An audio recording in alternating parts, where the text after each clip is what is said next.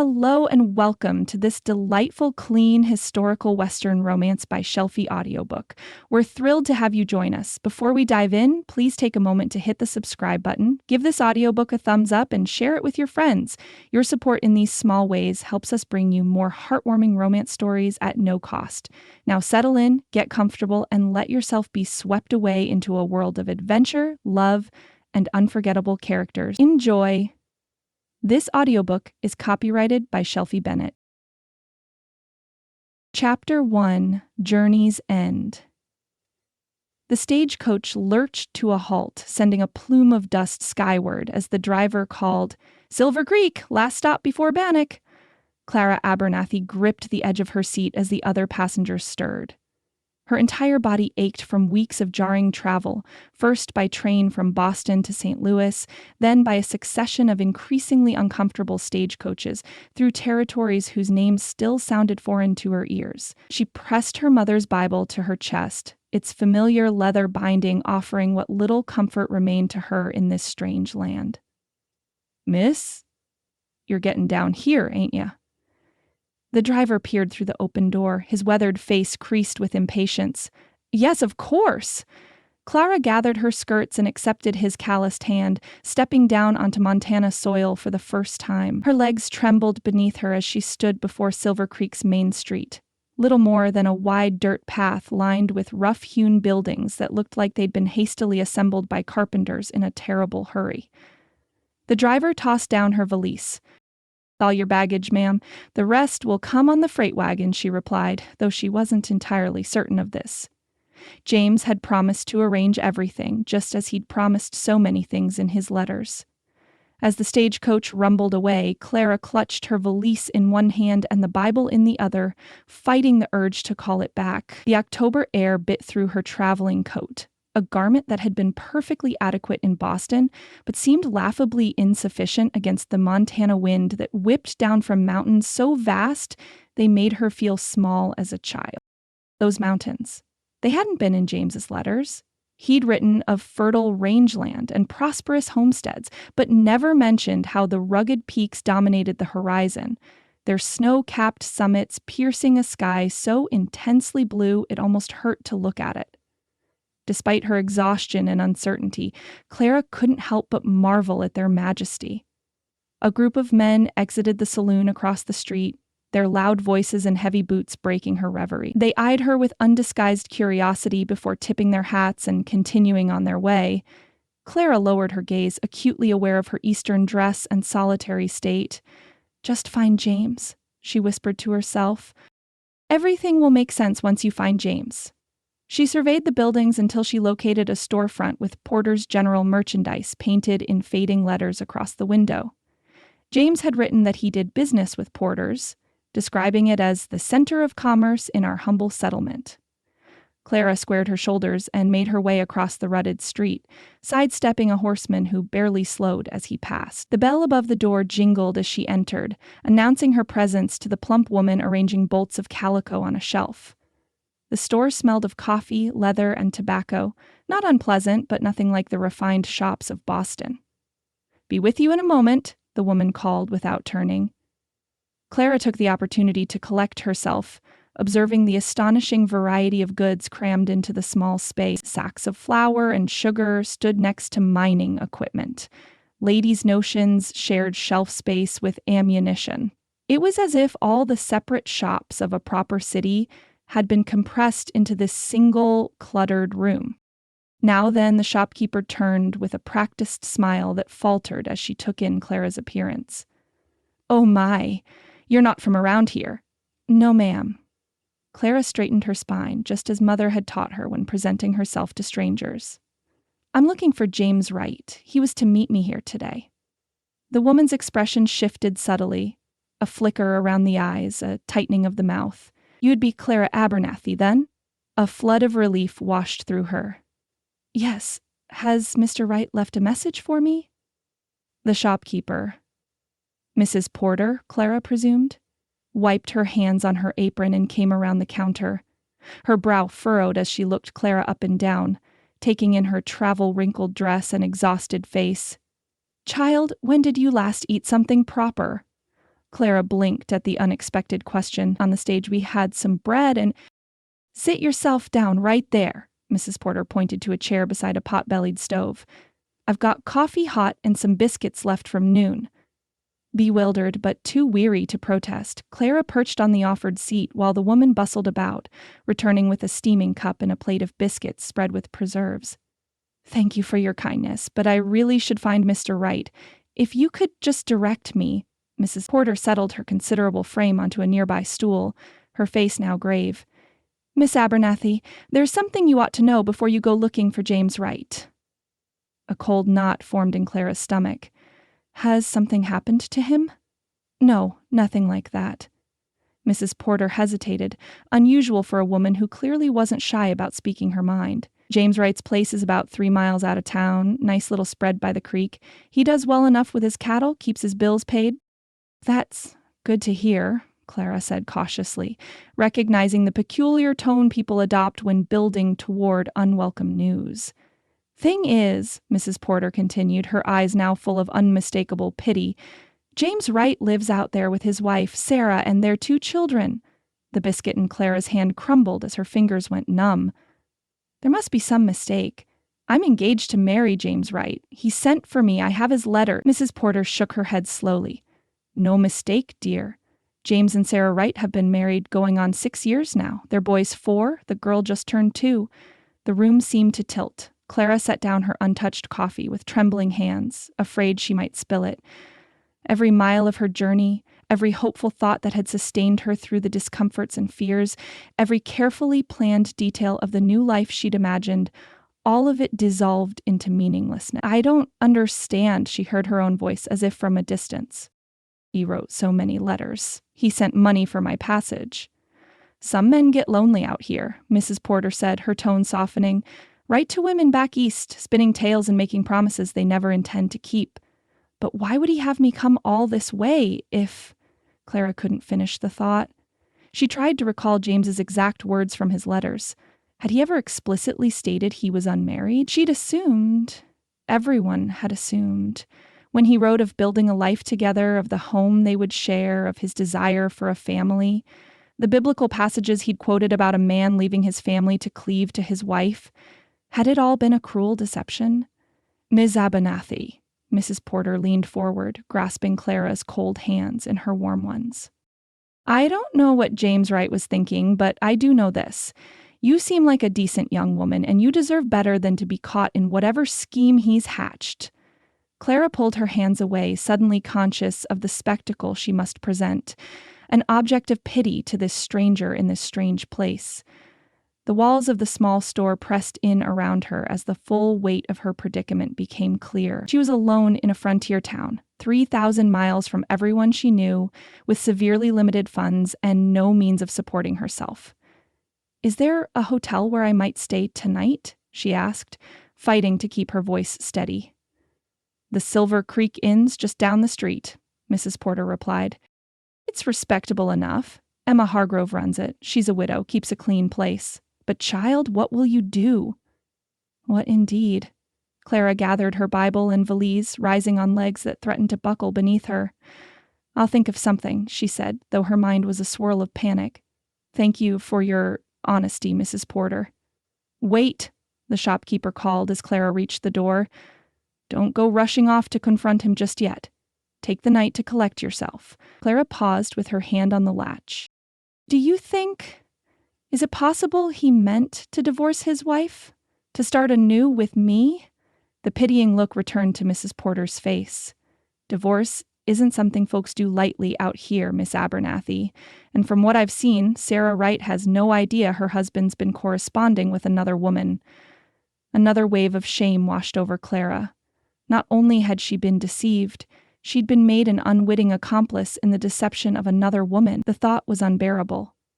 Thank you again, she managed before stepping back into the harsh sunlight where the mountains still stood, indifferent to her shattered world.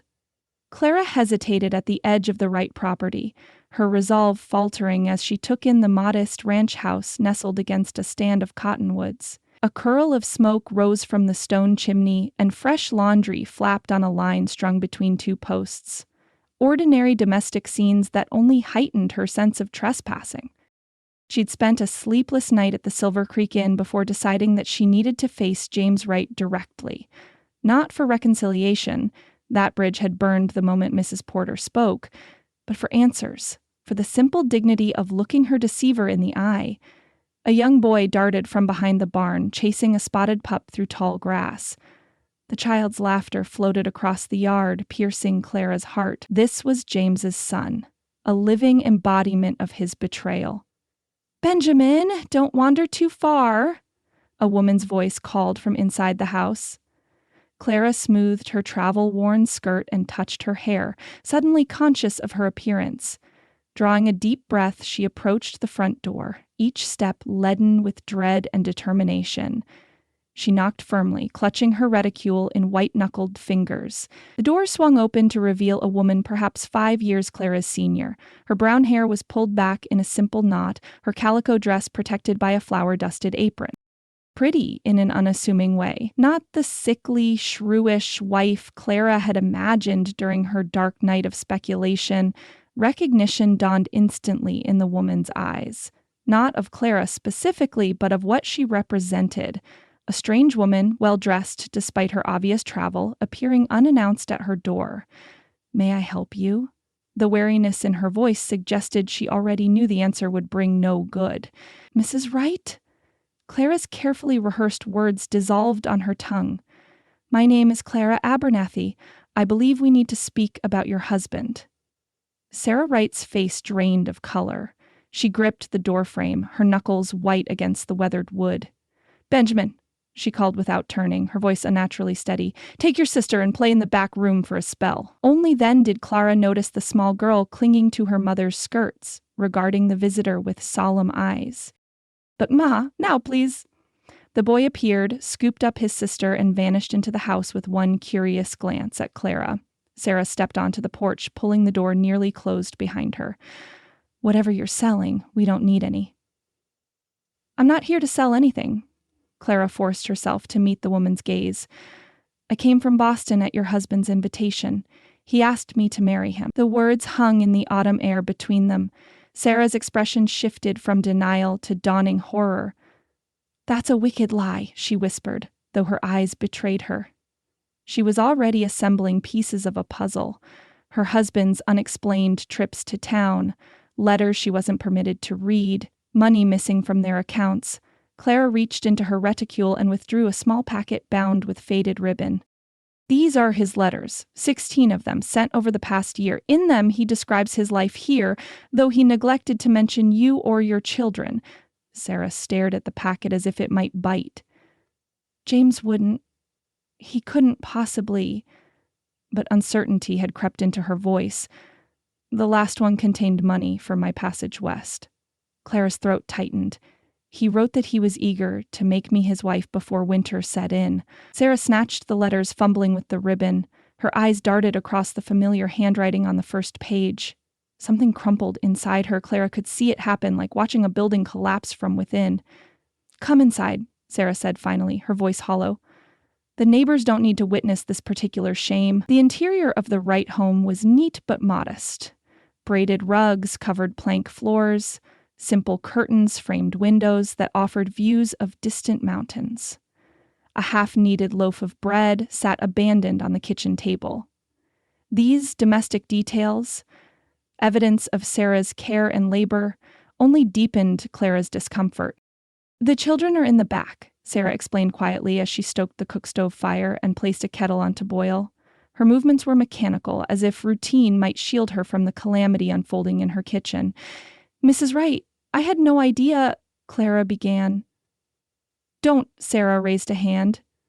"Don't apologize for him." She sank into a kitchen chair, the packet of letters clutched in her lap. "Did you love him?" The unexpected question caught Clara off guard. "I thought I might come to," she answered honestly. His letters were thoughtful, pious. He quoted scripture and spoke of building a godly home together. A bitter smile crossed Sarah's face. "James has always known how to speak the words people wish to hear." She looked up, studying Clara with new curiosity. "What will you do now?" "To return to Boston. if I can find the means. Clara hesitated. Mrs. Wright, I came here today because I thought you deserved to know the truth, but also because I wanted answers. Did James ever mention me? Give any hint of his plans? Sarah shook her head slowly. James has been acting strangely these past months. Secretive. I assumed it was financial worries. She paused. He left yesterday for Helena. Won't be back for 5 days. The kettle whistled, and Sarah rose to prepare tea, her movements betraying a slight tremor. She set 2 cups on the table, then reached for a tin on a high shelf. James doesn't approve of my keeping sweets, she said, offering Clara a molasses cookie. Says they're an unnecessary expense, one of many things he doesn't approve of. Something in her tone made Clara look more closely at her hostess. Beneath the shock and humiliation, she glimpsed a familiar weariness, the quiet resignation of a woman who had long ago learned to navigate the unpredictable currents of a difficult man's moods. He's not... Clara wasn't sure how to phrase the delicate question. Cruel? Sarah finished for her. Not with his fists, if that's what you're asking, but there are other ways to break a person's spirit. She glanced toward the back room where the children played. I stay for them. They sipped their tea in silence, 2 women connected by an absent man's duplicity. Clara watched as Sarah methodically read through several letters, her expression hardening with each page. You should keep these, Sarah said finally, retying the ribbon around the packet. You might need them to explain your situation to others. What will you do? Clara asked. Sarah's eyes flashed with a determination that transformed her countenance. I'll be speaking with Pastor Miller and my brother in Benak. She straightened her shoulders. James has made a mockery of our marriage vows. Before God and the territory of Montana, I am his lawful wife. A fact he seemed to have conveniently forgotten. As Clara prepared to leave, Sarah pressed the remaining cookies into her hands. You've done me a painful service today, Miss Abernathy. I'd rather know the truth, bitter as it is, than live in ignorance. At the door, Sarah caught Clara's arm. When you return to Boston, find a man who sees you clearly and loves what he sees, not one who needs to spin tales to make himself appear worthy. Clara nodded, unable to explain that returning to Boston had become a distant dream, contingent on resources she didn't possess. Instead, she simply thanked Sarah for her unexpected kindness and set off down the dusty road toward town. The Silver Creek Inn's small room felt even more confining as dusk settled over the town. Clara sat on the edge of the narrow bed, a handful of coins spread across the faded quilt. She counted them again, though the total hadn't changed since her first tally, or her 5th. $4.73. Enough for 6 more nights at the inn, and perhaps a few modest meals. Not nearly enough for a stagecoach ticket to the nearest rail station, let alone passage all the way to Boston. The meeting with Sarah Wright had left her emotionally drained, but curiously unburdened. The clarity of her situation, stark as it was, offered a peculiar relief. James Wright was irrefutably exposed as a liar and a scoundrel. Whatever notions Clara had harbored about confronting him dissolved in the face of Sarah's quiet dignity and the innocent faces of his children. Clara gathered the coins and returned them to her reticule, then knelt beside the bed. She withdrew her mother's Bible, opening to the worn page where pressed violets marked the 23rd Psalm. "The Lord is my shepherd," she whispered, tracing the familiar words with her fingertip. "I shall not want." Yet want pressed in from all sides, practical needs that prayer alone couldn't satisfy. Clara had never faced such uncertainty before. Following her parents' deaths, her aunt's home had provided shelter if not warmth. James's letters had offered escape and purpose. Now she found herself truly alone, 3,000 miles from anything familiar, with winter approaching in this harsh territory. "I need a sign, Lord," she murmured, "some small guidance in this wilderness." The clink of glasses and murmur of conversation drifted up from the inn's small dining room below. Clara had chosen to take supper in her room, unwilling to face curious stares, but now she craved human voices, any distraction from the relentless circle of her thoughts. She splashed water on her face from the porcelain basin, pinched color into her pale cheeks, and descended the narrow staircase. The dining room was half full, mostly men who glanced up at her entrance before returning to their meals with deliberate disinterest. Emma Hargrove, the proprietress, nodded from behind a small counter where she tallied the day's accounts. In her 50s, with steel-gray hair and a no-nonsense demeanor, she'd shown Clara unexpected kindness upon her arrival, offering a reduced weekly rate without asking questions about a young woman traveling alone. Clara settled at a small table in the corner, ordering tea and the least expensive item on the supper menu. As she waited, she observed the room's occupants. 2 drummers discussing sales territory, an elderly couple speaking in hushed tones, and 3 men whose rough attire marked them as ranchers or miners. "Can't expect me to manage it all alone," Emma was saying to a well-dressed older man who stood at the counter. "The girl I had quit with no notice married that farrier from Bannock and left yesterday. With the winter trade coming, I need help. Have you put a notice up at Porter's?" the man asked. "First thing this morning, offering room and board plus $10 a month for the right woman," Emma sighed. "But this close to winter, most folks are settled. I might have to close the dining room and just run the rooms until spring." Clara's pulse quickened as she calculated the figures. $10 monthly plus room and board. It wouldn't build a fortune, but it would sustain her through winter and perhaps allow her to save enough for spring passage east. She'd never worked for wages before. Her upbringing had prepared her to manage a household, not to serve in one, yet pride seemed a luxury she could ill afford. "Excuse me," Clara said, approaching the counter with carefully measured confidence. "I couldn't help overhearing about your need for help, Mrs. Hargrove." Emma assessed her with shrewd eyes. "No offense, Miss Abernathy, but you don't look like someone accustomed to scrubbing floors and serving meals to minors." "I'm a quick learner," Clara replied, "and circumstances have a way of expanding one's capabilities."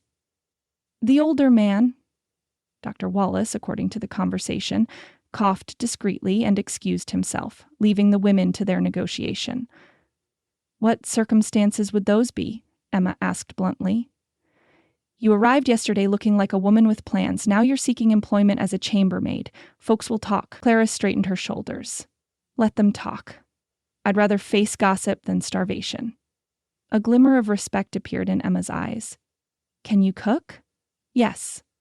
"Early riser?" "Always." "Strong stomach?" "Some of these rooms need a thorough turning out when guests leave." Clara swallowed hard but nodded.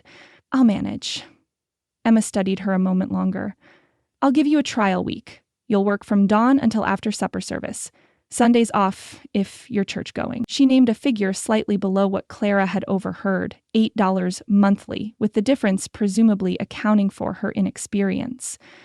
"When would I begin?" Clara asked. "Tomorrow, 5 o'clock sharp." Emma's expression softened slightly. "I'll move you to the small room off the kitchen. Not as fine as where you're staying now, but it's private and warm." As Clara returned to her table, a strange calm settled over her. It wasn't the divine sign she'd prayed for, nothing so dramatic as a burning bush or a voice from heaven. Yet in the simple, practical opportunity before her, she sensed a path forward. Outside the window, the last light faded from the Montana sky, leaving the jagged mountain peaks etched against a canvas of deepening indigo. Tomorrow would bring new challenges and unfamiliar labor, but tonight, for the first time since stepping off the stagecoach, Clara felt the faintest stirring of hope. Chapter 2. The blacksmith's home. Morning light filtered through the stained glass windows of Silver Creek's modest church, casting jeweled patterns across the worn wooden pews. Clara traced her finger along the grain of the bench, where she sat alone, finding comfort in the stillness. The building was simple, nothing like the grand stone edifices of Boston, but its humble frame walls and hand-carved altar held an honest devotion that soothed her wounded spirit. She'd risen before dawn after a fitful sleep, her first night as an employee rather than a guest at the Silver Creek Inn. Emma Hargrove had proven to be a demanding but fair taskmaster, and Clara's hands already bore witness to her new station, reddened from scrubbing pots and wringing mop water. "The Lord's house is always open, but I admit I'm surprised to find anyone here on a Tuesday morning." Clara startled at the voice. A tall, slender man in his 50s stood in the side doorway, a Bible tucked under one arm. His collar marked him as Reverend Thomas, though he wore no formal attire today. "I needed guidance," Clara explained, rising. "And quiet." He nodded as if this were the most natural thing in the world. "You're our new arrival, I take it?" Mrs. Porter mentioned a young lady from Boston had come to town. The simple observation confirmed what Clara was quickly learning. In Silver Creek, little remained private for long. She introduced herself properly, relieved when the minister didn't press for details about her circumstances. "Sometimes guidance comes in unexpected forms," Reverend Thomas said, settling into the pew across the aisle. "I've found the Lord rarely shouts his intentions. More often, he arranges quiet opportunities we might easily overlook." Clara smiled faintly. "I've already found employment at the inn. Mrs. Hargrove has been kind in her way." "Emma runs a respectable establishment," the minister agreed, "though the work is demanding, especially as winter approaches." He studied her for a moment, his gaze thoughtful rather than intrusive. "May I ask if you've training for any particular occupation? Teaching, perhaps?" Clara shook her head. "I was raised to manage a household, not to earn a wage." The admission carried an edge of bitterness she hadn't intended. "Such skills are valuable here, perhaps more than in the East." Reverend Thomas opened his Bible, withdrawing a folded paper. "In fact, I've just remembered something that might interest you. Eli Thornton, he's our blacksmith, left this notice with me on Sunday." He handed her the paper, its edges smudged with what might have been soot. The handwriting was blunt and forceful, much like the profession of its author. "Seeking household help. Room, board, and fair wages offered. Inquire at Thornton Smithy. References required." Clara read it twice. "A blacksmith? And a widower with a young daughter?" Reverend Thomas's expression softened. "Eli's wife, Margaret, passed 3 years ago. Fever took her before the doctor could be fetched from Bannock. Since then, he's managed alone. But Hannah, she's 8 now, needs a woman's guidance. Surely there must be families in town willing to help?" There were at first. But Eli's grief, the minister chose his words carefully, it hardened him. And Hannah has become something of a handful at school lately. The Thornton home could use a steady feminine presence. Clara folded the notice, conflicted. Working in a single man's home invited scrutiny, no matter how honorable his reputation. Yet the alternative, endless days of scrubbing the inn's floors and enduring the increasingly forward attentions of traveling salesmen, held little appeal. "I don't know the first thing about blacksmithing," she said, absurdly. The minister chuckled. "He's not asking you to swing a hammer, my dear, just to restore some order to his home and provide proper care for Hannah." He hesitated. "If it eases your mind, I'd be happy to make the introduction myself. Eli respects few people in this town, but I believe I'm one of them." "You vouch for his character, then?" "Without reservation. Eli Thornton is many things. Stubborn, quick-tempered at times, and altogether too solitary for his own good. But he's an honorable man. He works hard, attends church when Hannah reminds him, and hasn't touched a drop of spirits since Margaret's passing." Clara tucked the notice into her reticule. "I'll consider it. The smithy is at the far end of town, past the livery. You can't miss the sound of his hammer." Reverend Thomas rose. "And Miss Abernathy? Whatever circumstances brought you to Silver Creek, perhaps consider that the Lord doesn't always grant our wishes. Sometimes he has better plans than we could imagine for ourselves." The minister's words echoed in Clara's mind as she made her way along Silver Creek's main street an hour later. She'd informed Mrs. Hargrove of her intention to inquire about the blacksmith's position, half expecting resistance. Instead, the innkeeper had nodded approvingly. "Lily pays well and keeps to himself. The girl needs mothering, that's certain." Emma's shrewd eyes had assessed Clara. "Mind you, town tongues will wag about a young woman in a widower's home, regardless of your intentions or his." "I'm already the subject of speculation," Clara had replied with newfound pragmatism. "At least this position might offer some dignity." Now, approaching the smithy, she wondered if she'd been too hasty. Heat radiated from the open-sided structure, and the rhythmic clang of metal on metal grew louder with each step. Clara paused at a respectful distance, observing the man at work. Eli Thornton stood with his back to her, powerful arms bringing a hammer down upon glowing metal with controlled force. He was taller than she'd expected, his shoulders broad beneath a leather apron stained with smoke and sweat. Dark hair, overlong and curling slightly at his collar, was damp with exertion. The intensity of his concentration was nearly palpable. Each strike of the hammer seemed part of an unspoken conversation between the man and the metal he shaped. Clara hesitated to interrupt, sensing she was witnessing something both ordinary and somehow sacred. A man fully immersed in his calling. A sudden shower of sparks erupted as Eli plunged the metal into a water barrel. Steam hissed and rose around him, momentarily obscuring his form. When he turned, Clara caught her first glimpse of his face, weathered by sun and firelight, with a strong jaw shadowed by dark stubble. His eyes, startlingly blue beneath the soot that streaked his brow, narrowed at the sight of her.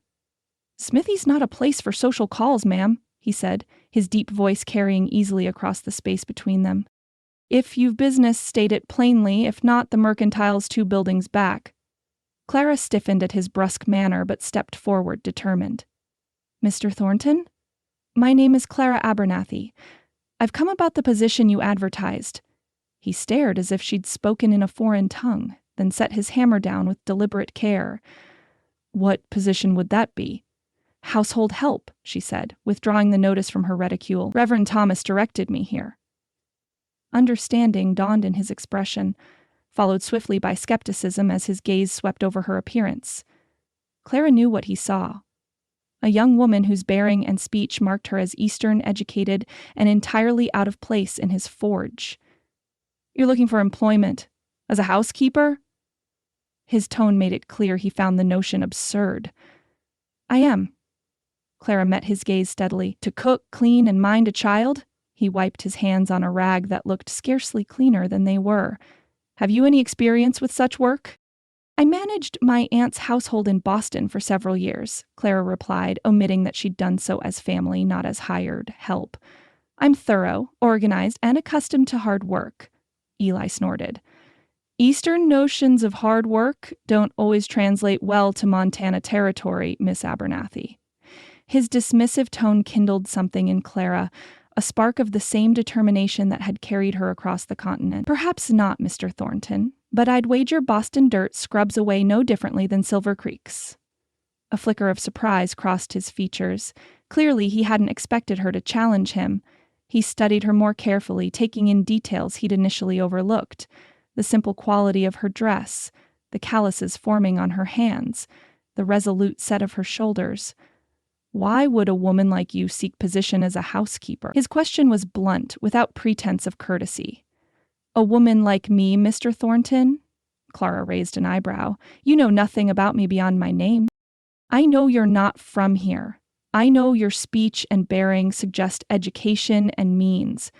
And I know Silver Creek's fondness for gossip, which means everyone in town likely knows your business better than I do." He crossed his arms. "So I'll ask again. Why this position?" The direct challenge caught Clara off guard. She'd prepared herself for questions about her capabilities, not her circumstances. For a moment she considered offering a sanitized version of events, but something in Eli Thornton's direct gaze suggested he'd detect any attempt at deception.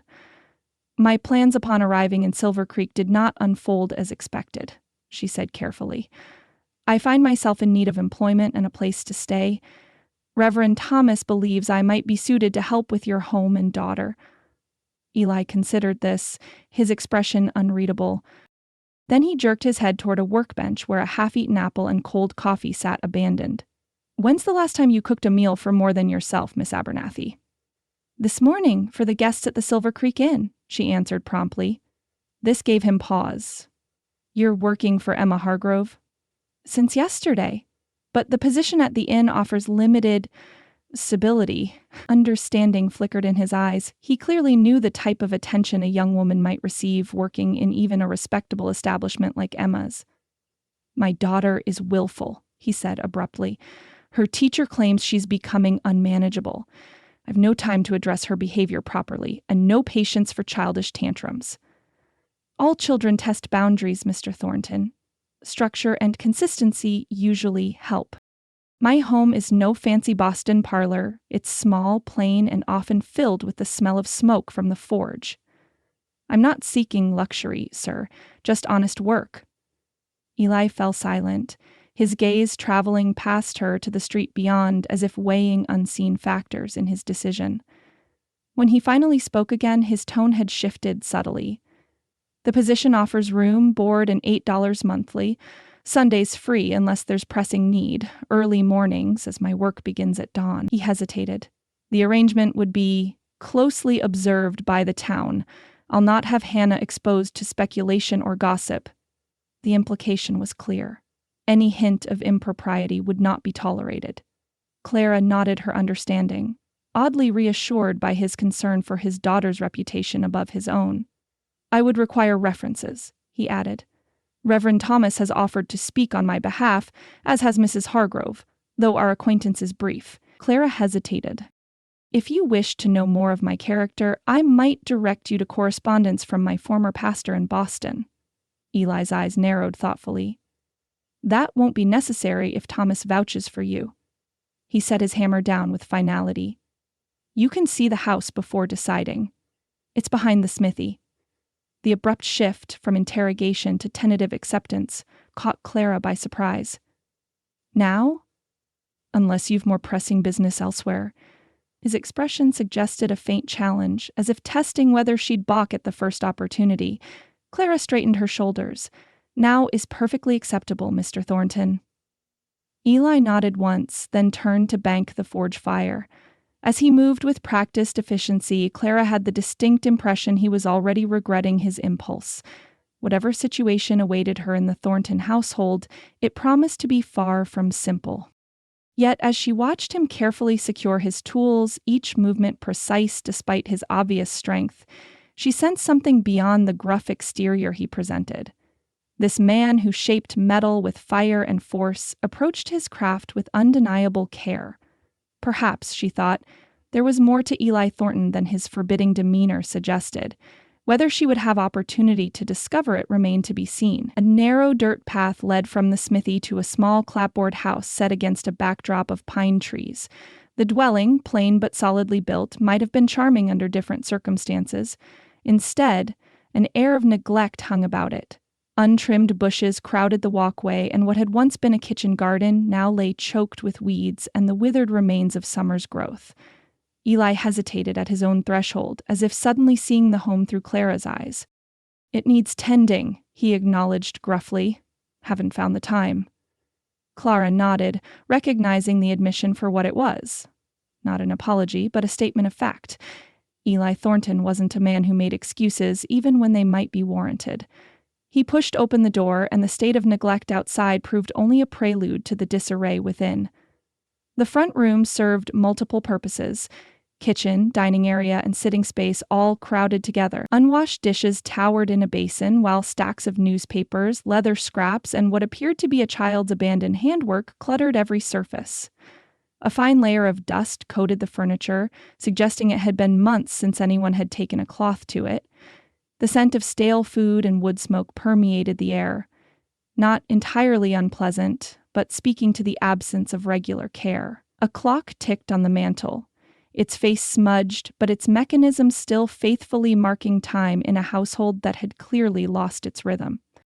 "Hannah?" Eli called, a new tension evident in his voice. "Come out, girl. There's someone you should meet." Silence answered him. Clara glanced around, noticing small evidences of the child amidst the disorder. A hair ribbon draped over a chair back, a slate with half-finished sums propped against a bookshelf, a doll with one arm missing tucked behind a cushion. "Hannah Margaret Thornton." Eli's voice took on an edge of authority. "I know you're home from school by now. Don't make me search you out." A floorboard creaked from the short hallway leading to what Clara presumed were bedrooms. Slowly, a small figure emerged, lingering in the shadows of the doorway. "That's better," Eli said, his tone softening marginally. "This is Miss Abernathy. She might be helping us with the house and such." The girl stepped reluctantly into the light, and Clara's heart twisted at the sight of her. Hannah Thornton was small for 8, her frame slight beneath a calico dress that had seen better days. Dark hair, the same shade as her father's, had been hastily braided that morning but now escaped in wild tendrils around a heart-shaped face smudged with what might have been tears or merely the ordinary grime of childhood. Her eyes, startlingly blue like Eli's, regarded Clara with undisguised suspicion. "Hello, Hannah," Clara said, her voice gentle. "I'm very pleased to meet you." The girl glanced at her father, then back to Clara, assessing the situation with a wariness no child her age should possess. "Are you going to be our housekeeper?" she asked finally, her voice barely audible. "If your father agrees, I would like to help take care of your home," Clara answered carefully. "Can you cook?" Hannah's question was direct, pragmatic. Clara couldn't help smiling. "Yes, I can cook quite well. Pa burns everything except coffee," Hannah confided, some of her reserve melting. "And I'm not allowed to use the stove alone since I singed my apron." Eli cleared his throat. "Miss Abernathy doesn't need a catalog of our shortcomings, Hannah. But she should know what needs fixing if she's to help us," the girl countered with impeccable logic. A ghost of a smile touched Eli's lips before he suppressed it. "Mind your manners." Hannah straightened, making a visible effort to assume a more formal demeanor. "It's a pleasure to meet you, Miss Abernathy," she recited, clearly drawing on lessons learned in better times. "Welcome to our home." "Thank you, Hannah." Clara moved further into the room, deliberately surveying the space with an appraising rather than critical eye. "You have a lovely home with good bones. A bit of tidying will make all the difference." Hannah watched her carefully, edging closer with each passing moment like a cautious fawn drawn by curiosity. When Clara knelt to examine a patched cushion on one of the wooden chairs, the girl was suddenly beside her. "That was Ma's needlework," she said quietly. "Pa says I'll learn to sew proper when my hands grow steadier. I'd be happy to teach you," Clara offered, then immediately wondered if she'd overstepped. A quick glance at Eli showed his expression unreadable, his stance still watchful. Hannah's eyes widened. "Would you, truly?" Something vulnerable and hopeful transformed her face. "Miss Taylor at school says I'm all thumbs, but I want to learn ever so much." "Everyone starts as a beginner," Clara assured her. "With practice, those thumbs of yours will become quite clever." Something shifted in Hannah's demeanor. A decision reached after careful consideration. Without warning, she threw her arms around Clara's neck, nearly knocking her off balance. "I knew you'd come," the girl whispered against Clara's ear, her voice trembling with emotion. "I've been praying for someone like you to come." Clara caught Eli's startled gaze over his daughter's shoulder, the naked vulnerability in his expression, there for just a heartbeat before he masked it, spoke volumes about the depth of his concern for Hannah. Whatever his gruff exterior suggested, this man ached for his child's happiness. "Hannah, give Miss Abernathy some breathing room," Eli said, his voice gruff but not unkind. "She hasn't agreed to stay yet." The girl released Clara immediately, stepping back with worry clouding her features. "You will stay, won't you? I promise I'll help. I know where everything belongs, mostly." Clara rose, brushing dust from her skirt as she collected her thoughts. The house's condition concerned her less than the palpable need emanating from both Thorntons, though neither would likely admit to it. She'd come seeking employment, not entanglement in the complex emotions of a broken household. Yet Hannah's simple plea had pierced her defenses, awakening protective instincts she hadn't known she possessed. "I'd like to stay," she answered carefully, "but your father and I need to discuss the particulars first." Hannah's face brightened with hope. She turned to Eli, clasping her hands before her in supplication. "Please, Pa? Miss Abernathy likes me, I can tell, and she can cook and teach me sewing and make everything nice again." Eli ran a hand through his hair, leaving it more disheveled than before. "Why don't you show Miss Abernathy the spare room while I wash up?" he suggested, an obvious attempt to gain a moment's composure. "The one at the back, that was your mother's sewing room." Hannah nodded eagerly, seizing Clara's hand and tugging her toward the hallway. "It's small, but it has a window facing east, so the morning sun comes in real pretty. Ma always said it was her favorite light for fine stitchwork." As they left the main room, Clara heard Eli's heavy sigh behind them. The sound contained equal measures of resignation and hope, much like the emotions stirring in her own heart. The small room Hannah showed her was indeed modest, barely large enough for a narrow bed, a chest of drawers, and the small table beneath the window, but it possessed a charm the rest of the house lacked. Faded floral curtains still hung at the window, and the walls had been papered in a delicate pattern, now visible only where furniture had protected it from the sun. A spindle-legged chair stood in one corner. A half-finished piece of embroidery still stretched in its hoop as if its owner had set it down momentarily, intending to return. While Hannah chattered about school and her friends, and the stray cat that sometimes visited their back step, Clara took mental inventory of what supplies she'd need to begin setting the household to rights. The task was daunting, but not impossible. With Hannah's help and a week's concentrated effort, the house could be transformed from mere shelter to home again. "Are you hungry, Miss Abernathy?" Hannah asked suddenly. "Pa sometimes forgets about supper until it's nearly bedtime, but I could show you what we have." "That's an excellent suggestion," Clara agreed, following the girl back to the kitchen. "Perhaps I could prepare something simple while your father finishes his work." The pantry revealed exactly what Clara had expected. Haphazard provisions purchased with little planning, potatoes sprouted in a bin, bacon had been left unwrapped, and what few preserves remained were shoved to the back of shelves alongside cans of beans and coffee. Still, she found enough to work with: eggs, the remnants of a ham, a half loaf of bread going stale, and an onion that had seen better days. Determined to prove her worth, Clara set to work immediately. She tied one of Hannah's small aprons over her dress, rolled up her sleeves, and began clearing space in the chaos. Hannah watched in fascination as Clara efficiently scraped plates, heated water for washing, and simultaneously prepared a simple meal. "Ma used to hum when she cooked," Hannah observed, perched on a stool Clara had wiped clean for her. "Do you hum, Miss Abernathy?" "I've never noticed," Clara admitted. "Would you like me to?" Hannah considered this seriously. "Only if it comes natural," Pa says. "Pretending to be what you're not never ends well." The child's artless repetition of her father's wisdom gave Clara pause. How much pretense had she engaged in herself? Coming west on the strength of a promise that proved false, she'd presented herself to James Wright as the perfect frontier wife, adaptable, willing, faithful, when in truth she'd been desperate to escape her aunt's coldness and the limited prospects Boston offered a woman without fortune or extraordinary beauty. "Your father is right about that," she said finally. "It's better to be honestly yourself, even when it's difficult." Hannah nodded solemnly. "That's why Pa doesn't come to church anymore. He says he won't pretend faith he doesn't feel, though Reverend Thomas says he's just angry at God for taking Ma." The simple statement revealed volumes about Eli Thornton's state of mind. Clara filed the information away as she sliced ham and whipped eggs for a frittata, adding the salvageable parts of the onion for flavor. By the time Eli returned from the forge, the kitchen had undergone a small transformation. Dishes were washed and stacked to dry. The table had been scrubbed clean, and the smell of cooking food had replaced the musty staleness in the air. Hannah had set the table with mismatched plates she'd found in a cupboard, proudly arranging them as if for honored guests.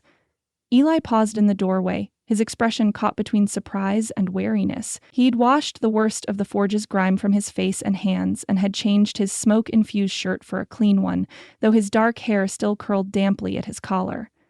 "You've been busy?" he observed, his tone neutral. "Just a simple meal from what was available," Clara replied. "Hannah has been an excellent helper." The girl beamed at the praise, straightening the forks she'd laid out with exacting care. "Ms. Abernathy says I have a good eye for detail, Pa. That's important for sewing and for keeping a proper home." "Is that so?" Eli's gaze met Clara's over his daughter's head, a question in his eyes that had nothing to do with housekeeping skills. Clara nodded slightly, understanding his unspoken concern. She had no intention of making promises to Hannah she couldn't keep. They ate in relative silence, broken only by Hannah's occasional observations and questions. The food was simple but well prepared, and Clara noted with satisfaction that both Thorntons ate heartily. Small victories, she reminded herself. Begin with what can be accomplished today, and leave tomorrow's concerns for tomorrow. After Hannah had been sent to wash her face and prepare for bed, Eli leaned back in his chair, regarding Clara with that same careful assessment she'd witnessed at the forge. "You've made an impression on my daughter," he said finally. "She's not usually so quick to warm to strangers." "Children often sense when someone genuinely cares for their welfare," Clara replied. "And Hannah seems starved for feminine company." Eli flinched slightly at the observation, but didn't deny it. "She needs more than I can provide," he acknowledged. "Guidance in things I don't understand, womanly things." "All children need balanced influence as they grow," Clara said carefully. "You provide strength and security. I could offer additional perspective." "For $8 monthly plus room and board," Eli stated, bringing the conversation firmly to practical matters. "The work won't be easy. As you've seen, we've let things go considerably." "I'm not afraid of hard work, Mr. Thornton." Clara met his gaze steadily. "But I do have one condition I'd like to add to our arrangement." His expression shuddered slightly. "Which is?" "Sundays must be reserved for church attendance, for all of us." Eli's jaw tightened visibly. "I've no quarrel with you attending services, Miss Abernathy, and Hannah may join you if she wishes. But I'll not be compelled to participate in empty rituals." "They needn't be empty," Clara countered gently. "And your presence would mean a great deal to Hannah." "You presume to know my daughter's mind after a few hours' acquaintance? She told me herself that you no longer attend. She also repeated your wisdom about not pretending to be what one is." Clara paused, choosing her next words carefully. "I respect your honesty, Mr. Thornton. I'm simply suggesting that your example carries tremendous weight with Hannah. Whether you feel faith or not, showing respect for the institution offers her stability and connection to the community." Eli drummed his fingers on the table, his expression conflicted. "You drive a hard bargain for someone with limited options, Miss Abernathy." The observation stung, but Clara refused to show it. "My circumstances don't diminish the truth of my words." A long silence stretched between them. From down the hallway came the sound of Hannah readying for bed, water splashing in a basin, the creak of floorboards, a childish voice humming tunelessly. "One Sunday a month?" Eli offered finally. "No more. And I make no promises about my attitude while there." Clara considered pressing for more, but recognized the concession for what it was, a significant compromise from a man unaccustomed to yielding. "Agreed. When shall I begin?" "You're not already working?" Eli's eyebrow rose as he gestured to the much-improved kitchen around them. "I mean officially," Clara clarified. "I'll need to collect my belongings from the inn and inform Mrs. Hargrove of my departure." "Tomorrow, then." Eli rose from the table, his height seeming to fill the small room. "I leave for the forge at dawn. Hannah departs for school by 8. The household is yours to manage as you see fit, so long as meals are regular and the girl is properly tended." He hesitated, then added with visible effort, "I appreciate your willingness to take on our situation, Miss Abernathy. It's been some time since this house has known a woman's touch." The simple acknowledgement, clearly difficult for him to express, touched Clara more deeply than flowery gratitude might have. Eli Thornton was a man of few words, but those he chose carried weight. "Thank you for the opportunity, Mr. Thornton," she replied with equal sincerity. "I believe we may help each other if we're both willing to adapt somewhat." A ghost of a smile touched his lips. "Hannah mentioned you've offered to teach her sewing. Fair warning, she's broken more needles than I care to count and pricked her fingers often enough to make me consider banning thimbles as dangerous implements." Clara laughed softly, surprised by this glimpse of humor. "Every skill takes practice. I'll ensure our lessons emphasize patience and safety equally." "Pa?" Hannah appeared in the doorway, night-gowned and barefoot, her hair loose around her shoulders. "Will Miss Abernathy be here tomorrow when I come home from school?" Eli looked to Clara, allowing her to answer. "Yes, Hannah," she confirmed. "I'll be here tomorrow and many tomorrows after that." The girl's smile illuminated her entire face, transforming her from a solemn child to a picture of joy. "I told you my prayers would be answered," she said to her father with the triumph of absolute conviction. "God always listens, even when we think he doesn't." Eli's expression softened as he regarded his daughter. Off to bed now. Miss Abernathy needs to return to town before full dark. Hannah darted forward to hug Clara once more, then scampered back to her room, her steps lighter than before. In the silence that followed, Clara sensed Eli's struggle. A man caught between grief for what he'd lost and hope for what his daughter needed. Whatever his personal reservations about faith, he couldn't dismiss the first genuine happiness Hannah had shown in months. "I'll walk you back to town," he said finally. "These paths can be treacherous after sunset." As they set out in the gathering dusk, Clara glanced back at the small house silhouetted against the darkening sky. For the first time since arriving in Silver Creek, she felt a sense of purpose beyond mere survival. The challenges ahead were significant, but so was the potential reward. Not just employment and shelter, but the restoration of a home broken by loss. Whether Eli Thornton recognized it yet or not, they were embarking on a journey that would change all three of their lives. As the first stars appeared overhead, Clara offered a silent prayer for wisdom and strength in the days to come. Chapter 3: New Beginnings. The silver edge of dawn had barely crept above the eastern mountains when Clara woke in her new quarters at the Thornton home. For a moment she lay still, orienting herself to the unfamiliar sounds, the distant song of a meadowlark, the soft creak of the house settling, and somewhere beyond the walls, the rhythmic chopping that told her Eli was already splitting wood for the day's fires. She'd spent yesterday afternoon gathering her few possessions from the Silver Creek Inn and bidding farewell to Mrs. Hargrove, who'd offered gruff but genuine good wishes. "You're suited to bringing order from chaos," the innkeeper had observed. "The Thorntons have chaos aplenty." Now, as Clara lit the small lamp beside her bed and dressed quickly in the chill morning air, she felt a curious blend of trepidation and resolve. The house awaiting her attention resembled a battlefield after the fighting had ceased.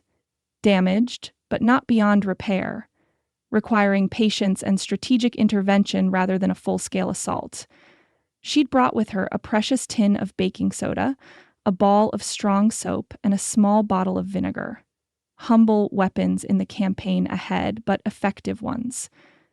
The rest would depend on elbow grease and determination, commodities Clara possessed in abundance this morning. The kitchen stood silent and gray in the pre-dawn light when she entered, her lamp casting long shadows across the cluttered surfaces.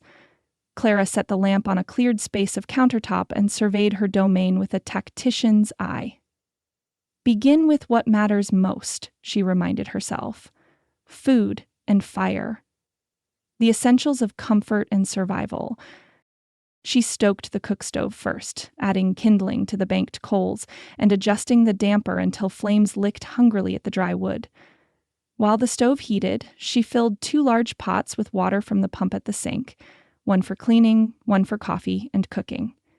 The simple actions centered her, connecting her to countless women before her who had begun their days with these same rituals, whether in fine Boston townhomes or frontier cabins. As the first pot heated on the stove, Clara tied an apron over her serviceable brown dress and rolled her sleeves above her elbows.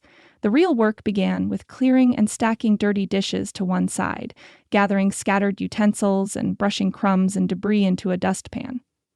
She found a reasonably clean cloth and dipped it in the warm water, adding a shaving of soap, and began wiping down the table and chairs.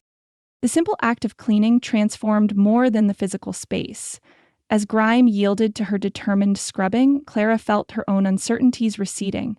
This was honest work with visible results, so unlike the hollow social rituals of her former life, where success was measured in subtle nods of approval from her aunt's circle or delicate compliments from gentlemen with calculating eyes. By the time the eastern window blazed with golden light, she had conquered the worst of the kitchen's disorder. The table gleamed from a thorough washing, the floor had been swept, and dishes now soaked in hot soapy water while she mixed biscuit dough with practiced hands. She'd discovered eggs in a basket by the door, likely gathered by Hannah the previous afternoon, and sliced bacon from the smokehouse out back. Coffee bubbled in a pot she'd scoured with particular vigor, filling the kitchen with its rich aroma. Clara heard Hannah before she saw her, the patter of small feet down the hallway, followed by an audible gasp from the kitchen doorway. "Miss Abernathy, you've worked magic!" Clara turned to find the girl standing wide-eyed in her nightgown, hair tousled from sleep. Hannah's expression of wonder warmed her more thoroughly than the crackling stove. "Good morning, Hannah," she greeted, shaping the last biscuit and placing it on the pan. "Did you sleep well?" "Yes," Hannah replied automatically, stepping fully into the kitchen and turning in a slow circle. "It smells like before." The simple observation carried such wistful yearning that Clara had to busy herself with opening the oven door to hide the sudden moisture in her eyes. "I hope that's a good thing," she said lightly. "Would you like to help me set the table? Your father will likely be in soon." Hannah nodded eagerly, her initial shock giving way to excitement. "I know where the good plates are, the ones we only use when Reverend Thomas comes for supper. Can we use those?" "I think today is special enough to warrant them," Clara agreed, sliding the biscuits into the oven. A fresh start deserves proper celebration. Hannah scampered to a high cupboard, standing on tiptoe to reach for a stack of plates that proved to be simple ironstone rather than fine china, but considerably less chipped than their everyday counterparts. The girl arranged them on the table with painstaking precision, her tongue caught between her teeth in concentration. "Pa says a task worth doing is worth doing right," she informed Clara solemnly. "Your father is a wise man," Clara replied, turning the bacon in its skillet. "Speaking of whom, would you like to call him in for breakfast? It's nearly ready." Hannah had just stepped onto the back porch to summon her father when Clara heard the front door open. Eli entered from the opposite direction, presumably having walked around the house after finishing with the woodpile. He stopped abruptly at the threshold of the kitchen, his expression shifting from habitual morning grimness to undisguised astonishment. Unlike his daughter, Eli offered no exclamation of surprise. Instead, his gaze traveled deliberately around the transformed space, taking in details Clara hoped he would notice: the organized shelves, the polished stovetop, the neatly folded dish towels hanging from a previously neglected rack. His inspection ended at Clara herself, still flushed from her labors and suddenly self-conscious under his scrutiny. "Good morning, Mr. Thornton," she said, turning to the stove to check the biscuits. "Breakfast will be ready momentarily." "You've been busy," he observed, the understatement almost comical given the kitchen's transformation. He removed his hat, hanging it on a peg by the door that Clara had cleared of old coats and scarves. "Started before sunrise, I reckon." "There's satisfaction in an early beginning," Clara replied, removing golden biscuits from the oven. "Hannah has set the table with your better dishes. I hope you don't mind." Before he could answer, Hannah burst in from the back porch. "Pa, isn't it wonderful? Miss Abernathy has made everything nice again." She twirled in the center of the kitchen, her nightgown billowing around her thin legs. "And she's teaching me to be a proper lady's helper." A smile touched Eli's lips, the first genuine one Clara had witnessed from him. It softened the hard planes of his face, briefly revealing the younger man he must have been before grief etched permanent lines around his eyes. "Is that so?" he asked his daughter. "And does a proper lady's helper come to breakfast in her nightclothes with her hair uncombed?" Hannah's hands flew to her tangled locks. "I forgot. I was too excited when I saw the kitchen." She looked to Clara with sudden anxiety. "Is that very improper of me?" "Not at all," Clara assured her. "But perhaps you could dress quickly while I finish preparing the meal. We'll wait for you." The girl dashed from the room, her bare feet pattering down the hallway. In her absence, a curious silence fell between Clara and Eli. He stood awkwardly in his own kitchen, as if uncertain of his place in this newly ordered domain. "You needn't have gone to such trouble your first morning," he said finally. "Hannah and I have managed with far less." "It was no trouble," Clara replied, hearing the inadequacy of the polite response. More honestly, she added, "I wanted to make my contribution immediately visible. Actions speak more convincingly than promises." Eli's eyebrows rose slightly, surprised perhaps by her directness. "Indeed they do," he agreed. After a moment's hesitation, he moved to the stove and poured himself coffee from the pot, another hint of the routine that had existed before Clara's arrival. By the time Hannah returned, hastily dressed, with her hair pulled back in an uneven braid, Clara had arranged breakfast on the table. Crisp bacon, fluffy scrambled eggs, golden biscuits with a precious spoonful of preserves she'd discovered in the pantry's farthest corner. The simple fare might not have impressed guests at her aunt's Boston table, but in this sunlit Montana kitchen, it represented promise fulfilled. They ate without much conversation, but the silence held contentment rather than awkwardness. Hannah devoured her food with the hearty appetite of childhood, while Eli ate more deliberately, pausing occasionally to glance around the kitchen as if still adjusting to its transformation. When he'd finished, he set his fork down with careful precision. "This was very good, Miss Abernathy," he said, the words seeming to cost him some effort. "A welcome change." Clara recognized the compliment for what it was, not merely approval of her cooking, but acknowledgement of the comfort she'd begun to restore to their home. "Thank you, Mr. Thornton. I'm glad it pleased you." He nodded once, then rose from the table. "I need to open the smithy.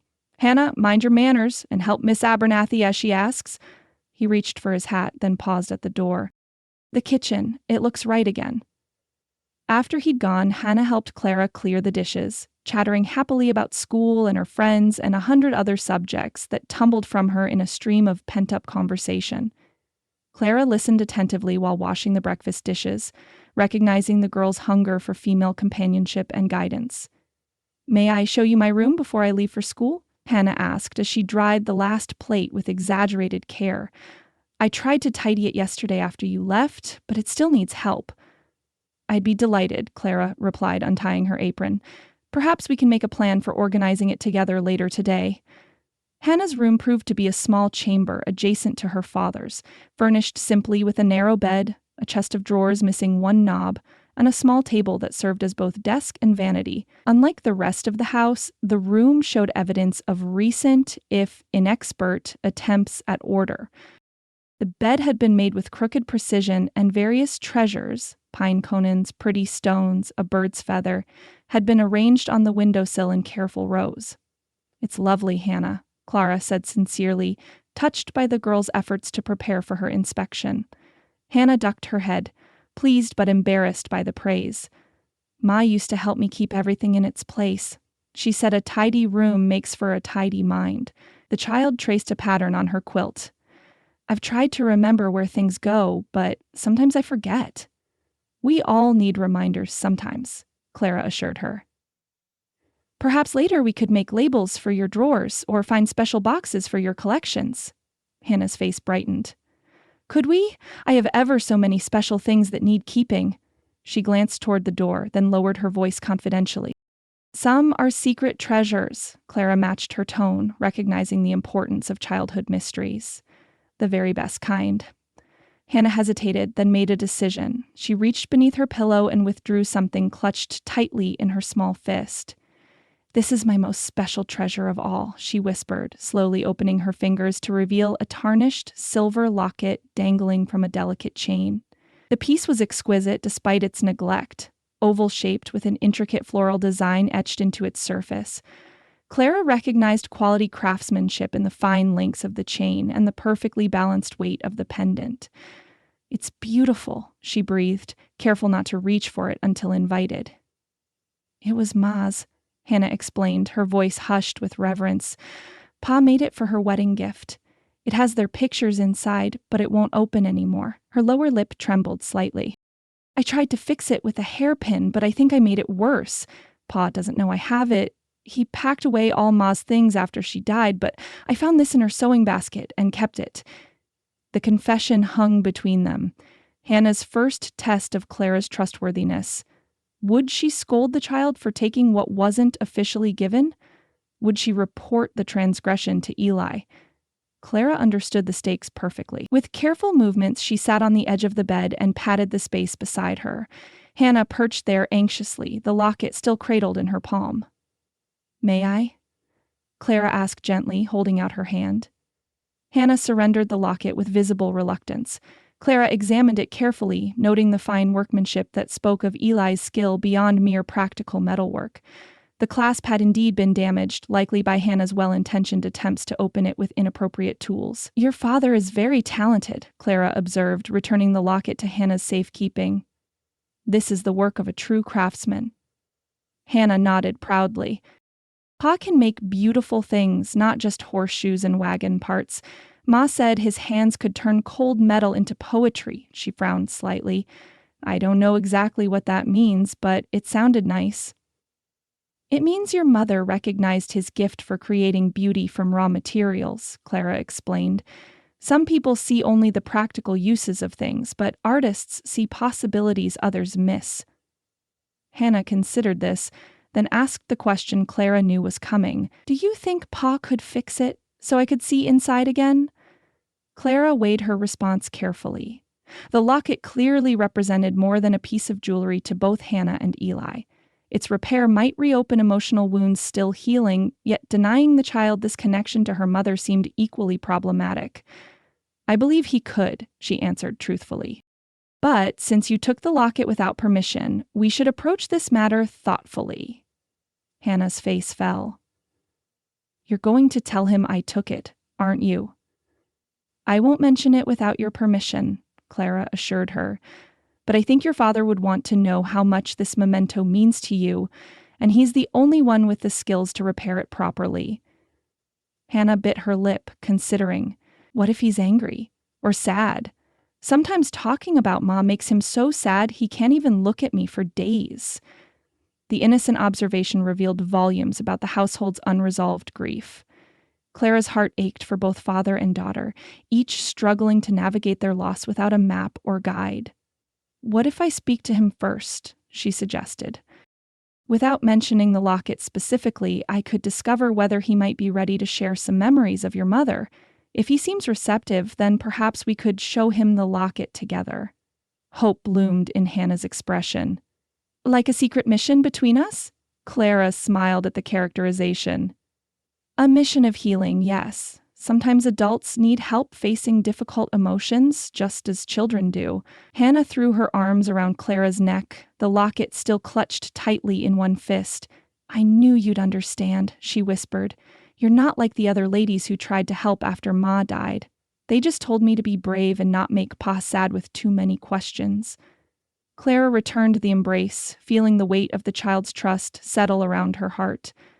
This position she'd accepted involved far more than cooking meals and scrubbing floors. She was stepping into the sacred space of a family's grief territory, requiring the utmost care and respect. We should get you ready for school, she said finally, gently disengaging from Hannah's embrace. And you should return the locket to its hiding place for now. Our mission requires patience and the right timing. As Hannah carefully tucked the locket back beneath her pillow, Clara sent up a silent prayer for wisdom. She'd promised the child hope without any certainty she could deliver it. Julie Thornton's gruff exterior protected a pain she'd only glimpsed, a wound that might not welcome probing, no matter how well-intentioned. Yet as Hannah skipped ahead of her down the hallway, chattering again about school and friends with renewed animation, Clara felt a flicker of certainty. The simple act of sharing her secret had lightened the girl's burden. Whatever came next, that small victory would remain. After sending Hannah off to school with a wrapped biscuit and promises of apple dumplings for dessert that evening, Clara turned her attention to the remainder of the house. The morning passed in a flurry of sweeping, scrubbing, and sorting, with each completed task adding to her growing sense of accomplishment.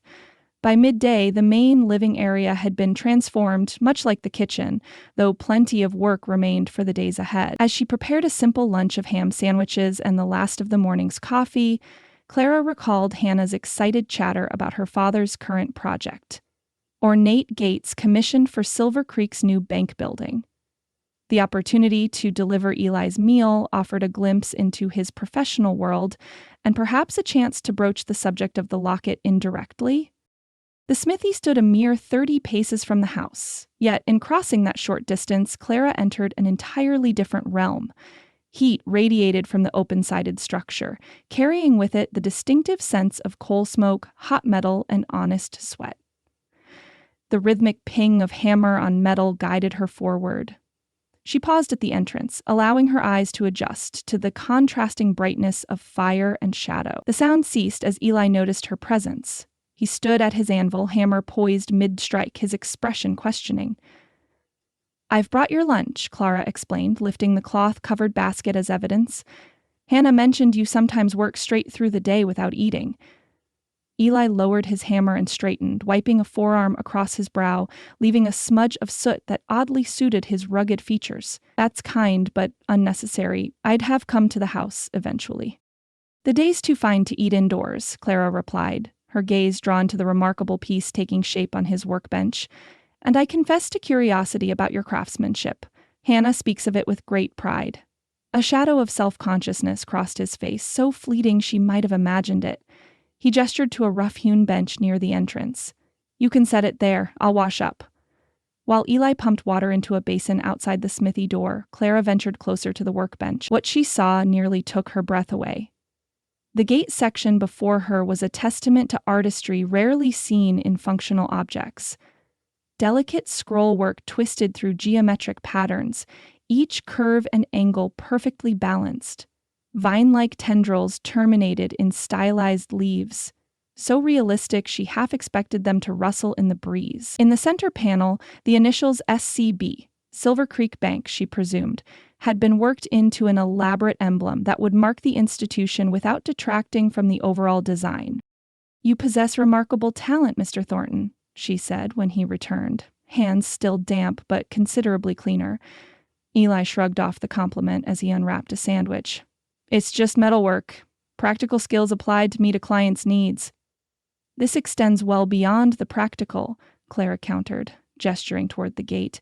This is art, as fine as any decorative ironwork I saw in Boston's Beacon Hill estates. Ellie paused mid-bite, studying her with unexpected intensity. You're familiar with ornamental metalwork. My father purchased Harker & Sons furnishings for our home, Clara explained, the memory bittersweet. The ironwork was displayed in exhibitions. This compares favorably the balance of strength and delicacy, the proportion of negative space to solid form. Harker & Sons, Eli repeated, genuine interest replacing his customary reserve. Samuel Harker pioneered that rolled scroll technique at the center of the panel there. Difficult to execute properly without weakening the structural integrity. Clara hadn't expected such specific knowledge of Eastern craftsmanship. You've studied their work? Something shuddered in his expression. Read about it in trade journals. Out here, we make do with limited resources and information. Which makes your achievement all the more impressive, Clara observed.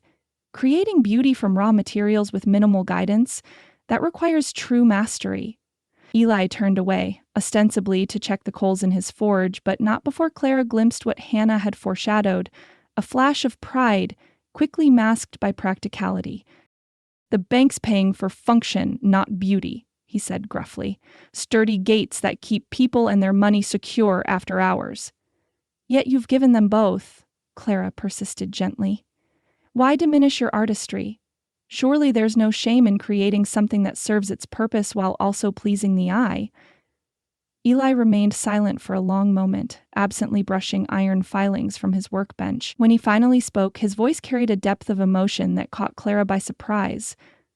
Margaret, my wife, used to say something similar, that practical need never excluded beauty.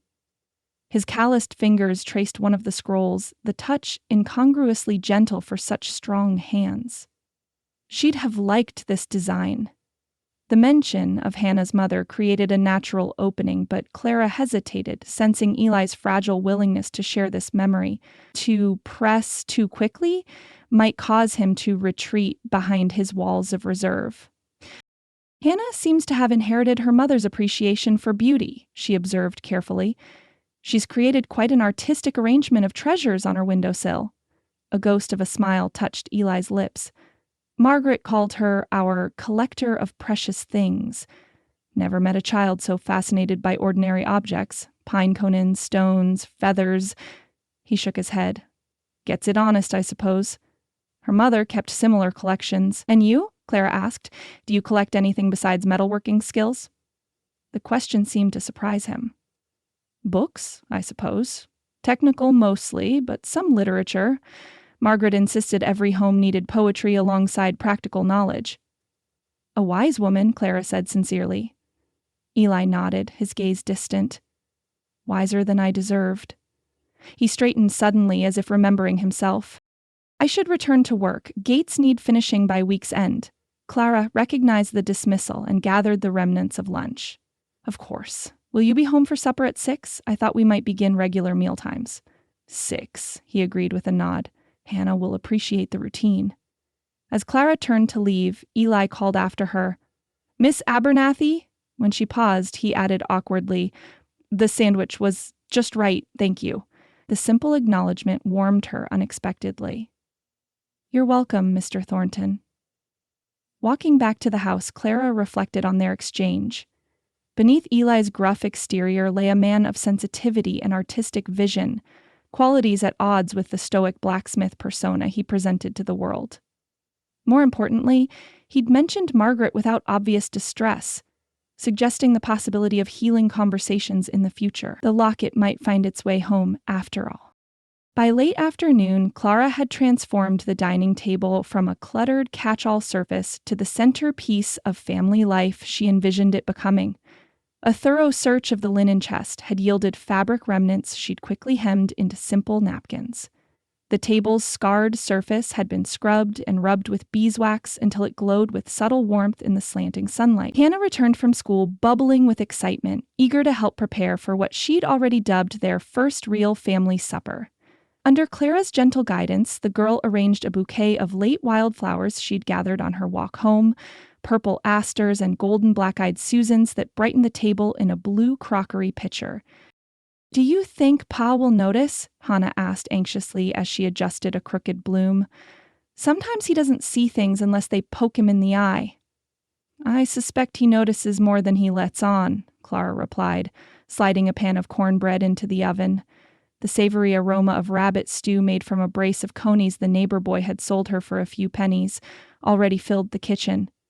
Men often observe silently while women chatter about what they see. Hannah considered this insight with furrowed brow. Like how Pa never said a word about my new hair ribbon last Sunday, but then brought home the exact same blue for my winter muffler? Precisely like that, Clara confirmed, impressed by the child's perceptiveness. Some feelings are harder for men to express aloud, but they show them through actions instead. Is that why he works so much? To show his feelings without words? The innocent question contained more wisdom than Hannah realized. Clara paused in her stirring of the stew to choose her response carefully. "Sometimes work becomes a refuge when emotions feel too overwhelming," she said finally. "For many men, doing and providing feel safer than speaking about what's in their hearts." Hannah nodded sagely. "That's why we need to make home nice again. So Pa has somewhere safe for his heart, not just his hammer." The profound simplicity of the girl's observation brought a lump to Clara's throat. "That's a beautiful way to think of it, Hannah. We're creating a sanctuary, not just clean floors and hot meals." The sound of boots on the back porch announced Eli's arrival, precisely at 6 o'clock. He entered the kitchen with the cautious air of a man unsure of his welcome in his own home, then stopped short at the sight before him. The transformation went beyond mere cleanliness. Lamplight cast a golden glow over the polished table, glinting off the modest dinnerware Hannah had arranged with painstaking precision. The wildflowers added a touch of natural grace, while the aroma of fresh bread and savory stew created an atmosphere of comfort long absent from the Thornton home. "We've been waiting for you, Pa!" Hannah exclaimed, practically vibrating with excitement. "Miss Abernathy made rabbit stew and cornbread, and I arranged the flowers all by myself." Ellie removed his hat, hanging it on its accustomed peg. His eyes traveled from the table to Clara, who stood by the stove in a clean apron, her hair neatly pinned back after the day's labors. "This is," he began, then faltered, seemingly at a loss for words. "Sapor," Clara supplied gently. "Nothing fancy, just a proper meal for the three of us." "With napkins," Hannah added proudly, pointing to the neatly folded squares beside each plate. "Miss Abernathy made them today, and she's teaching me to sew my own." Eli cleared his throat. "Seems I'm underdressed for such an occasion." He glanced down ruefully at his soot-stained work clothes. "There's warm water in the basin," Clara told him, "and plenty of time to wash up while I finish the gravy." When he returned minutes later, face and hands cleaned and hair dampened in an attempt at neatness, Clara and Hannah had taken their places at the table. Eli settled into the chair at its head, his posture betraying subtle discomfort with the formality of the scene. "Everything looks fine," he said, reaching for the ladle in the stew pot. Clara's hand gently touched his wrist, stopping him. "I thought we might say grace first," she suggested, her tone making it a request rather than a demand. "To give thanks for our food and our new beginning together." A shadow crossed Eli's face. His gaze flickered to Hannah, who watched him with undisguised hope, then back to Clara. In that brief glance, she read his conflict, the habit of prayer abandoned after loss colliding with his daughter's obvious desire for this return to normalcy. "I am somewhat out of practice," he said finally. His voice roughened by emotion he seemed determined to suppress. "Just say what's in your heart, Pa," Hannah encouraged, slipping her small hand into his larger one and extending her other hand to Clara, completing their circle. Eli hesitated, then bowed his head. Clara and Hannah followed suit, though Clara kept her eyes slightly open, witnessing the struggle playing out on Eli's face. "Lord," he began haltingly, "we thank you for this food and for sending Miss Abernathy to help us." He paused, seeming to search for appropriate words. "Bless this household and guide us forward as we learn to be a family again." The final phrase emerged as little more than a whisper, yet it carried the weight of mountains in its simple acknowledgement. Hannah squeezed both their hands, her face luminous with joy when they raised their heads. "Amen," she declared with emphatic finality, as if sealing a covenant. "Amen," Clara echoed softly, releasing their hands and reaching for the ladle to serve the stew. She felt the significance of what had just occurred. Not merely the blessing of food, but Eli's tentative step toward reclaiming rituals abandoned in grief. The meal progressed, with Hannah dominating the conversation, recounting school adventures and neighborhood news with the artless enthusiasm of childhood. Eli spoke little but ate with appreciation, occasionally nodding at his daughter's stories or answering her direct questions with brief responses. Clara observed the dynamics between father and daughter with growing insight. Their love for each other was evident, yet constrained by unspoken boundaries. Ellie careful not to reveal emotions that might distress Hannah, Hannah equally careful not to remind her father too directly of their shared loss. As she served the apple dumplings she'd prepared for dessert, Clara recognized the magnitude of the task before her. She hadn't been hired merely to clean a neglected house or cook nourishing meals. The real work involved helping this father and daughter rebuild connections severed by grief, teaching them to communicate again without fear of causing each other pain. "This reminds me of when Ma made dumplings," Hannah said suddenly, savoring her first bite. "But different, too. Yours have cinnamon." Clara held her breath, watching Eli for signs of distress at this direct reference to Margaret. To her relief, he nodded thoughtfully. "Your mother favored nutmeg," he said quietly, said it reminded her of her grandmother's kitchen back east. Hannah's eyes widened at this freely offered memory. "I didn't remember that part. Did she put raisins in hers too? I think she did." "Sometimes," Eli confirmed, his expression softening. "When we could get them, she'd save them from her own portion to add to yours." The simple exchange represented a breakthrough Clara hadn't dared hope for so soon. Father and daughter sharing memories without obvious pain, finding comfort rather than sorrow in their recollections. As they finished the meal, Eli pushed back his chair with a reluctance that Clara found oddly touching, as if he were unwilling to break the spell of communion that had settled over the table. "That was a fine supper," he said, the words inadequate to express the fullness of what had transpired. "Finest we've had in some time." "We'll have another tomorrow," Clara promised. "And the day after that? And we'll say grace every time," Hannah added with certainty, looking to her father for confirmation. Eli met his daughter's gaze steadily. "Yes," he agreed simply. "We will." As Clara began clearing the dishes, declining Hannah's eager offers of help with a reminder about schoolwork, she caught Eli watching her with an expression she couldn't quite decipher. Gratitude, certainly, but something more complex beneath it. Perhaps recognition that she'd guided them through a moment of healing without fanfare or intrusion.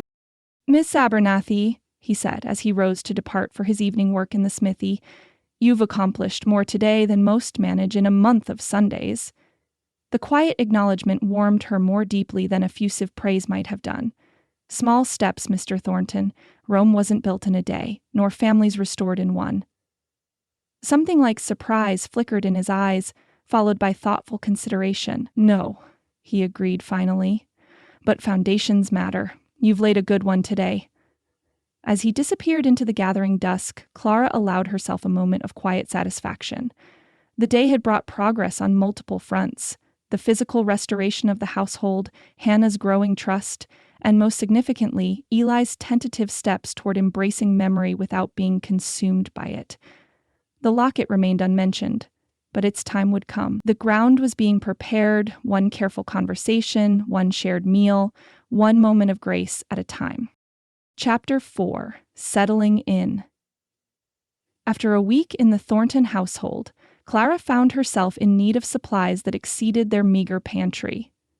With a carefully prepared list and money Eli had advanced from her wages, she set out for Porter's General Store on a crisp autumn morning, leaving Hannah happily occupied with cleaning her collection of pine cones with a soft brush. Silver Creek's Main Street bustled with mid-morning activity. Freight wagons unloading at the mercantile, cowboys lounging outside the barber shop, and a cluster of women in practical calico examining goods through the milliner's window.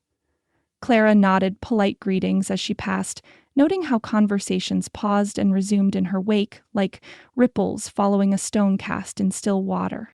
The bell above Porter's door announced her arrival, with cheerful disregard for the sudden hush that fell over the store's occupants. 3 women stood near the fabric counter, their expressions shifting from animation to studied neutrality as Clara entered. She recognized Emma Hargrove among them, alongside the preacher's wife and a sharp-featured woman she hadn't yet met. "Good morning," Clara offered pleasantly, moving toward the dry goods section with deliberate purpose. Mrs. Porter emerged from behind the counter, wiping flour-dusted hands on her apron. Her keen eyes assessed Clara from bonnet to boots, noting the simple but tidy appearance that reflected her improved circumstances. "Miss Abernathy," she greeted with professional warmth tinged with curiosity. "We'd wondered when you might venture into town again. Settled in with the Thorntons, have you?" The question seemed innocent enough, but Clara detected the undercurrent of community interest in her unorthodox living arrangement. She selected a sack of beans before responding. "Quite comfortably, thank you," she replied, her tone cordial but reserved. Mr. Thornton's home needed only a woman's attention to become properly habitable again. Mrs. Porter's eyebrows rose slightly. "Indeed. And the child? Hannah's been something of a handful at school since her mother passed." "She's a spirited girl with a quick mind," Clara said, moving to examine the selection of dried fruits. "Children often express their grief through behavior adults find challenging." The 3 women by the fabric counter had abandoned any pretense of shopping, their attention fixed on the exchange. The sharp-featured woman leaned toward her companions, whispering something that prompted tight smiles. Mrs. Porter lowered her voice, following Clara along the shelves as she selected items from her list. "I don't mean to pry, Miss Abernathy, but folks have been talking since you took up residence at the smithy. A young, unmarried woman living under a widower's roof. Well, it invites speculation." Clara placed a tin of baking powder in her basket before facing Mrs. Porter directly. "Speculation thrives in the absence of honest work and Christian charity, Mrs. Porter. I'm employed as Mr. Thornton's housekeeper, nothing more." "Of course," Mrs. Porter nodded, though her expression remained skeptical. "It's just that Ellie Thornton has kept to himself since Margaret died. Some thought he might court the widow Jensen eventually. She has that farm south of town and 2 young children of her own. I'm certain Mr. Thornton will make suitable arrangements for his future when he's ready," Clara replied evenly. "My presence simply ensures his home and daughter are properly cared for in the meantime." The bell jangled again as the door opened, admitting Reverend Thomas. His appearance seemed to release the tension in the room, conversations resuming their natural cadence. He tipped his hat to the assembled women before spotting Clara. "Miss Abernathy, a pleasure to see you in town." His genuine warmth provided welcome contrast to the strained politeness she'd encountered. "Hannah was positively effervescent at Sunday school yesterday. Whatever you're doing at the Thornton household appears to be having a beneficial effect." Clara smiled gratefully at the timely endorsement. "Thank you, Reverend. Hannah is a delight to work with, eager to learn proper household management." "And Eli?" the minister inquired. "Will we see him at services soon?" He's agreed to attend monthly, Clara answered, aware of Mrs. Porter's renewed attention. Beginning this coming Sunday, in fact. Reverend Thomas's face brightened. Excellent news! The good Lord works in mysterious ways. Sometimes through the practical influence of capable housekeepers. The gentle humor in his observation diffused much of the undercurrent Clara had sensed upon entering.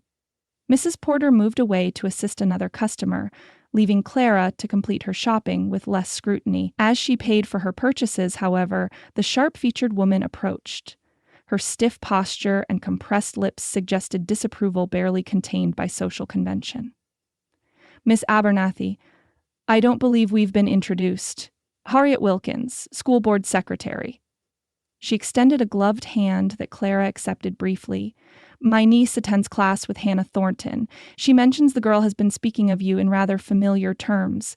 Clara arranged her purchases in her basket, maintaining a pleasant expression.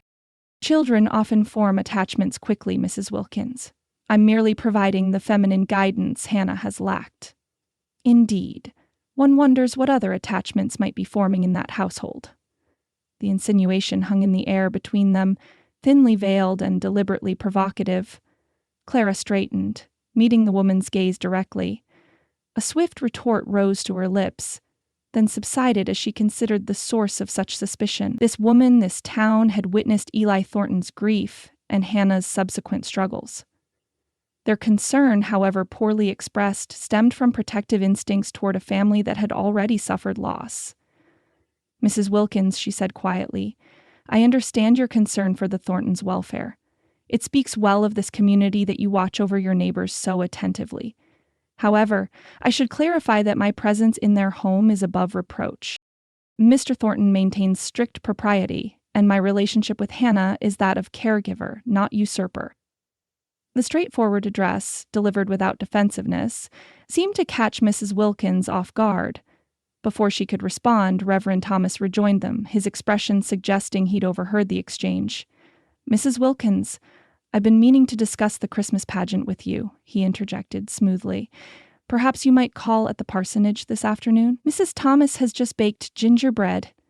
The deft redirection provided Clara the opportunity to gather her purchases and bid a general farewell to the store's occupants. As she stepped onto the boardwalk, she heard Mrs. Porter's voice behind her. "Miss Abernathy, a moment." Clara turned, steeling herself for further questioning, but found the shopkeeper's expression softer than before. "I knew Margaret Thornton well," Mrs. Porter said, lowering her voice. "She'd have approved of your care for Hannah. The girl needed a woman's influence." She hesitated. "As for the gossip, it'll fade once the novelty wears off. Eli Thornton's a hard man to know, but a good one at heart. If he's accepted you into his home, that speaks more to your character than any speculation could diminish." The unexpected support warmed Clara unexpectedly. "Thank you, Mrs. Porter. That means a great deal." "Mind you," the older woman added with a knowing glance, "intentions have a way of shifting when a man and woman share daily bread beneath the same roof. If yours remains strictly professional, you're either a saint or haven't noticed what's plain to the rest of us." Before Clara could respond to this startling observation, Mrs. Porter patted her arm and returned to her store, leaving Clara on the boardwalk with her purchases and considerably more to contemplate than she'd anticipated from a simple shopping excursion. The late afternoon sun slanted through the front windows of the Thornton home, gilding the freshly swept floors with amber light. Clara sat in the rocking chair beside the hearth, a basket of mending in her lap and the steady rhythm of her needle providing counterpoint to Hannah's chatter as the girl practiced her letters at the table. In the 2 weeks since Clara had discovered the locket beneath Hannah's pillow, she'd watched carefully for an opportunity to broach the subject with Eli. Their conversations had gradually grown more comfortable, extending beyond household management to occasional reminiscences of Hannah's younger days. Yet the right moment to mention the treasured keepsake had remained elusive. Until that morning. Eli had lingered over breakfast, watching Hannah's animated description of a dream involving flying horses. When the girl dashed off to fetch her slates for school, he'd commented quietly, "She laughs more since you came. Reminds me of how she was before." The simple observation had given Clara the opening she'd waited for. Children are remarkably resilient when given pathways to connect with their memories, she'd replied. Hannah treasures reminders of her mother. Something in her tone must have alerted him to her specific meaning. His gaze had sharpened with sudden awareness. She's shown you something of Margaret's? Clara had nodded, explaining Hannah's possession of the locket and her fears about revealing it. Rather than anger, Eli's response had been quiet consideration, followed by a request to see the piece that evening. I wondered where it had gone, he'd said simply. Looked for it after the funeral, thought perhaps the ladies who helped prepare her had kept it as payment. Now, with supper cleared away and the day's chores complete, Clara sensed Hannah's growing anticipation. The girl had scarcely been able to focus on her schoolwork, knowing her precious secret would finally be shared with her father. Do you think he's forgotten? Hannah whispered, abandoning all pretense of practicing her letters as the wall clock ticked past 7. Maybe I shouldn't have... The front door opened, cutting short her worry as Eli entered, carrying his small wooden toolbox from the smithy. His expression revealed little, but the careful way he set the box on the table spoke volumes about its importance to him. Pa! Hannah leapt from her chair, excitement and anxiety battling in her voice. Did Miss Abernathy tell you? About Ma's locket? Eli nodded, pulling out a chair and gesturing for her to sit beside him. She did. Said you've been keeping it safe all this time. Hannah cast a quick glance at Clara, who offered an encouraging smile from her place by the fire. The girl reached beneath her collar and drew out the locket, which she'd worn hidden beneath her dress since their morning conversation. I didn't steal it, Pa, she said anxiously as she lifted the chain over her head. Not really. It was in Ma's sewing basket, and I just wanted something of hers to keep close. Are you very cross with me? Eli accepted the tarnished silver piece, cradling it in his palm with unexpected tenderness. No, Hannah girl, I'm not cross. His voice had roughened, but he maintained control as he examined the locket. You should have told me, but I understand why you didn't. It won't open anymore, Hannah explained, leaning against his arm to peer at the locket. I tried, but I think I made it worse. The clasp is jammed, not broken, Eli assessed, turning the piece over with practiced fingers. Spring mechanisms seized up from tarnish. He opened his toolbox, selecting a small file and a pot of polish. Won't take but a few minutes to set right. Clara continued her mending, deliberately focusing on her needle to give father and daughter privacy in this delicate moment, while remaining close enough to offer support if needed. The domestic tableau. Eli bent over his delicate work, Hannah watching with rapt attention, the lamplight casting their faces in gentle relief, stirred something in her chest that she dared not examine too closely. Eli worked methodically, explaining each step to Hannah as he cleaned the tarnish from the locket's surface, revealing the intricate engraving that Clara had only glimpsed before. Roses and forget-me-nots encircled the oval, their tiny petals remarkably detailed despite their miniature scale. You made those flowers look real, Hannah marveled, as the pattern emerged from beneath years of neglect. Your mother's favorites, Eli replied softly. Roses for love, forget-me-nots for remembrance. She chose the design herself. From a book? Hannah asked. Eli shook his head, focused on the delicate mechanism. From her imagination, drew it out for me on a scrap of paper. His hand stilled momentarily. Still have that drawing somewhere. The information clearly delighted Hannah, who absorbed every detail about her mother with the eagerness of a parched garden receiving rain. Clara's needle moved steadily through the shirt she was mending, but her attention remained on the pair at the table, witnessing healing happening before her eyes. Almost there, Eli murmured, applying a tiny drop of oil to the clasp. His fingers, so large and powerful at the forge, displayed astonishing dexterity with the delicate task. Needs just a bit more. There. A soft click broke the silence as the locket's clasp released, allowing the two halves to separate for the first time in years. Hannah gasped, leaning closer. Oh, Pa, it's Ma! Eli nodded wordlessly, his Adam's apple working as he swallowed hard. He tilted the locket toward the lamplight, allowing Hannah to see the tiny portraits within. That's you as a baby, he said finally, his voice barely audible. Your mother insisted on having miniatures painted when you were 3 months old. Cost nearly a month's earnings. but she said some things were worth the sacrifice. Hannah touched the tiny image reverently. I don't remember having it painted. A ghost of a smile touched Eli's lips. You slept through most of it, though you did manage to soil the artist's best waistcoat halfway through the sitting. Hannah giggled, then sobered as she studied her mother's portrait. She was so beautiful, Pa. I wish I could remember her better. You favor her, Eli said gruffly. Same eyes. Same way of tilting your head when you're considering something important. The simple observation seemed to overwhelm him suddenly. He closed the locket with careful precision and placed it in Hannah's palm, curling her fingers around it. It belongs with you now. Wear it proudly. Will you put it on me, Pa? Hannah asked, holding up the chain. Eli's hands trembled slightly as he fastened the clasp around his daughter's neck. The locket gleamed against her simple dress, transformed from hidden treasure to honored keepsake. Thank you, Hannah whispered, throwing her arms around his neck. The embrace proved too much for Eli's carefully maintained composure. He returned it briefly, then rose abruptly, his face averted. Need some air, he muttered, striding toward the door without looking back. As it closed behind him, Hannah turned to Clara with wide, worried eyes. Is Pa angry? Did I do something wrong? Clara set aside her mending and opened her arms. Hannah flew into them, burying her face against Clara's shoulder. No, sweetheart, Clara soothed, stroking the girl's hair. Your father isn't angry. Some memories are like deep wells. When we draw them up suddenly, they can overflow without warning. He's crying, isn't he? Hannah asked, her voice small. I've never seen Pa cry, not even at the funeral. Ma told me once that some men keep their tears locked inside because they think showing them makes them weak. Clara marveled at the child's insight. Your mother was very wise. And yes, I think your father needed privacy for his feelings.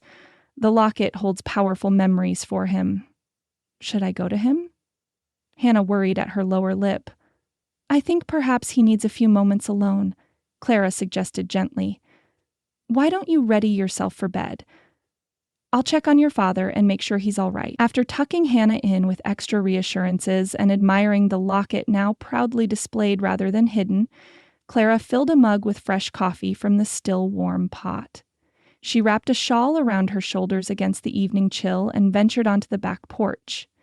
Eli stood at the edge of the yard, his back to the house, face tilted toward the vast canopy of stars emerging in the darkening sky. His posture spoke of a man wrestling private demons, shoulders tense beneath his shirt, hands braced against the fence rail as if it alone kept him upright. Clara hesitated, uncertain whether her presence would be welcome or intrusive. Before she could decide, Eli spoke without turning. Hannah settled? Yes, Clara replied, moving forward with the coffee as tacit explanation for her presence. She was concerned about you. He accepted the mug with a nod of thanks, but didn't immediately drink. Shouldn't have walked out like that. Sets a poor example. I think it sets an honest one, Clara countered gently, maintaining a respectful distance beside him at the fence. Hannah understands more than you might expect. She knows the locket stirred deep feelings. Eli's gaze remained fixed on the heavens. Thought I'd put it all behind me, packed away her things, focused on providing for Hannah, kept moving forward, he exhaled slowly. Then one look at Margaret's face inside that locket, and it's like losing her all over again. The raw confession hung in the cool night air between them. Clara remained silent, sensing that any response might disrupt the rare moment of vulnerability. I made that locket the winter before we married, he continued after a long pause. Worked on it after hours when the other apprentices had gone home. Master Smith caught me using his silver and nearly tanned my hide till I showed him the design. Then he not only allowed it, but taught me the techniques to bring out the details properly. Clara glanced at his profile, illuminated by starlight and the soft glow from the house windows. You honor her memory by sharing these stories with Hannah. She treasures every detail about her mother. Wasn't sure I could speak of Margaret without... He trailed off, finally taking a sip of the cooling coffee. Without breaking? Clara supplied quietly. Perhaps the fear of breaking has kept you both from healing. Silence preserves grief rather than resolving it. He turned to look at her then, his expression a complex mixture of surprise and recognition. You speak from experience. It wasn't a question, but Clara answered nonetheless. When my parents died, my aunt forbade mention of them in her home. She claimed it was to spare me pain, but it only taught me to grieve in secret. Their memory became a hidden wound rather than a source of strength and guidance. Eli considered this, his gaze returning to the stars overhead. Never thought of remembrance as strength. Yet it can be. The love you and Margaret shared created Hannah. The values you taught together shape her still. Those aren't memories to hide from, but foundations to build upon.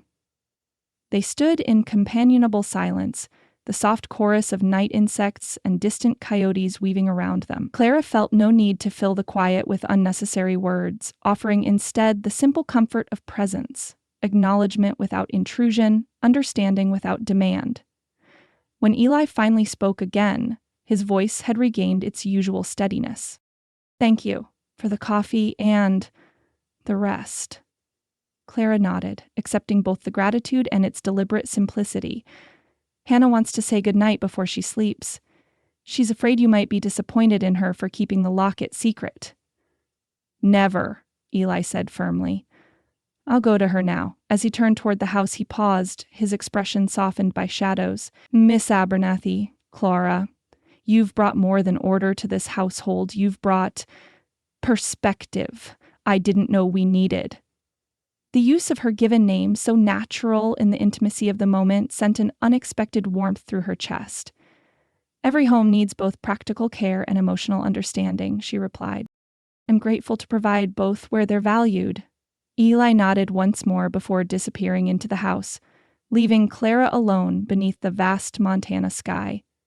She remained there a moment longer, wondering at the journey that had brought her thousands of miles from Boston to this particular porch, this specific night, this extraordinary family in need of healing. Not for the first time, she considered that perhaps James Wright's deception had been a disguised blessing, a crooked path leading to an unexpectedly meaningful destination.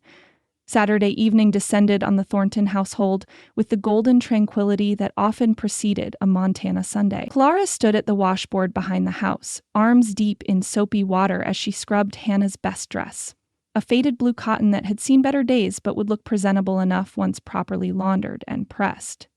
The air carried the first hints of autumn crispness, though the sun still provided ample warmth for the wet garment to dry by morning. From inside the house came the cheerful clatter of Hannah setting the table for supper. The girl had thrown herself into household responsibilities with newfound enthusiasm since the locket's restoration, as if her mother's image close to her heart had somehow imbued her with domestic purpose. Clara smiled at the thought, wringing excess water from the dress before hanging it on the line stretched between two porch posts. The approaching footsteps belonged to Eli, returning from the smithy earlier than usual for a Saturday. He nodded in greeting, his gaze falling on the dress swaying gently in the evening breeze. "Hannah outgrowing that already?" he asked, setting down a bundle of kindling he'd gathered from the woodpile. "No," Clara replied, smoothing a stubborn wrinkle from the fabric. "Just ensuring it's fresh for church tomorrow morning." Eli's expression closed like a shutter against driving rain. "About that," he began, busying himself with arranging the kindling. "I've got those gates to finish for the bank. Promised delivery by Tuesday, and there's detail work still needing attention." Clara dried her hands on her apron, choosing her words carefully. "I believe our agreement mentioned one Sunday per month, Mr. Thornton. As tomorrow marks 3 weeks since my arrival, it seemed the natural choice." "Gates won't finish themselves," he countered, though without real conviction. "Weather's turning soon. Once the snow flies, outdoor installation becomes problematic." "Indeed," Clara acknowledged, "which makes your reputation all the more valuable. A man who honors both his contracts and his word, rare qualities folks surely appreciate in these parts." Eli straightened, recognizing the gentle trap in her reasoning. A reluctant smile ghosted across his features. "You're suggesting my absence tomorrow would be noted as more than just missing a sermon." "Silver Creek strikes me as a community that values reliable character," Clara replied, gathering her washing supplies. "When a man says he'll do something, whether crafting gates or attending church, his follow-through speaks volumes." The logic clearly resonated, though Eli remained reluctant. The gates are a business matter, church is different. Clara paused in her tidying. "May I speak plainly, Mr. Thornton?" "When do you not?" he returned, though the observation carried no sting. "Hannah wears your wife's locket openly now, a visible connection to her mother. Your presence beside her tomorrow provides another such connection, showing her that the family faith Margaret valued still matters, even if your own relationship with the Almighty remains complicated." Eli's gaze moved to the distant mountains, their peaks burnished copper by the setting sun. When he finally spoke, his voice carried the weight of private struggle. "My quarrel with God isn't something I care to parade before the town gossips." "Then don't," Clara suggested simply. "Consider it a gift to Hannah rather than a statement of personal conviction. Let her experience the simple comfort of sitting between two adults who care for her, in a community that knew and loved her mother." From inside came Hannah's voice, calling them to supper. Eli gathered the remaining kindling, his expression thoughtful. "You make formidable arguments, Miss Abernathy." "I merely observe what's important to those in my care," she replied. His eyebrows rose slightly at her choice of words. "Am I to be counted among those in your care, then?" The question caught her off guard, its implications extending beyond their employer-employee relationship. "I consider the welfare of the entire household my responsibility," she managed, feeling warmth rise in her cheek. Eli nodded, his expression unreadable as he held the door for her. "I'd best see what decent clothes I still possess then, for Hannah's sake." Later that evening, with Hannah tucked into bed dreaming of tomorrow's excitement, Clara discovered Eli's decent clothes hanging forgotten in the back of his wardrobe. A simple black coat and trousers showing signs of careful but infrequent wear, and a white shirt creased from prolonged storage. She carried them quietly to the kitchen, heating the flat iron on the stove while she brushed and aired the wool garment. The shirt required particular attention, its collar and cuffs bearing the yellowish tinge of disuse. She worked methodically in the lamplight, pressing each section with practiced precision, remembering similar evenings preparing her father's Sunday clothes. The familiar ritual calmed her spirit, connecting past to present through the simple alchemy of transforming rumpled fabric into crisp, dignified order. When she finally laid the garments across Eli's bed, an intimacy she justified as necessary housekeeping, she included a freshly polished pair of boots she'd discovered by the back door. Nothing extravagant, merely the basic elements of respectability, yet she sensed they represented far more than clothing to the man who would wear them again after so long an absence from public worship. Dawn found Clara already busy, hitting water for washing and preparing a heartier-than-usual breakfast. Hannah burst from her room with unprecedented energy, the blue dress floating around her thin frame, her hair still sleep-tousled but her eyes bright with anticipation. "Is it time to leave yet? Will we be late? Do you think Reverend Thomas will remember me?" The questions tumbled forth as she hopped from one foot to the other. "We have ample time," Clara assured her, biting back a smile at the girl's exuberance. "But perhaps we should attend to that hair before your father sees you looking like you've been riding backward on a windstorm." Hannah giggled, submitting to Clara's ministrations as she worked a comb through tangled locks. "Ma used to braid my hair with ribbons for Sunday. Do we have any ribbons?" "As it happens," Clara replied, reaching into her apron pocket, "I discovered a length of blue satin that complements your dress perfectly." The ribbon had come from her own dwindling collection of personal items, but the sacrifice seemed trivial compared to Hannah's delighted gasp. "It's the exact color of the forget-me-nots on my locket," she exclaimed, touching the silver pendant that hadn't left her neck since its restoration. Eli's appearance in the kitchen doorway halted further exclamation. Both females turned to observe him, Hannah with undisguised admiration, Clara with carefully concealed appreciation. The transformation from working blacksmith to respectable widower was remarkable, not because the clothes themselves were fine, but because they revealed the fundamental dignity often obscured by soot and leather aprons.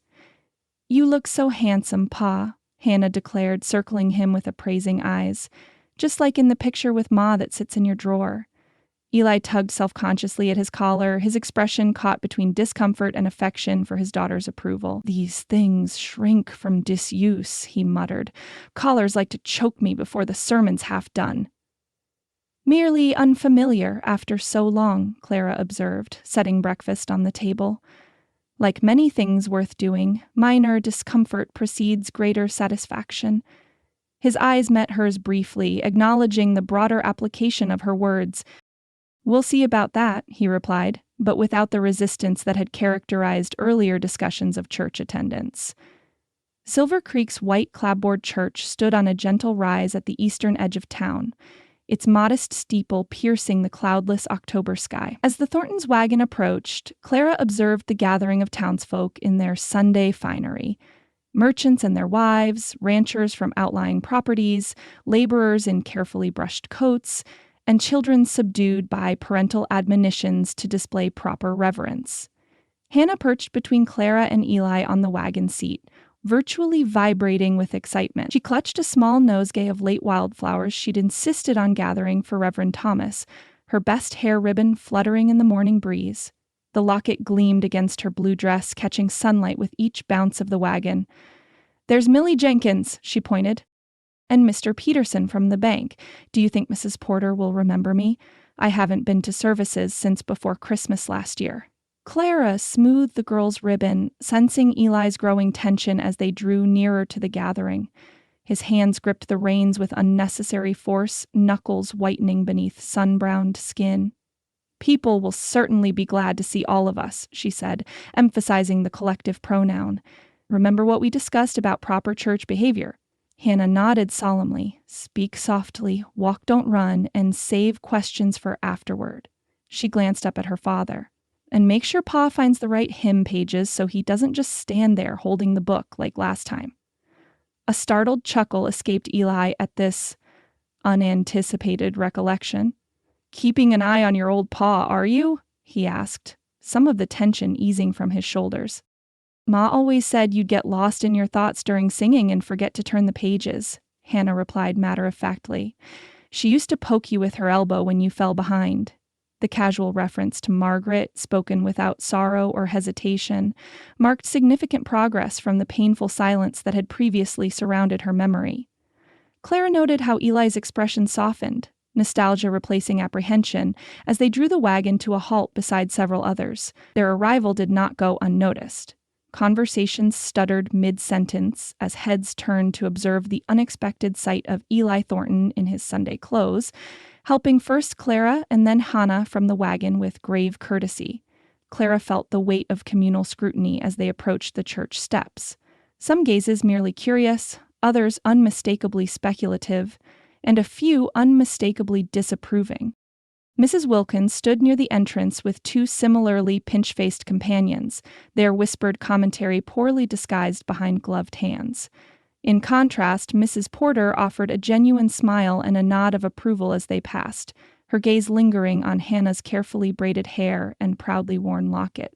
Inside, the church's simple beauty enveloped them. Sunlight streaming through plain glass windows, polished wooden pews arranged in neat rows, and late-season flowers brightening the altar.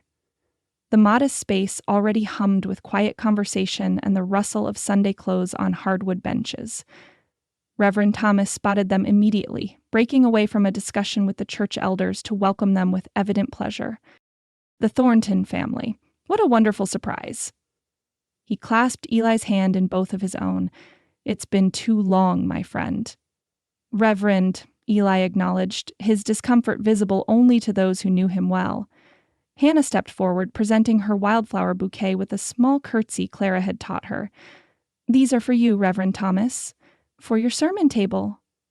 "Why, thank you, Miss Thornton," the minister replied with exaggerated formality that delighted the child. "They shall have a place of honor." His attention shifted to Clara. "Miss Abernathy, you're a welcome addition to our congregation. I trust you're finding Silver Creek agreeable?" "Increasingly so," Clara replied with perfect truth. "The Thorntons have made me feel quite at home." Eli's startled glance suggested this observation had taken him by surprise, though he offered no contradiction. Instead, he cleared his throat and asked, "Where would you have us sit, Reverend?" "Wherever you feel comfortable," Thomas answered, clearly recognizing the significance of the question. "Though I believe your family traditionally occupied the fourth pew on the right." Hannah tugged at her father's hand. "That's where Ma liked to sit because the morning sunshine came through just right to warm the pages of her Bible." For a moment, Clara feared the memory might prove too much for Eli, sending him retreating to the wagon. Instead, after a barely perceptible hesitation, he nodded. "Fourth pew it is, then." As they made their way down the center aisle, Clara sensed rather than saw the ripple of reaction through the assembled congregants. The subtle shifting of bodies, the whispered observations, the evaluating glances. Hannah appeared oblivious, her attention fixed on reaching the remembered pew, while Eli maintained the stoic expression Clara had come to recognize as his shield against unwelcome scrutiny. They settled into their seats just as the church bell sounded the hour. Hannah sat between them, smoothing her dress with solemn dignity while balancing her mother's Bible across her knees. The familiar weight of communal worship settled over Clara, connecting her to memories of Boston services while affirming her presence in this new community. Reverend Thomas took his place at the pulpit, Hannah's wildflowers indeed given prominence beside his notes. His welcoming smile encompassed the entire congregation, though Clara noted how it lingered momentarily on their pew with particular warmth. "Let us begin with hymn number 18, he announced. "Come, thou fount of every blessing." Beside her, Eli stiffened almost imperceptibly. Hannah glanced up at him, then whispered to Clara with the penetrating clarity of childhood, "That was Ma's favorite. Pa used to sing it special for her at home." Clara handed Eli the hymnal, opened to the correct page. Their fingers brushed momentarily, and she felt the slight tremor in his hand before he took the book with a nod of thanks. Hannah positioned herself between them, one small hand slipping into her father's larger one as the organ wheezing to life. The congregation rose, and the familiar melody filled the modest sanctuary. Clara joined in with the soprano line she'd sung since girlhood, her voice blending with the communal harmony. Hannah's high, clear tones followed the melody with unpracticed enthusiasm, occasionally veering off key, but never lacking conviction. It was Eli's voice, however, that caught Clara by surprise. He began hesitantly, the words emerging as little more than a murmur. Then, as the second verse commenced, his rich baritone gained confidence. Not loud, but true and unexpectedly resonant. His voice carried the melody with the same quiet strength that characterized his hands at the forge, shaping sound as skillfully as he shaped metal. Hannah's face blazed with pride as she looked up at her father, her own singing momentarily forgotten. The connection between them in that moment transcended words or physical touch. A shared remembrance of the woman who had loved this hymn, whose absence they both carried, but were learning to honor through presence rather than retreat. Clara focused on her own singing, offering them privacy in this public moment of communion. Yet she couldn't help noticing how several heads turned at the sound of Eli's voice, recognition dawning in older congregants' eyes. He had sung here before, in happier times, his voice perhaps entwined with Margaret's in the same harmonies. As the hymn concluded, Clara glanced across the aisle to find Mrs. Porter watching them with unmistakable approval. Beside her, Emma Hargrove nodded slightly, her previous skepticism giving way to something like respect. Even Mrs. Wilkins, from her position near the front, cast a glance back at them that contained more confusion than condemnation. The sermon that followed centered appropriately on prodigal returns and community welcome, though Reverend Thomas delivered it with sufficient subtlety to avoid making the Thorntons feel targeted. Hannah listened with the intermittent attention typical of her age, occasionally tracing the embossed patterns on her mother's Bible or touching her locket for reassurance. Eli maintained a posture of dignified attention, his expression betraying little of his thoughts. Yet Clara noticed how his hand remained linked with Hannah's throughout the service, their connection unbroken even as the congregation stood and sat through prayers and readings. When the final benediction had been pronounced and the congregation began the customary post-service socializing, Hannah turned to her father with shining eyes. "We did it, Pa, just like when Ma was here, and you remembered all the words to her hymn." "Some things stay with a person," Eli replied quietly, "even when they think they've forgotten." The simple acknowledgement spoke volumes about more than hymns, about faith and family, about grief and healing, about the slow journey from isolation back to community. Clara felt privileged to witness it, though she carefully contained her reaction to a simple nod of understanding. Several congregants approached, offering cautious welcome to Eli and exclamations over Hannah's growth since they'd last seen her. Clara observed the gradual easing of Eli's posture as the initial awkwardness gave way to the familiar rhythms of community interaction. "You've worked a minor miracle," Reverend Thomas murmured, appearing at Clara's side as she stepped back to allow father and daughter their moment of reintegration. "I've prayed for this day since Margaret's passing." "I merely provided practical encouragement," Clara demurred. "The decision was Mr. Thornton's entirely." The minister's knowing smile suggested he recognized the modesty for what it was. Sometimes the Lord's most effective instruments are those who believe they're merely doing their jobs. He patted her hand. "Whatever your role, the result benefits everyone involved. I hope we'll see the Thorntons, all of you, with greater regularity." "That remains Mr. Thornton's decision," Clara replied, though she permitted herself a small smile. "But I believe Hannah may prove a powerful advocate for continued attendance." Indeed, the girl was already extracting promises from several friends to save her a seat at the Harvest Festival, her social nature blossoming in the church environment she'd clearly missed. Ellie stood nearby, engaged in conversation with Mr. Peterson from the bank, their discussion appearing to involve business rather than spiritual matters, but representing connection nonetheless. As they finally made their way back to the wagon, Hannah skipping ahead with renewed energy, Ellie fell into step beside Clara. "That was less difficult than I'd anticipated," he admitted quietly. "Most dreaded tasks prove so," she observed. "Will you find it easier next time?" The question assumed a continuation of what might have been a singular obligation. Ellie considered it thoughtfully before responding. "Perhaps," he allowed, "though I make no promises beyond our original agreement." "Of course not," Clara agreed, matching his serious tone while suppressing a smile of satisfaction.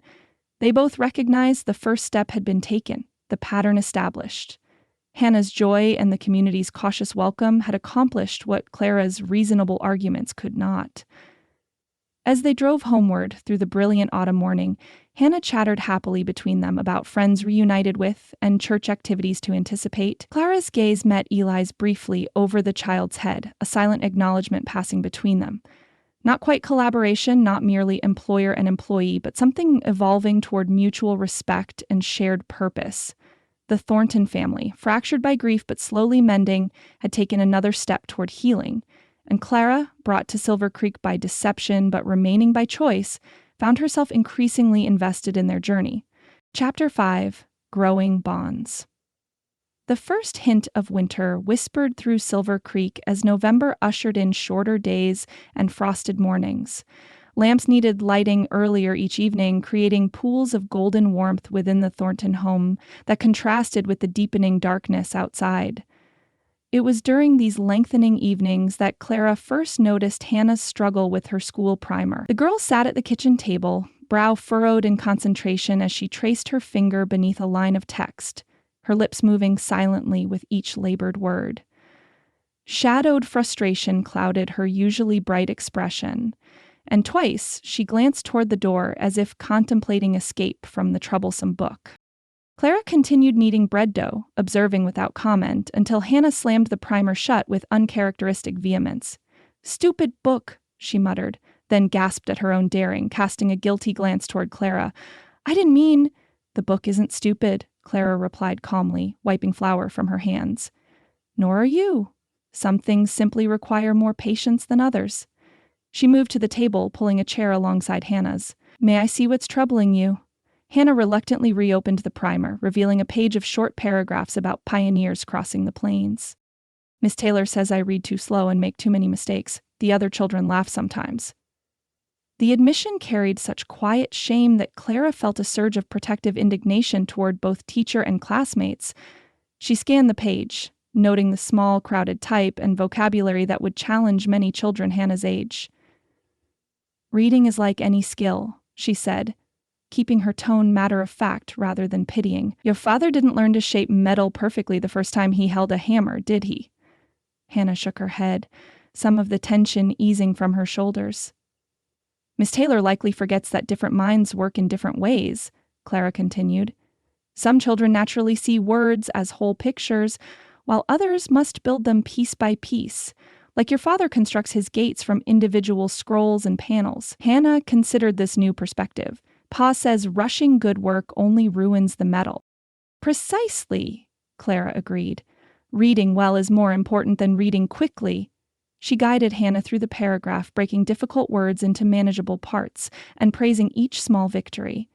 By the time Eli entered from the smithy, Hannah had navigated 3 sentences with growing confidence. Pa, she exclaimed.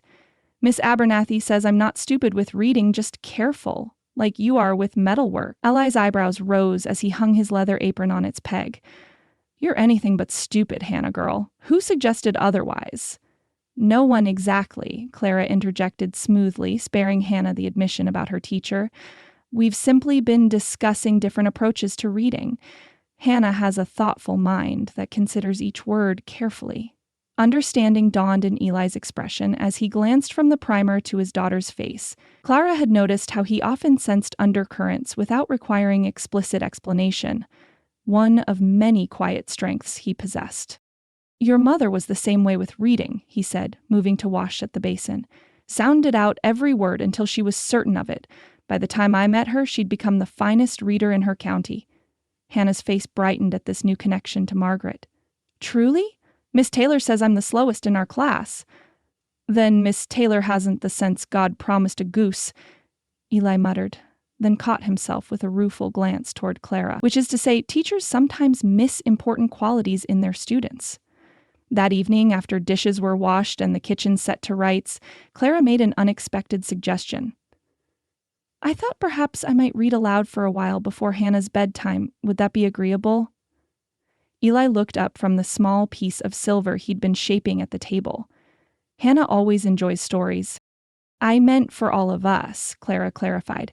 My father used to read to our household each evening. It was a tradition I've missed. Something flickered in Eli's expression, surprise, perhaps, or memory of similar rituals in his own past. I've work to finish, he said, gesturing to the delicate filigree piece in his hands. But don't mind me. Clara retrieved the Bible that had been her mother's, settling in the rocking chair near the hearth. Hannah eagerly curled up on the braided rug at her feet, chin propped on her hands in anticipation. I thought we might begin with David and Goliath, Clara suggested. It's a story of courage against formidable odds, something I suspect you'd appreciate, Hannah. She began reading, her voice clear and expressive, bringing the ancient tale to life with subtle shifts in tone and well-placed pauses. Hannah listened, rapt, interrupting occasionally with questions that Clara welcomed rather than discouraged. Though Eli remained at the table, his hands continued their delicate work, Clara noticed his attention had shifted. The small metal tool remained poised above his project, forgotten as he listened. When she described David selecting his 5 smooth stones from the brook, Eli's gaze lifted entirely from his work, drawn into the narrative despite himself. Clara continued, her voice taking on the boastful arrogance of Goliath, then the youthful determination of David. The familiar words flowed with new vitality as she read, You come against me with sword and spear and javelin, but I come against you in the name of the Lord Almighty. Anna gasped softly at the drama, while Eli's hands remained perfectly still, his focus now undivided as Clara described the stone finding its mark and the giant falling to the ground. When the chapter concluded, Hannah immediately begged for more. Clara glanced toward Eli, seeking his approval for extending bedtime. He nodded, his expression betraying how thoroughly the reading had captured him as well. A more short passage, Clara agreed, turning pages thoughtfully. Perhaps something from Psalms, since David was a poet as well as a warrior. She chose the 23rd Psalm, its comforting cadences filling the quiet room with promises of green pastures and still waters. Hannah's eyelids grew heavy as the familiar words washed over her, while Eli's gaze remained fixed on Clara's face. Something unguarded in his expression that she pretended not to notice. We should do this every night, Hannah murmured sleepily as the reading concluded. Pa used to read sometimes, but not like you do. You make the people seem real. Clara closed the Bible gently. Perhaps your father might read tomorrow night? I'm certain he has his own way with stories. Eli shook his head. My reading lacks your animation. You bring the words to life." The simple compliment warmed Clara unexpectedly. Different styles suit different stories. Perhaps you could share some of the proverbs. Their practical wisdom seems well suited to your voice. A hint of a smile touched his lips. "You have an answer for everything, Miss Abernathy." "Hardly everything," she countered lightly. "But I do believe every voice has its own power, including Hannah's. With practice, she'll discover hers." That exchange established a new evening ritual in the Thornton household. Each night after supper, they gathered near the hearth, Clara in the rocking chair, Hannah on the rug, and Eli ostensibly working at the table but increasingly setting aside his projects to listen openly. Clara varied the selections, mixing beloved Bible stories with simple poetry she recalled from her own childhood. She encouraged Hannah to read short passages herself, never rushing or correcting harshly, but praising each improvement. The girl's confidence grew visibly, her finger moving more surely beneath the words, her voice gaining strength with each session. Most surprising was Ellie's gradual participation. At first, he merely listened, then began offering context for certain biblical passages from his own knowledge. Eventually, at Clara's gentle insistence, he took his turn reading, his deep voice giving weight to the Psalms of David and Solomon's wisdom literature. His delivery lacked Clara's natural expressiveness, but carried its own compelling gravity that seemed perfectly suited to the ancient texts. One evening, 2 weeks into their new tradition, Clara glanced up from her reading to find Eli watching not the pages, but her face, his expression one of quiet wonder, as if seeing something new in familiar surroundings. When their eyes met, he didn't look away immediately, but held her gaze for a moment that stretched between them like a silken thread, fragile yet surprisingly strong. Hannah, absorbed in the story of Esther's bravery, noticed nothing of this silent exchange, but Clara felt something shift in the household's careful balance. A subtle tilt toward possibilities neither she nor Eli had acknowledged, even to themselves. "Miss Abernathy," Hannah's voice drifted from the washtub where she scrubbed a stubborn stain from her school pinafore. "Do you remember your birthdays from when you were little?" The question, casual yet freighted with unspoken yearning, caught Clara's attention as she chopped vegetables for stew. "Some more clearly than others," she replied. "My mother made each one special, even when we couldn't afford extravagance." Hannah nodded thoughtfully, returning to her scrubbing with renewed vigor. "We didn't do much for birthdays after Ma died. Pa remembers, but he gets sad, so I pretend it doesn't matter." She shrugged with forced nonchalance. "It's just another day, really." Clara set down her knife, recognizing the painful attempt at maturity in Hannah's dismissal. "When is your birthday, Hannah?" "Next Tuesday," the girl answered, still focused intently on the pinafore. "I'll be 9, old enough not to need fussing over." That evening, after Hannah had gone to bed, Clara approached Eli as he sat whittling by the fire, the shavings curling away from his knife in pale ribbons that caught the firelight. "Hannah mentioned her birthday is next week," she said quietly, settling in the rocking chair with mending. "She seems to believe acknowledging it might cause you pain." Eli's hand stilled, the knife poised over half-formed wood. "Margaret always made celebrations," he said after a moment. "Decorations, special foods, small gifts wrapped in colored paper she saved all year." His expression softened with remembrance. "The first birthday after she passed, I tried to recreate what she would have done. Failed miserably. Hannah pretended not to notice, but she protected your feelings, Clara," observed gently, "as you've protected hers." Eli nodded, resuming his carving with deliberate strokes. "Neither of us managed very well, I'm afraid." "Perhaps this year could be different," Clara suggested. "Nothing elaborate, but some acknowledgement of the day. I'd be happy to prepare something special." Eli considered this, his knife moving steadily through the wood, revealing the emerging shape of what appeared to be a small animal. "She'd like that," he admitted. "What did you have in mind?" Clara outlined a simple plan: a special breakfast, a cake for after supper, perhaps 1 or 2 modest gifts. "Nothing that would overwhelm either of you," she assured him, "just enough to mark the occasion properly." Eli nodded, his expression thoughtful. "I've been working on something for her," he acknowledged, tilting the wood carving to reveal a miniature horse beginning to emerge from the block. "And something else. At the forge. Small things. She'll treasure them," Clara assured him, "especially knowing you remembered." Over the next few days, Clara made preparations with quiet efficiency.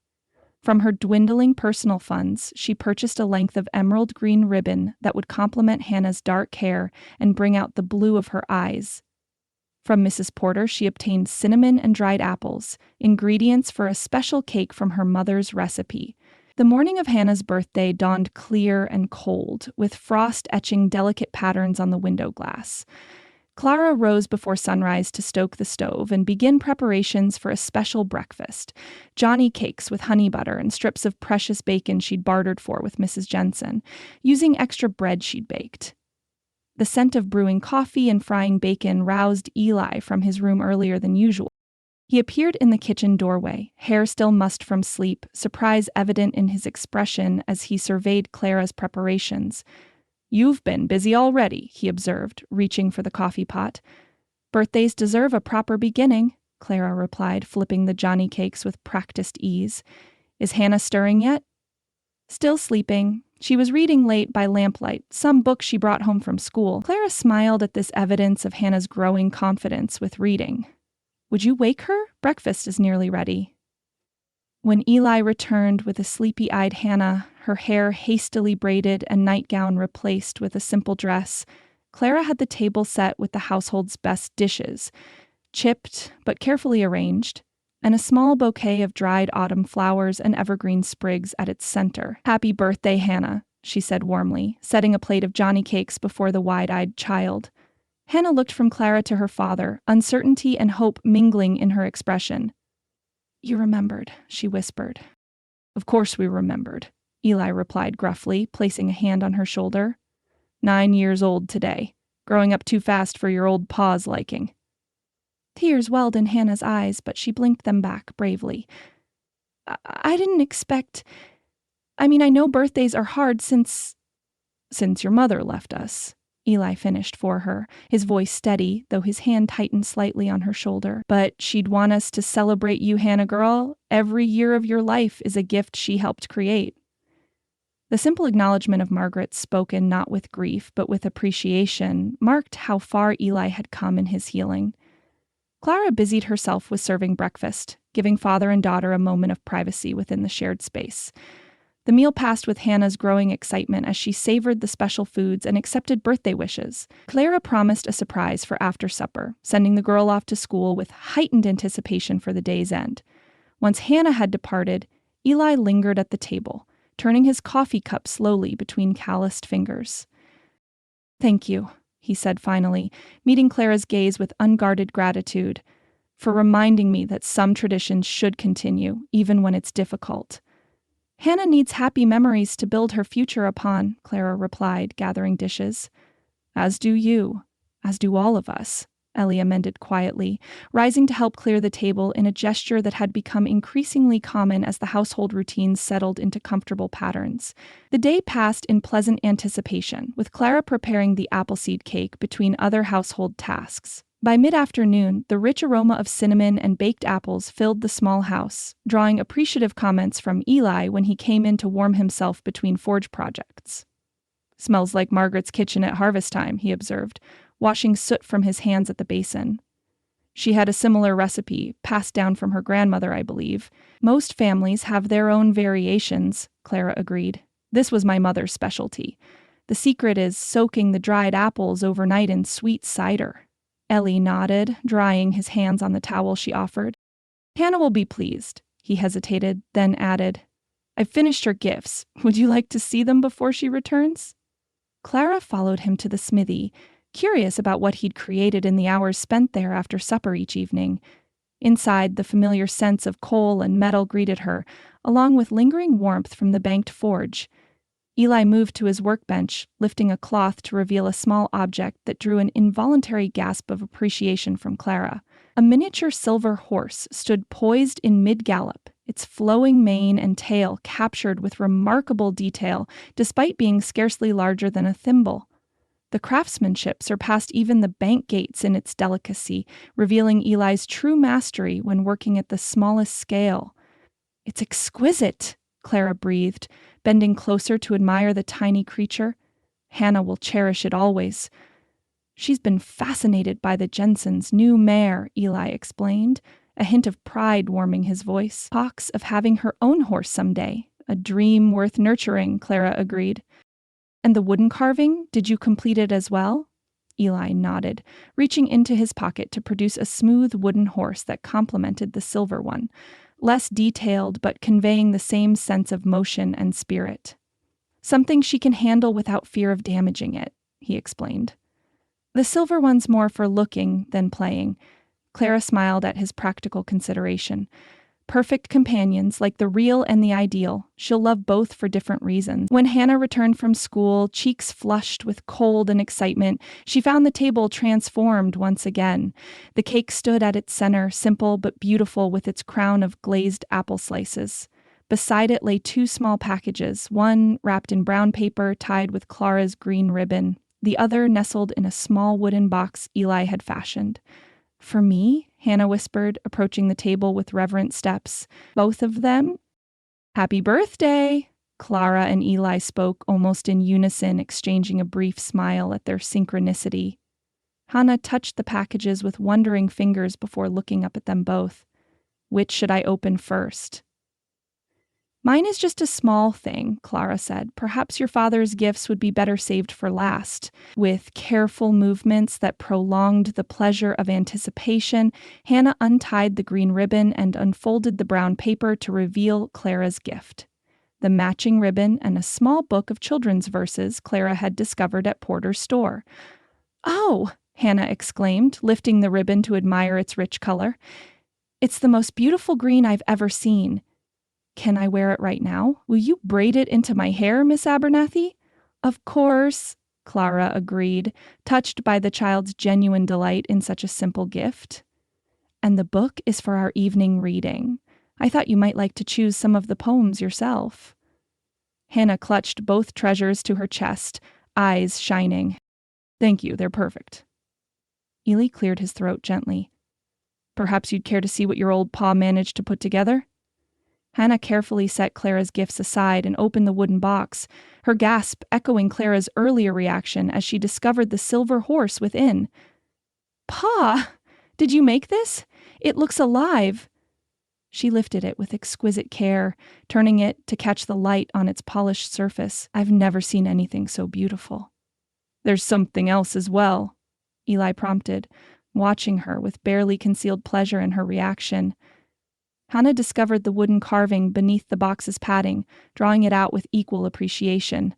A matching pair, one for keeping safe and one for carrying with you, Eli finished. One to admire, one to hold when you need reminding that your pa is thinking of you even when we're apart. The simple explanation carried such depth of feeling that Clara found herself blinking back unexpected moisture from her eyes.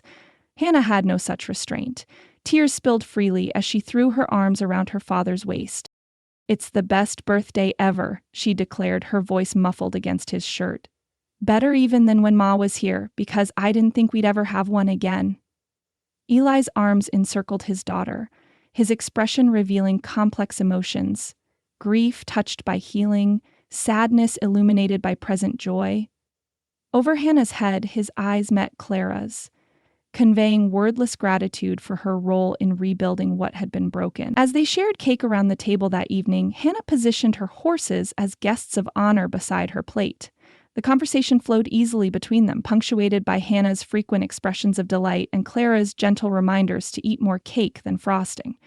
When the dishes were cleared and the evening reading complete, Hannah prepared for bed with unusual willingness, carefully arranging her treasures on the small table beside her bed. Clara helped her weave the green ribbon through her braid, creating an elaborate pattern that drew admiring comments from Eli when he came to bid his daughter good night. Thank you for making my birthday special, Hannah murmured sleepily as Clara tucked the quilt around her. It feels like we're becoming a real family again. The innocent observation, spoken without calculation or guile, settled into Clara's heart with unexpected weight.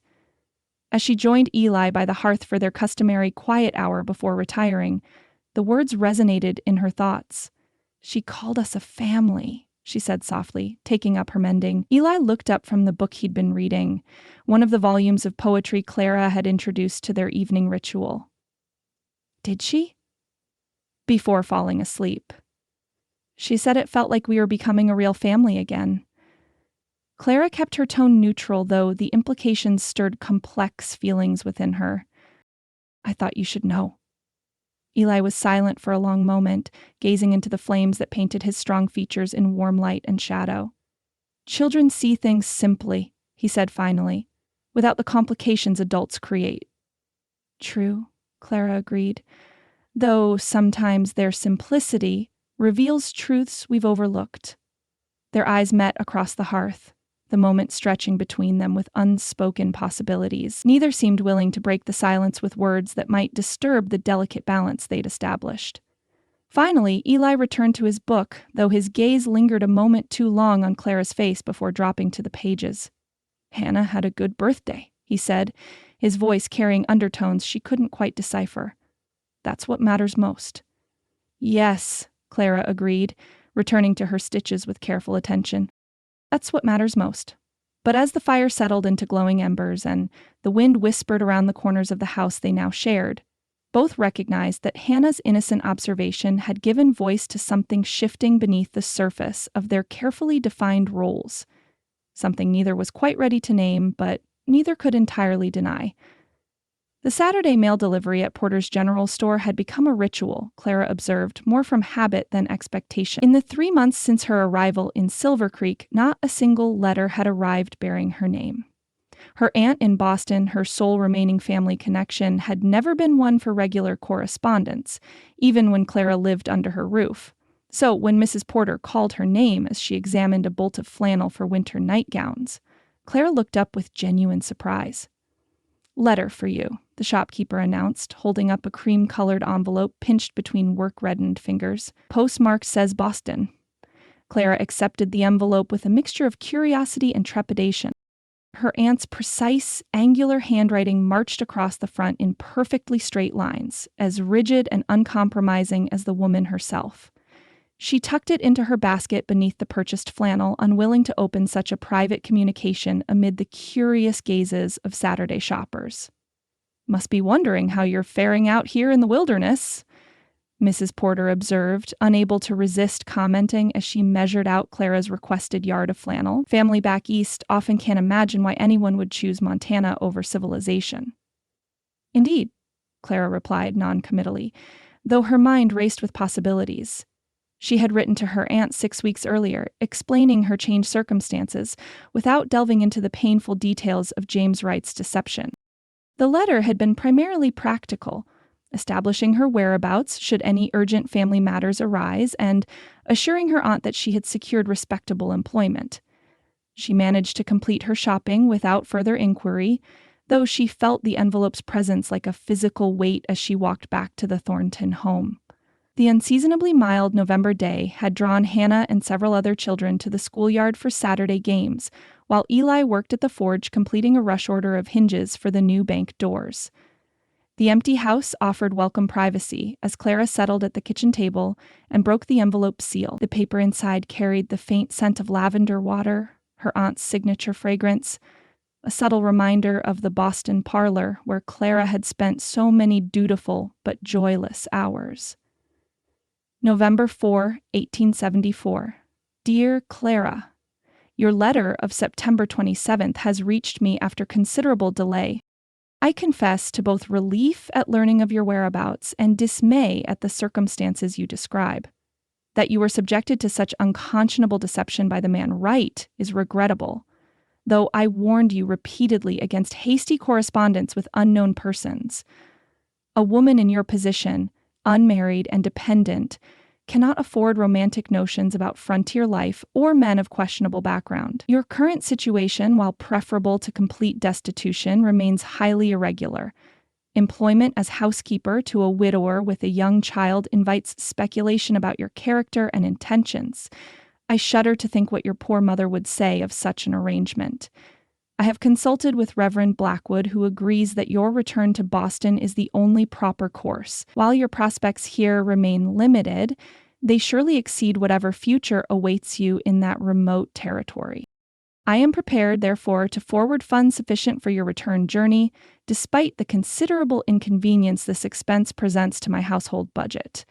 Telegraph your acceptance immediately, and I shall arrange passage with the understanding that you will resume your duties in my home upon arrival. The Hamiltons' youngest daughter has married, creating a vacancy for a companion of suitable background but limited means, a position for which, despite past differences, I am willing to recommend you. Do not delay in this matter. Each day in your present circumstance only increases the damage to your reputation and future prospects. Your concerned aunt. Agatha Winthrop Clara set the letter aside, her fingers trembling slightly as she rose to heat water for tea.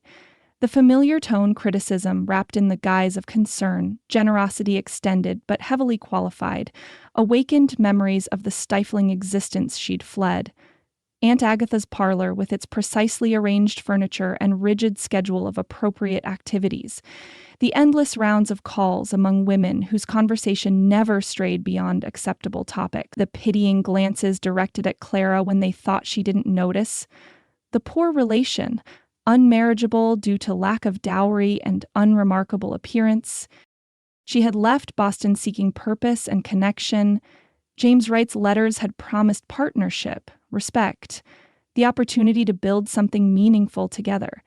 His betrayal had devastated her not only because of the practical predicament it created, but because it had shattered those precious hopes. The kettle whistled, pulling Clara from her reverie. She prepared a pot of tea with methodical movements, buying time to compose her thoughts as Aunt Agatha's offer settled in her mind. 3 months ago, such a letter would have seemed salvation. A humiliating rescue, perhaps, but escape nonetheless from a desperate situation in a strange land. Now, stirring honey into her tea, Clara considered her life at the Thornton home. The satisfying rhythm of days filled with meaningful work. Hannah's growing confidence under her guidance. Eli's gradual emergence from grief's shadow. The sense of belonging that had sprouted fragile roots in this unlikely soil. She carried her tea and the letter to her small room, settling on the edge of the bed as afternoon sunlight slanted through the east-facing window. From this vantage, she could see the smithy where Eli worked, smoke rising from its chimney into the clear Montana sky. Beyond lay the mountains, their snow-capped peaks gleaming against azure depths no Boston sky could match. With sudden clarity, Clara realized she did not want to leave. The thought of returning to Aunt Agatha's spare bedroom, to endless days of performative gentility and carefully calibrated subservience, felt not like salvation, but like burial. She reached for the small writing desk Eli had crafted for her birthday last month, a simple but elegant piece with a drawer for her stationery and a surface that unfolded to provide a writing space. The gift had touched her deeply, not only for its practicality, but for the evidence it provided of Eli's thoughtful observation. He had noticed her awkward attempts to write letters balanced on her lap and created a solution without her having to ask. Taking a deep breath, Clara smoothed a fresh sheet of paper and dipped her pen. November 30, 1874. Dear Aunt Agatha, your letter arrived today, and I thank you for your concern regarding my welfare. The journey your correspondence traveled mirrors my own, a considerable distance over challenging terrain, arriving somewhat altered by the passage. I appreciate beyond measure your generous offer to fund my return to Boston. Such kindness reflects the family loyalty that has always been your guiding principle. However, after careful consideration, I must respectfully decline. What began as unfortunate circumstance has transformed into unexpected opportunity. My position with the Thornton family has evolved into something far more meaningful than mere employment. I have discovered capabilities within myself that might never have emerged in more comfortable surroundings. The young girl in my care flourishes under guidance that draws upon everything Mother taught me about nurturing a child's mind and spirit. The household that was once broken by grief now resonates with purpose and renewed hope. Please assure Reverend Blackwood that my reputation remains intact. The frontier demands practicality above rigid social conventions, yet maintains its own strict moral code. My arrangement with Mr. Thornton is one of mutual respect and clearly defined responsibilities. The community has accepted my presence as both proper and beneficial to a family that has suffered significant loss. I do not discount the challenges of my chosen path. Montana winters are harsh, amenities scarce, and refinements of civilization often distant memories. Yet I find compensation in the honest work of my hands, the genuine connections I've formed, and the remarkable beauty that surrounds us here. Mother once told me that true security lies not in comfortable circumstances, but in knowing one's own capacity to face life's uncertainties with courage and grace. I believe I have found that knowledge here, in this place so different from the world she knew. Please know that I hold you in my thoughts and remain grateful for the shelter and guidance you provided following my parents' deaths. That our paths now diverge reflects not ingratitude but growth that would surely please the sister you so diligently sought to honor through your care of her daughter. With sincere affection and respect. Clara, she read the letter twice, making small adjustments before sealing it in an envelope. The afternoon had deepened toward evening as she wrote, and now lamplight would soon be necessary. Yet Clara lingered in the gathering dimness, allowing the weight of her decision to settle fully upon her consciousness. Boston, with its familiar streets and established proprieties, lay firmly in her past. Silver Creek, with its raw edges, unvarnished honesty, and unexpected warmth, had become her present. And the future, that remained unwritten. Yet Clara faced its uncertainty with a strange new confidence that owed much to the household beyond her door. A knock interrupted her contemplation. Hannah's voice called through the wood. "Miss Abernathy? Pa says supper's about ready, and he's managed not to burn the potatoes this time." Clara smiled at the pride in the girl's voice. Ellie occasionally prepared simple meals when Clara had other tasks, each attempt marginally more successful than the last. His willingness to venture into traditionally female territory, however cautiously, spoke volumes about the changes in their household. "I'll be right there," she called back, tucking the letter into her desk drawer. Its mailing could wait until Monday. Tonight belonged to the present moment, and the people who had, without fanfare or declaration, become her true family. December arrived with a vengeance, bringing howling winds and snow that transformed the landscape into undulating white expanses, broken only by the dark skeletons of trees and the smoke rising from Silver Creek's chimneys. The bitter cold confined most activity indoors, turning the Thornton home into a snug haven against winter's assault. Clara had just finished hanging the last of the laundry on lines strung across the kitchen, the frigid outdoor temperatures making the usual backyard drying impossible, when Eli appeared at the doorway, stamping snow from his boots. "Hannah settled with her schoolwork?" he asked, unwinding the woolen scarf Clara had knitted him for the first heavy snowfall. "Concentration isn't her strongest quality today," Clara replied with a smile. "The Jensen boy's new sled has her dreaming of hillsides rather than arithmetic." Eli nodded, understanding his daughter's restlessness. "Weather's holding steady for now. Thought you might like to see something if you can spare an hour from household matters." His uncharacteristic invitation piqued Clara's curiosity. "The mending can wait," she said, reaching for her shawl. "Should I bundle up? We're not going far, but the path to the back workshop hasn't been fully cleared." Clara followed him out the kitchen door, wrapping her heavy shawl more securely as the icy air stung her cheeks. The back workshop was a small structure behind the main smithy that she'd assumed served for storage. Eli rarely mentioned it, and its door remained closed whenever she delivered his midday meal to the forge. They trudged through ankle-deep snow, following a partially cleared path that wound behind the main smithy to a squat building constructed of the same rough timber.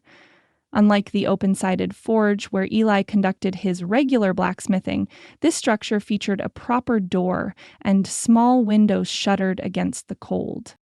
Eli produced a key from his pocket, working it in a lock that had clearly been crafted by his own hand, more elaborate than necessary for a simple storage shed. The door swung inward, revealing darkness broken only by thin seams of light penetrating the shuttered windows. "Mind the threshold," he cautioned, stepping inside to light a lamp mounted near the entrance. As golden illumination spread through the small space, Clara caught her breath in surprise. The workshop bore no resemblance to the utilitarian smithy where Eli produced horseshoes and hinges, wagon parts and cooking hooks. Instead, she found herself in what could only be described as an artist's sanctuary. Work tables lined the walls, their surfaces crowded with tools of extraordinary delicacy. tiny hammers and pliers, fine-tipped implements for detailed work, and containers of mysterious solutions. Shelves above held an array of raw materials, silver and copper wire of various gauges, small ingots of metal she couldn't identify, and jars of colored substances that might be enamels or pigments. But it was the works in progress scattered throughout the space that truly captured her attention. A partially completed candelabra rose from one table, its branching arms forming graceful curves that mimicked natural growth rather than geometric precision. Nearby stood what appeared to be a reading lamp with a shade composed of interlocking metal leaves so fine they seemed ready to rustle in a passing breeze. On another surface, smaller pieces awaited completion. Pendants and bracelets, decorative boxes with hinges disguised as twining vines, and what appeared to be chess pieces fashioned as miniature wildlife. "Eli," she breathed, moving carefully into the space. "This is extraordinary." He remained near the door, his expression caught between pride and something approaching vulnerability. "It's impractical work, mostly. Things with no real purpose beyond pleasing the eye." "Beauty is its own purpose," Clara replied, drawn to a partially finished sculpture of a meadowlark poised as if about to take flight. She leaned closer, marveling at the precise detail of each feather, the captured movement in the delicate metal wings. "This rivals pieces I've seen displayed in Boston's finest homes. Better, actually, because it carries life rather than merely copying form." Eli moved to stand beside her, his presence warming the space between them. "Metal speaks differently when it's not constrained to function," he said quietly. "It has its own voice if you listen closely enough during the working." The revelation of this hidden talent, and more significantly the passion evident in his voice, showed Clara a dimension of Eli Thornton she'd glimpsed only in fragments before. Here was the artist behind the craftsman, the dreamer beneath the practical provider. "How long have you been creating these pieces?" she asked, following him deeper into the workshop as he moved to unshutter one of the windows, allowing winter light to supplement the lamp's glow. "Since apprenticeship days." He cleared space on a bench, inviting her to sit while he stoked a small stove in the corner. "The master I trained under recognized something in my work, said I had an eye for what metal wanted to become, not just what men needed it to be." As warmth gradually filled the space, Eli seemed to relax, his customary reserve softening as he showed her various projects. Each piece told a story, a letter opener whose handle formed a perfect miniature of a mountain trout, a picture frame whose border depicted the seasonal cycle through delicate metalwork, a set of buttons for a gentleman's waistcoat fashioned as tiny pine cones. "Do you sell these pieces?" Clara asked, noting the quantity of finished work carefully stored in felt-lined drawers. Eli shook his head. "Rarely. Sometimes a traveler passing through, someone from Denver or St. Louis, recognizes the value and commissions something similar, but mostly they're just mine." The simple admission carried weight beyond its words. This workshop represented more than artistic expression. It was personal sanctuary, a space where Eli could create freely without judgment or practical demand. "Margaret never understood this part of my work," he said suddenly, straightening a row of delicate chisels with careful precision. "She appreciated the income from my regular smithing, supported my taking commissions for decorative ironwork like the bank gates. But these smaller pieces," he gestured toward the collection of seemingly random objects, "she called them my fancies. Worried I spent too many hours here when practical matters needed attention." Clara considered her response carefully, sensing the lingering hurt beneath his matter-of-fact tone. Perhaps she feared what she didn't understand. Art speaks differently to each heart. "She was practical to her bones," Eli continued, a fondness softening his features. "Managed our household accounts to the penny, planned gardens to maximize yield rather than beauty. We balanced each other that way." He ran a finger along the meadowlark's delicate wing. "I think she worried these pieces took me somewhere she couldn't follow." The insight into their marriage, the first time Eli had spoken of any discord between them, touched Clara deeply. "Yet she kept your wedding locket close," she observed gently. "Beauty and practicality coexisting in one cherished object." Eli glanced up, surprise and recognition flickering across his features. I never considered that. The locket was different somehow, commissioned for her directly. Well, these were expressions of your spirit alone, Clara suggested, perhaps more intimate even than a gift. The observation hung between them, laden with unspoken understanding of the complex interplay between creation and connection, between artist and audience. Eli turned toward a cabinet in the far corner, producing a small wooden box from its bottom drawer. This was meant for Margaret, he said, opening the box to reveal a silver hairpin crowned with a perfect wild rose for our 10th anniversary. She fell ill before I could finish it. The piece captured the essence of a Montana wild rose with astonishing fidelity.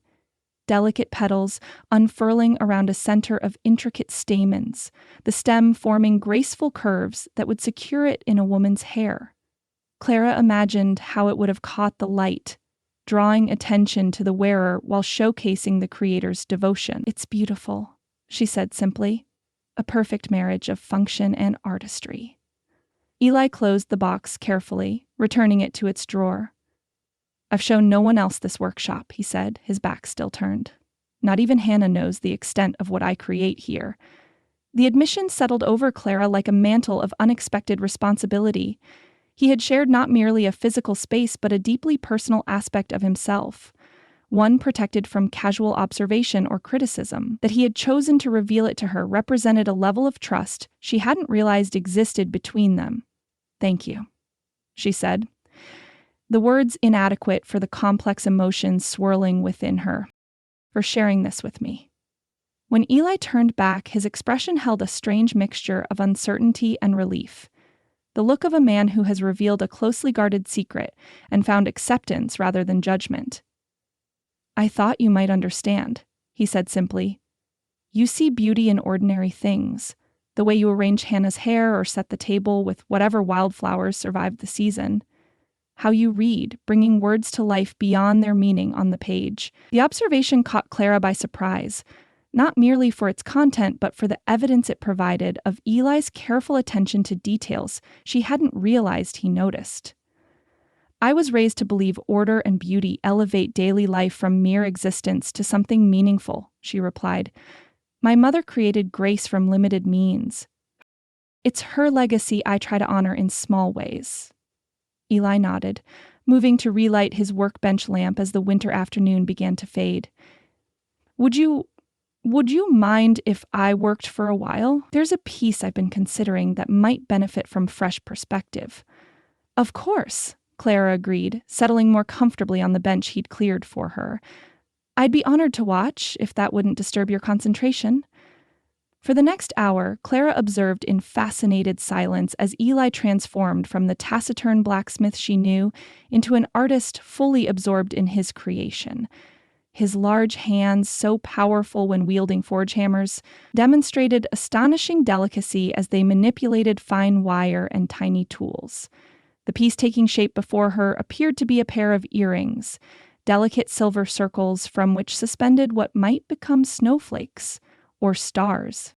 She marveled at his complete absorption, the way his usual self-consciousness melted away when engaged with the materials. This, she realized, was Eli Thornton's truest self.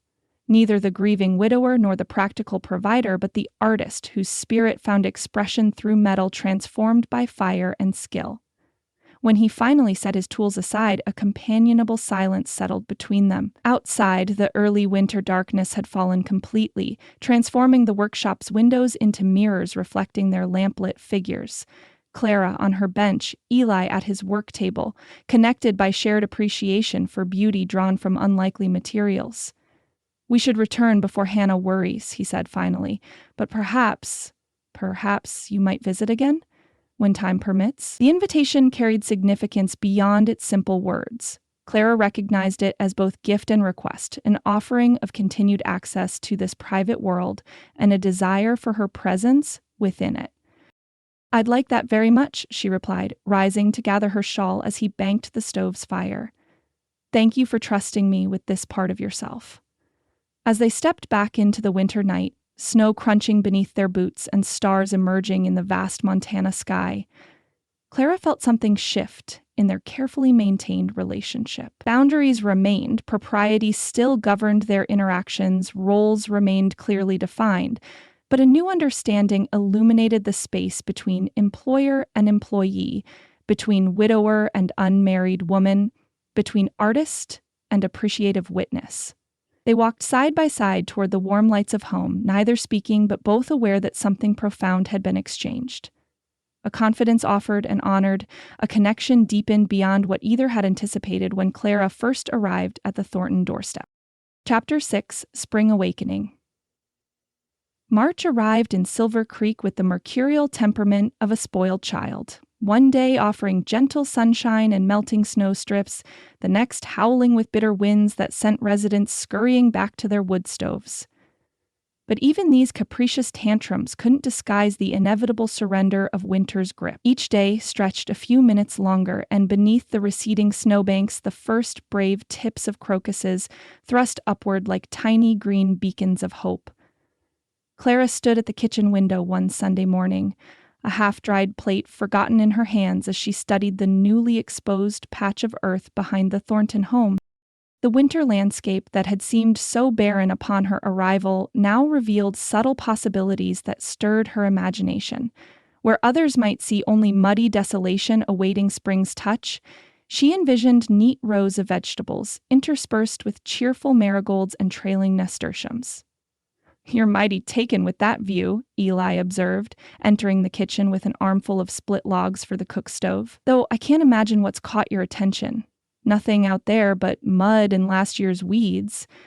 Clara set aside the neglected plate, her expression brightening with purpose. "I was thinking about a garden. That south-facing area gets wonderful light, and now that the snow's receding, we could prepare the soil before planting season." "A garden?" Eli deposited the wood in its box beside the stove, brushing bark fragments from his shirt. "That plot hasn't been cultivated since Margaret took ill. Soil's likely gone poor, if it was ever good to begin with. Montana ground's not like eastern farmland." "All soil can be improved with proper care," Clara countered with the confidence of someone raised by a mother who could coax flowers from the most unpromising earth.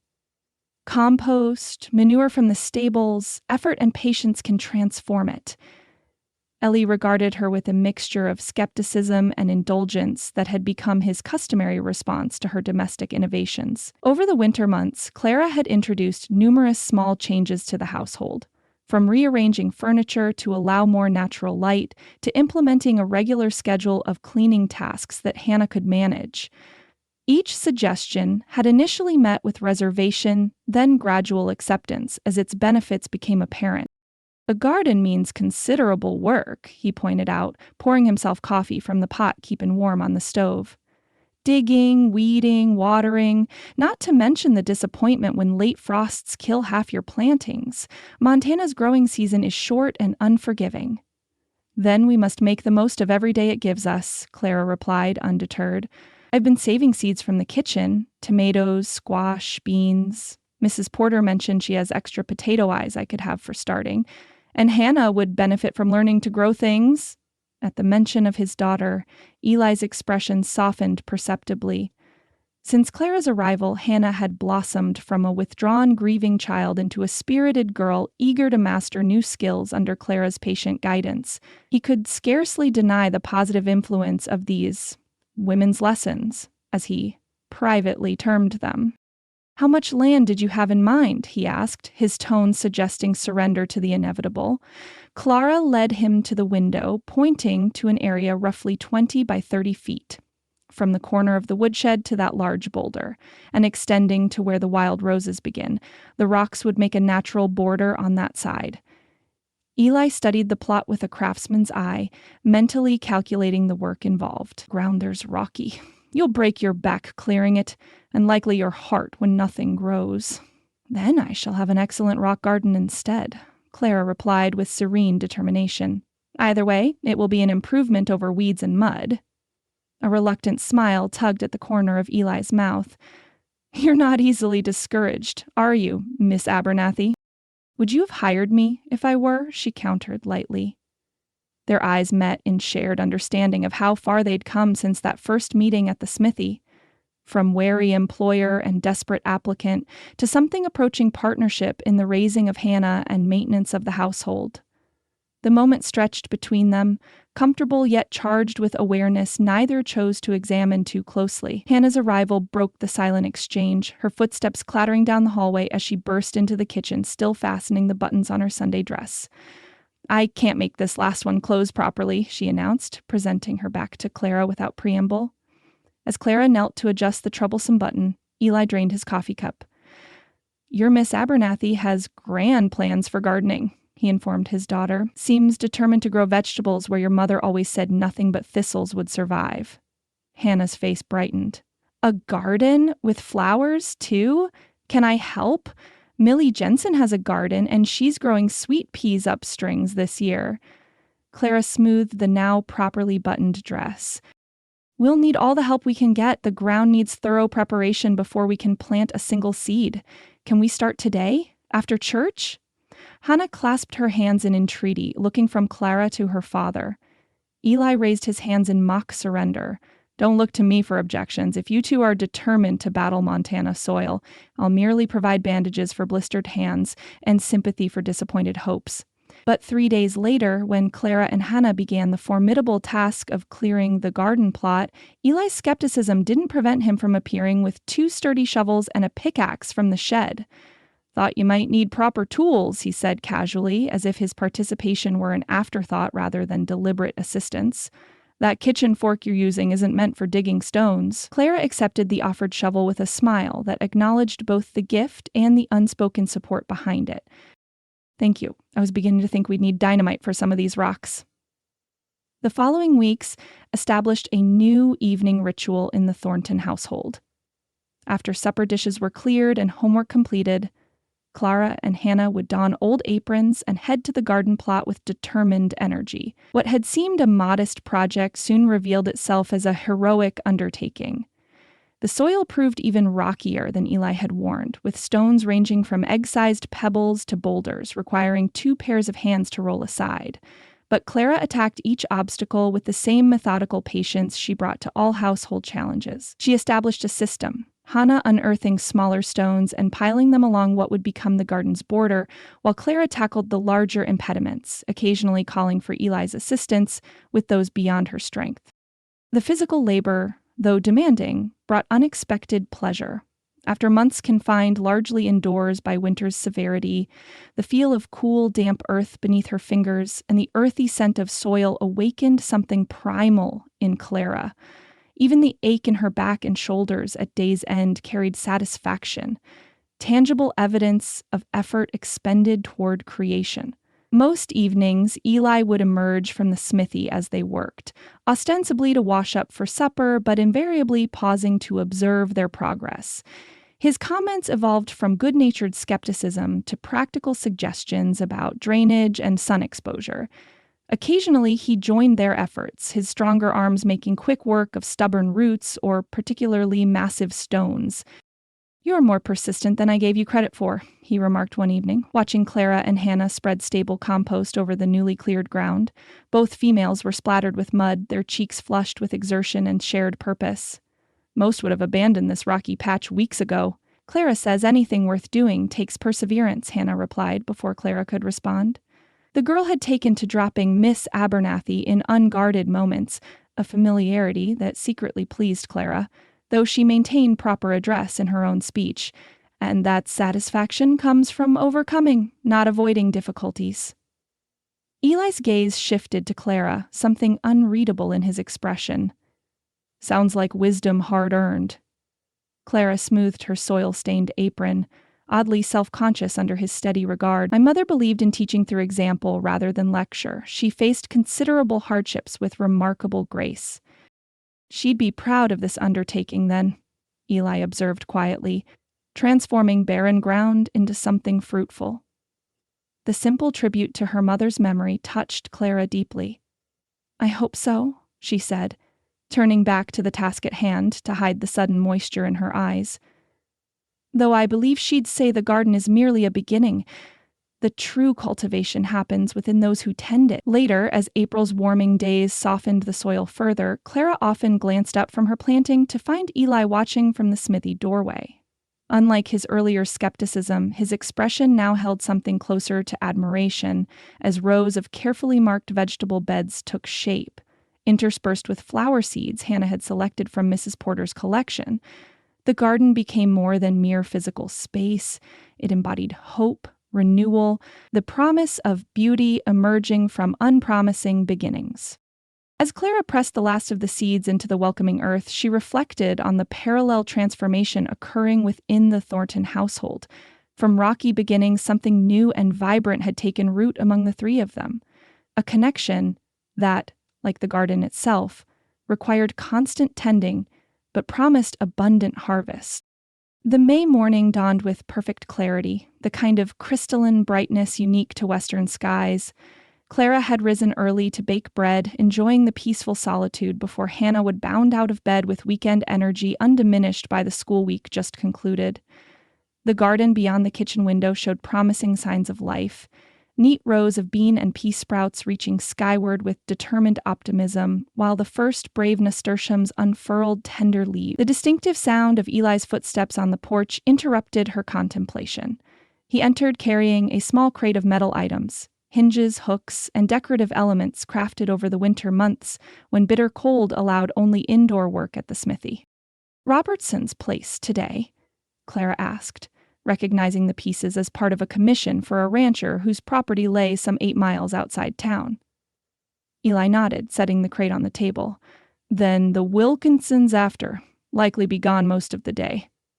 He hesitated, seeming to consider something before continuing. "Been thinking you might help with these deliveries when planting's done. Some customers prefer discussing household installations with a woman's perspective. Placement of curtain rods, kitchen hooks, that sort of thing."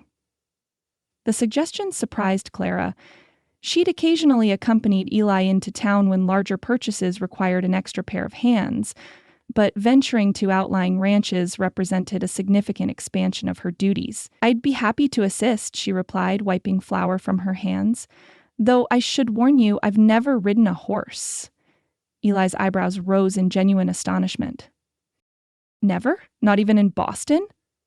"My circumstances didn't permit such activities," Clara explained, feeling unaccountably embarrassed by this gap in her experience.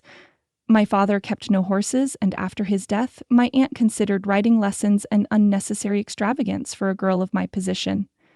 Hannah appeared in the doorway, hair still tousled from sleep but ears apparently attuned to any mention of horses. "You've never ridden, Miss Abernathy? Not ever?"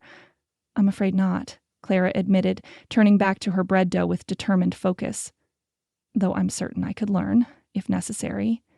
"Pa could teach you!" Hannah exclaimed, darting fully into the kitchen with sudden animation. "He taught me when I was only 5. Couldn't he, Pa? Then Miss Abernathy could ride Duchess because she's gentle, and I could take Starlight when we all go together." The cascade of suggestions tumbled forth with such enthusiasm that Clara couldn't help smiling despite her private reservations. The thought of perching atop even the gentlest horse filled her with trepidation she'd never admit aloud, particularly not before Hannah's shining eagerness. "Your father has quite enough responsibilities without adding riding instruction to the list," she said, kneading the dough with perhaps more vigor than necessary. "Wouldn't be any trouble," Eli replied unexpectedly. "Sunday afternoons are quiet. Duchess is steady as they come. Belonged to Margaret, who wasn't fond of spirited mounts." He studied Clara with perceptive eyes that seemed to read her unspoken anxiety. "Might be useful, given how isolated winter storms can leave us. Basic riding's a practical skill in these parts." The appeal to practicality, coupled with Hannah's pleading expression, effectively trapped Clara in a corner of her own making. She, who had tackled rocky soil and Montana blizzards with unflinching determination, could hardly confess to fear of a docile mare without losing hard-earned respect. "Sunday afternoon, then," she agreed with forced casualness, "if the weather holds." And so it was that Clara found herself that Sunday after church, standing beside the corral behind the Thornton barn, watching with increasing apprehension as Eli led out a dun-colored mare whose size seemed considerably more imposing at close range than when viewed from a comfortable distance. "This is Duchess," Eli said, stroking the horse's neck with easy familiarity. 14 years old and steady as a rock. Margaret chose her specifically for her even temperament. Clara approached cautiously, one hand extended, as she'd seen Hannah do countless times when greeting neighboring horses. Duchess regarded her with liquid brown eyes that seemed to hold ancient wisdom, then extended her velvety muzzle to snuffle Clara's palm with warm breath. "She's smelling for treats," Hannah explained from her perch atop the corral fence. "She especially likes apple pieces, but carrots will do." "We'll save treats for after the lesson," Eli said firmly. "Don't want her expecting rewards before work's done." He adjusted the simple saddle, checking straps with careful attention before turning to Clara. "We'll start with mounting. Left foot in the stirrup, grip the saddle here," he indicated the pommel, "and swing your right leg over. I'll steady you." Clara gathered her divided riding skirt, hastily adapted from an old dress the previous evening, and approached the horse's left side. The stirrup hung at a height that seemed impossible to reach without undignified scrambling. "Perhaps a mounting block," she suggested, scanning the area for anything that might provide additional height. "Better to learn properly from the start," Eli replied. "I'll give you a boost up. Ready?" Before Clara could formulate further objections, his hands circled her waist, their warmth penetrating the fabric of her blouse with startling immediacy. "Left foot in the stirrup," he reminded her, his voice closer to her ear than she'd anticipated. "Push up on my count." The solid strength of his grip provided both reassurance and distraction as Clara placed her foot in the stirrup. At his quiet "now," she pushed upward, his hands lifting her with surprising ease until she found herself seated side saddle atop Duchess, who remained blessedly motionless throughout the maneuver. "Well done," Ellie said, his hands lingering briefly at her waist to ensure her balance before stepping back. "How does it feel?" "High," Clara admitted, gripping the pommel with white-knuckled determination. "And precarious." A smile touched his lips, genuine rather than mocking. "You'll get accustomed to the height. Duchess won't move until you ask her to, so take a moment to find your seat." "Miss Abernathy looks like a proper lady up there," Hannah observed with approval. "Ma always rode side saddle too, even though she knew how to ride astride. She said it was more dignified." The comparison to Margaret, clearly intended as a compliment, heightened Clara's determination to master this skill that had been second nature to the woman whose household she now managed. She straightened her spine, consciously relaxing her death grip on the saddle. "What next?" she asked, pleased that her voice betrayed none of the fluttering anxiety in her stomach. "Reins," Eli replied, demonstrating the proper hold before handing them to her. "Not too tight, just enough contact to communicate with her mouth. Think of it as a conversation between your hands and her understanding." His fingers brushed hers as he adjusted her grip, the brief contact sending an inexplicable warmth up her arm that had nothing to do with the spring sunshine. Clara focused intently on the leather straps in her hands, avoiding his gaze. "Like this?" she asked, mimicking the position he'd shown. "Almost." Eli stepped closer, his height allowing him to reach her hands without stretching. "Thumbs on top, like so?" His fingers closed over hers, gently repositioning her hold on the reins. "You want a straight line from your elbow to her mouth, subtle communication." The moment stretched between them, his hands lingering over hers longer than strictly necessary for instruction. Clara became acutely aware of details she normally managed to ignore in their daily interactions. The clean scent of soap mingled with the leather and metal smells that always accompanied him. The surprising smoothness of his palms where they touched the backs of her hands. The flecks of gold visible in his eyes when sunlight struck them directly. A small cough from Hannah's direction broke the moment. Ellie stepped back, clearing his throat as he assumed a more instructional stance. "Now, to walk forward, squeeze gently with your legs and release the pressure on the reins.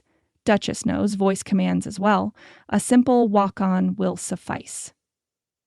The remainder of the lesson proceeded with less physical contact, as Ellie led Duchess around the corral by a long lead while instructing Clara on basic commands and posture. Hannah contributed enthusiastic commentary and encouragement from her perch on the fence, occasionally demonstrating proper technique with exaggerated gestures that made Clara laugh despite her nervousness. By the time Eli suggested they end the first lesson, Clara had progressed from rigid terror to cautious confidence in Duchess's slow, plodding walk around the corral perimeter. The process of dismounting, which required trusting Eli's hands at her waist once more, created another moment of awareness that left her cheeks unaccountably warm despite the mild temperature. "You did well for a first lesson," he said as her feet touched ground again, his hands withdrawing only after ensuring her steady footing. "Better than I expected, if I'm being honest." "Clara's good at everything she tries," Hannah declared with loyal certainty as she slipped into the corral to take charge of Duchess. "Next time she'll learn to trot, won't she, Pa?" "Let's master walking first," Clara interjected hastily, brushing dust from her skirt to hide the trembling in her fingers. Aftermath of either the riding experience or Eli's proximity, she wasn't entirely certain which. "I'm grateful for your patience, Mr. Thornton, both of you," she added, including Hannah in her glance. "Sunday next, we'll try again," Eli said, his tone making it more statement than question. "If you're willing." "I am," Clara replied, surprising herself with the realization that she genuinely wished to continue, not merely to acquire a practical skill, but to recapture something of the connection she'd felt during those moments of instruction. As Hannah led Duchess toward the barn for brushing and an earned apple treat, Eli fell into step beside Clara on the path back to the house. "Margaret was terrified of horses when we first met," he said conversationally. "Wouldn't go near them if she could avoid it." The casual mention of his late wife, offered without prompting or obvious pain, marked significant healing from the man who had once avoided any reference to Margaret in daily conversation. "Yet she eventually rode side saddle like a proper lady," Clara observed. "What changed her mind?" A distant smile touched Eli's features. "Necessity, initially. Living out here without riding skills limited her terribly, but later—" He paused, seeming to search for the right words. "Later, she discovered the freedom it offered. Said she never felt more alive than when riding across open country with the wind in her face." Clara considered this glimpse into Margaret's journey from fear to exhilaration. "Do you think I might feel the same someday? That level of confidence seems rather distant at present." Eli glanced down at her, something warm in his expression that had nothing to do with mere riding instruction. "I've no doubt whatsoever," he said quietly. "You've overcome more difficult challenges since arriving in Silver Creek. Duchess is merely the latest in a long line of obstacles you've faced with remarkable courage." The simple tribute, delivered without flattery or exaggeration, warmed Clara more deeply than effusive praise might have done. It acknowledged not only today's small victory, but the entirety of her adaptation to frontier life, from city-bred young woman to capable member of a household that had once seemed entirely foreign to her experience. "Thank you," she said simply, knowing he would understand the gratitude encompassed more than today's lesson, for believing I could learn. "Thank you," he countered, "for being willing to try." They continued toward the house in companionable silence, the spring sunshine warming their shoulders and casting long shadows before them on the path, shadows that, to Clara's thoughtful observation, seemed to merge into a single outline against the Montana soil that had, initially, seemed so inhospitable, but now felt increasingly like home. The late May afternoon brought the kind of languid warmth that seemed to slow time itself, turning even the most industrious souls toward thoughts of shade and cool drinks. Clara had propped the kitchen door open to catch what little breeze stirred the air as she hulled the season's first strawberries, tiny but intensely flavored fruits from wild plants Hannah had discovered along the creek bank. The rhythmic clanging from the smithy had fallen silent nearly an hour ago, an unusual occurrence during Eli's working hours. Clara glanced toward the open doorway, wondering if the heat had driven him to seek respite, when the sound of male voices drifted toward the house. One belonged to Eli, the other carried the distinctive cadence of wealth and authority, someone accustomed to having his words heeded without question. Curiosity drew Clara to the window that offered a partial view of the smithy. Two figures stood examining the decorative gate panels, leaning against the outer wall. Eli's tall form easily recognizable despite the distance, his companion a portly man in a broadcloth suit, too formal for Silver Creek's usual standards. The stranger's gestures suggested animated interest as he pointed to various elements of the metalwork. Clara returned to her strawberries, determining not to intrude on what was clearly business. Yet when the voices grew louder, approaching the house rather than remaining at the smithy, she found herself smoothing her apron and checking that her hair remained neatly pinned beneath its simple cap. "Miss Abernathy," Eli's voice called from the porch, "might you join us for a moment?" She wiped her reddened fingers on a damp cloth before stepping outside, blinking in the brightness after the kitchen's relative dimness. Eli stood beside a man whose appearance confirmed Clara's impression of prosperity, from his polished boots to his gold watch chain to the beaver hat he held respectfully in his hands at her appearance. "Miss Abernathy, may I present Mr. James Hollister?" Eli said with unusual formality. "He owns the Double H Ranch north of here. Mr. Hollister, Miss Clara Abernathy, who manages our household." The rancher stepped forward with a small bow that spoke of Eastern upbringing. "A pleasure, Miss Abernathy. Thornton here tells me you hail from Boston originally." "I do, sir," Clara acknowledged with a polite nod, though Silver Creek has become home this past year. "Civilization's loss is Montana's gain, I'm sure," Hollister replied with practiced gallantry. "I was just admiring Thornton's exceptional work on those gates bound for the bank building. Never seen such craftsmanship west of Chicago." Eli's expression remained impassive, though Clara detected the slight tension in his shoulders that typically accompanied praise of his more decorative pieces. "Mr. Hollister is considering commissioning entrance gates for his ranch," he explained. "Something more elaborate than the usual. My wife's been after me to improve the property's appearance," Hollister elaborated. "Says our success should be evident from the moment visitors approach. After seeing what Thornton's created for that bank, I'm inclined to agree with her." Clara recognized the significance of such a commission immediately. The Double H was rumored to be one of the largest operations in the territory, with government contracts for supplying beef to nearby Indian reservations and military outposts. Work of this magnitude could provide financial security for the Thorntons well beyond the usual month-to-month existence of most Silver Creek residents. "Mr. Thornton's artistic abilities extend far beyond what most have seen," she said carefully, sensing Eli's discomfort with self-promotion. "The bank gates demonstrate only one aspect of his design capabilities." Hollister nodded, turning back to Eli. "My Catherine has definite ideas about appearances. Would need to see some concept drawings before committing. That possible?" A flicker of concern crossed Eli's features. While his drafting skills were adequate for his own reference, he rarely prepared the kind of polished presentation drawings that might impress a client of Hollister's standing. Before he could respond, Clara spoke. "Perhaps you might show Mr. Hollister your portfolio," she suggested smoothly. "The collection of designs and photographs you've assembled would give Mrs. Hollister a clearer sense of possibilities than mere description." Ellie's momentary confusion gave way to understanding as he caught her implied meaning. No such portfolio existed, yet. But the possibility of creating one clearly intrigued him. "An excellent suggestion," he agreed. "Though assembling appropriate samples would take some days. Would next week allow sufficient time, Mr. Hollister?" The rancher consulted a gold pocket watch with deliberate casualness that didn't quite disguise his eagerness.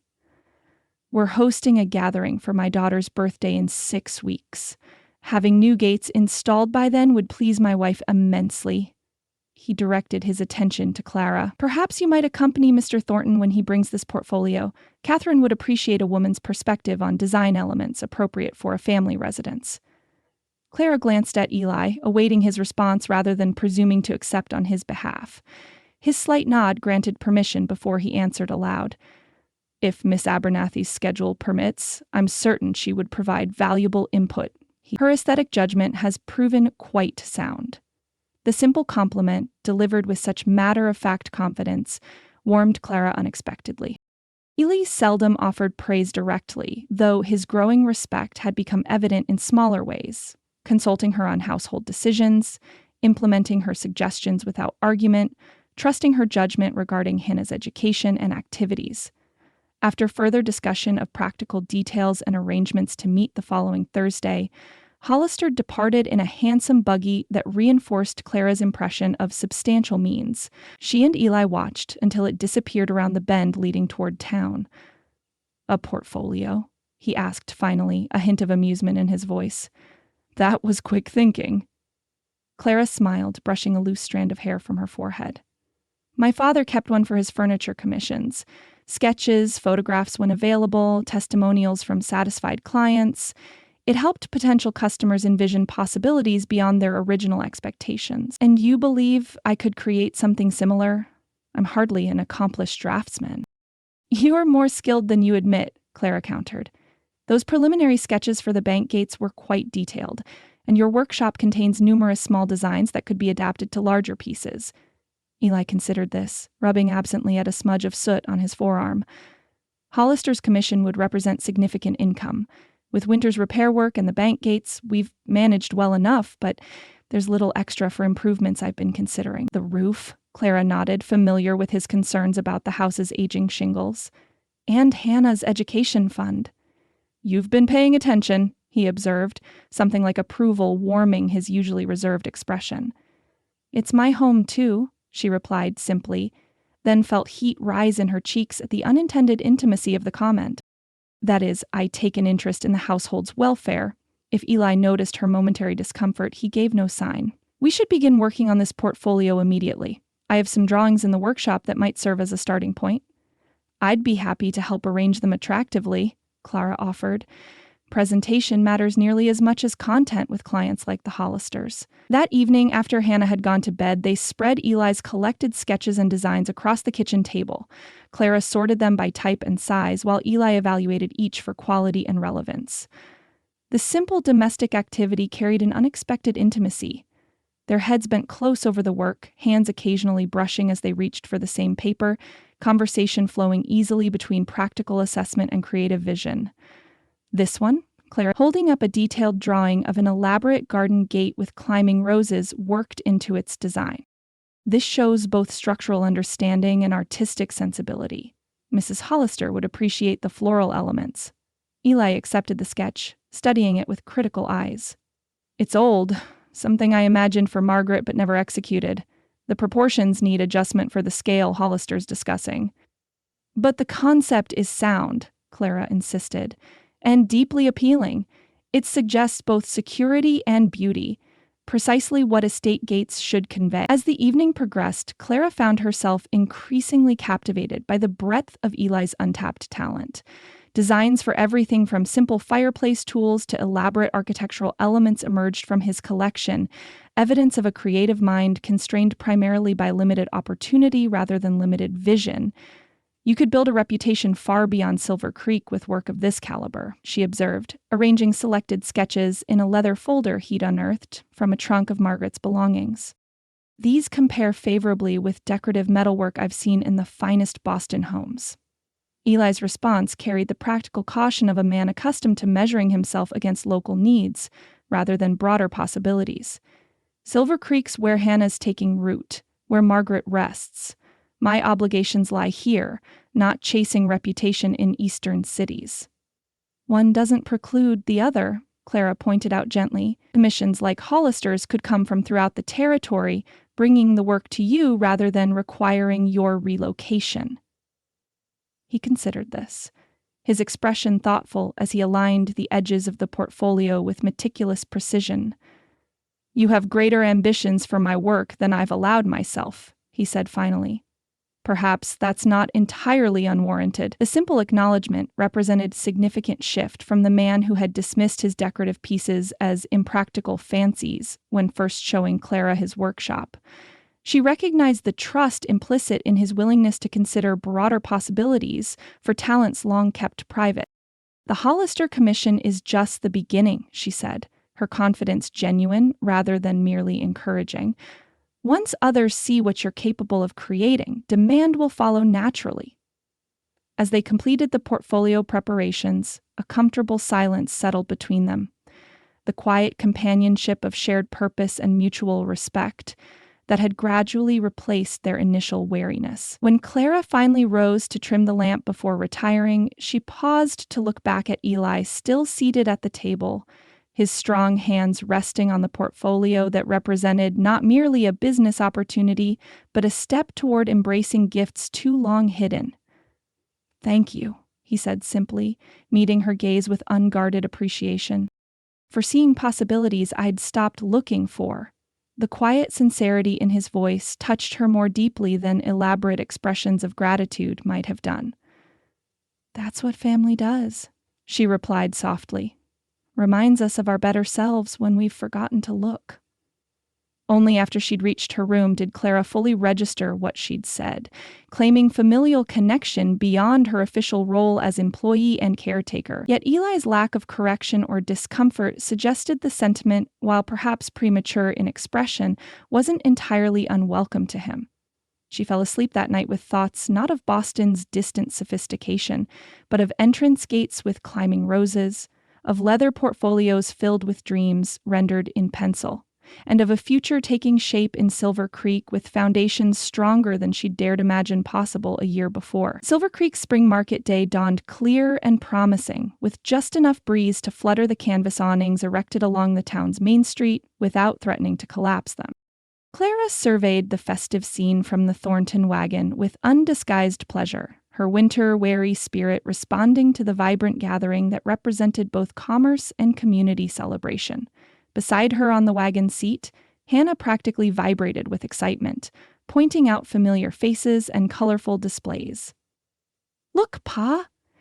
Mrs. Jensen's brought her quilts this year, and Mr. Simmons has his wooden toys again. Do you think he's carved more horses?" From Hannah's other side, Eli guided the horses through the growing congestion with practiced ease. "We'll have plenty of time to explore once we've set up our own display," he reminded her, though his tone carried indulgence rather than reprimand. "Miss Abernathy has gone to considerable trouble with the arrangements." Indeed, Clara had approached the market day with unexpected enthusiasm, after Eli's casual mention that he usually displayed basic smithy wares at the annual event. What had begun as simple suggestions for organizing his utilitarian offerings had evolved into a more ambitious presentation that included several of his decorative pieces. Carefully selected items from his private workshop that demonstrated his artistic capabilities without depleting his personal collection. Eli had initially resisted the idea. Most folks come looking for practical goods: horseshoes, nails, hinges. Decorative pieces are luxuries few here can afford. Which is precisely why they should see what's possible, Clara had countered. Not everyone will purchase such items, but those who can might never realize what you offer unless they see examples. And with the Hollister Commission proceeding, establishing your reputation for finer work makes practical sense.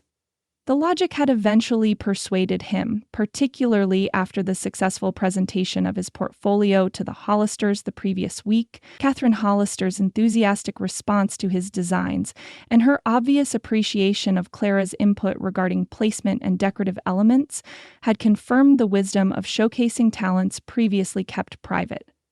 Now, as they claimed their assigned space at the north end of the market row, Clara directed the unloading with quiet efficiency. A trestle table Eli had constructed specifically for the occasion would display smaller items, while larger pieces would stand on carpet squares borrowed from the parlor. Hannah's contribution, wildflowers gathered at dawn and arranged in 3 of Clara's preserving jars, would add color to the practical display. "The sun will strike the silver pieces just so by mid-morning," Clara observed, positioning a delicate filigree box where light would catch its intricate surface, "and the copper elements on that lamp base will warm beautifully as the day progresses." Eli raised an eyebrow, impressed by her attention to such details. "You've given this considerable thought." "Presentation matters," she replied, smoothing the linen cloth that covered the rough wooden table. "Your work deserves to be seen at its best advantage." As they completed the arrangements, Clara became aware of curious glances from neighboring vendors and early market-goers. The Thorntons' participation in previous markets had apparently been limited to Eli's solitary display of practical smithy wares. The presence of all 3 of them, with an expanded and carefully arranged presentation, clearly prompted speculation. "Folks are staring," Hannah observed with a child's direct perception. "Is it because we've brought your special pieces, Pa?" Partly, Eli acknowledged, adjusting a horseshoe display with deliberate focus. Change always draws attention in a small community. What remained unspoken, though Clara sensed all three recognized it, was that the greater interest stemmed from their appearance as a unified family rather than from the altered merchandise. In the years since her arrival, Clara had become woven into the fabric of their household in ways that transcended her official position. Today, as they worked together to create their display, the boundaries between employer, employee, and family member had blurred beyond clear definition. The market officially opened with the ringing of the church bell at 9 o'clock, sending townspeople and visitors alike flowing into the street lined with displays of local products and craftsmanship. Clara had positioned herself slightly apart from the main table, allowing Eli to conduct business transactions while she provided additional information when interest warranted. Hannah alternated between helping at their booth and exploring other displays with friends, always returning with breathless reports of interesting sights or potential customers headed their way. By mid-morning, the Thornton display had drawn considerable attention. The practical items, hinges, hooks, kitchen implements, sold steadily to local residents, while the decorative pieces attracted curious examination if not immediate purchase. Clara noted with satisfaction how each inquiry about the more artistic works straightened Eli's posture slightly, pride gradually overcoming his habitual reserve as visitors expressed genuine admiration. "Did you really make this, Mr. Thornton?" Mrs. Peterson, the banker's wife, asked as she examined a candelabra whose branches twisted like living vines around a central stem. "It's remarkably similar to pieces I recall from St. Louis parlors. My father designs everything himself," Hannah interjected before Eli could respond, her voice carrying the absolute conviction of childhood certainty. "He can make metal do whatever he wants it to. Even tiny flowers with petals thin as paper." Clara suppressed a smile at this enthusiastic promotion, noting how Eli's expression softened at his daughter's unabashed pride in his abilities. With each such interaction, she observed his confidence in presenting his artistic work visibly strengthen. The arrival of the midday stagecoach brought a new wave of potential customers, travelers pausing to stretch their legs during the team change, their Eastern clothing and curious inspection of local wares marking them as tourists rather than settlers. Clara recognized the opportunity immediately.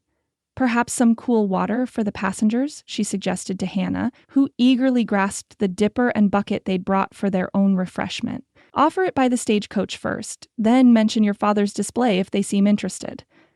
As Hannah darted off on her diplomatic mission, Eli gave Clara an appreciative glance.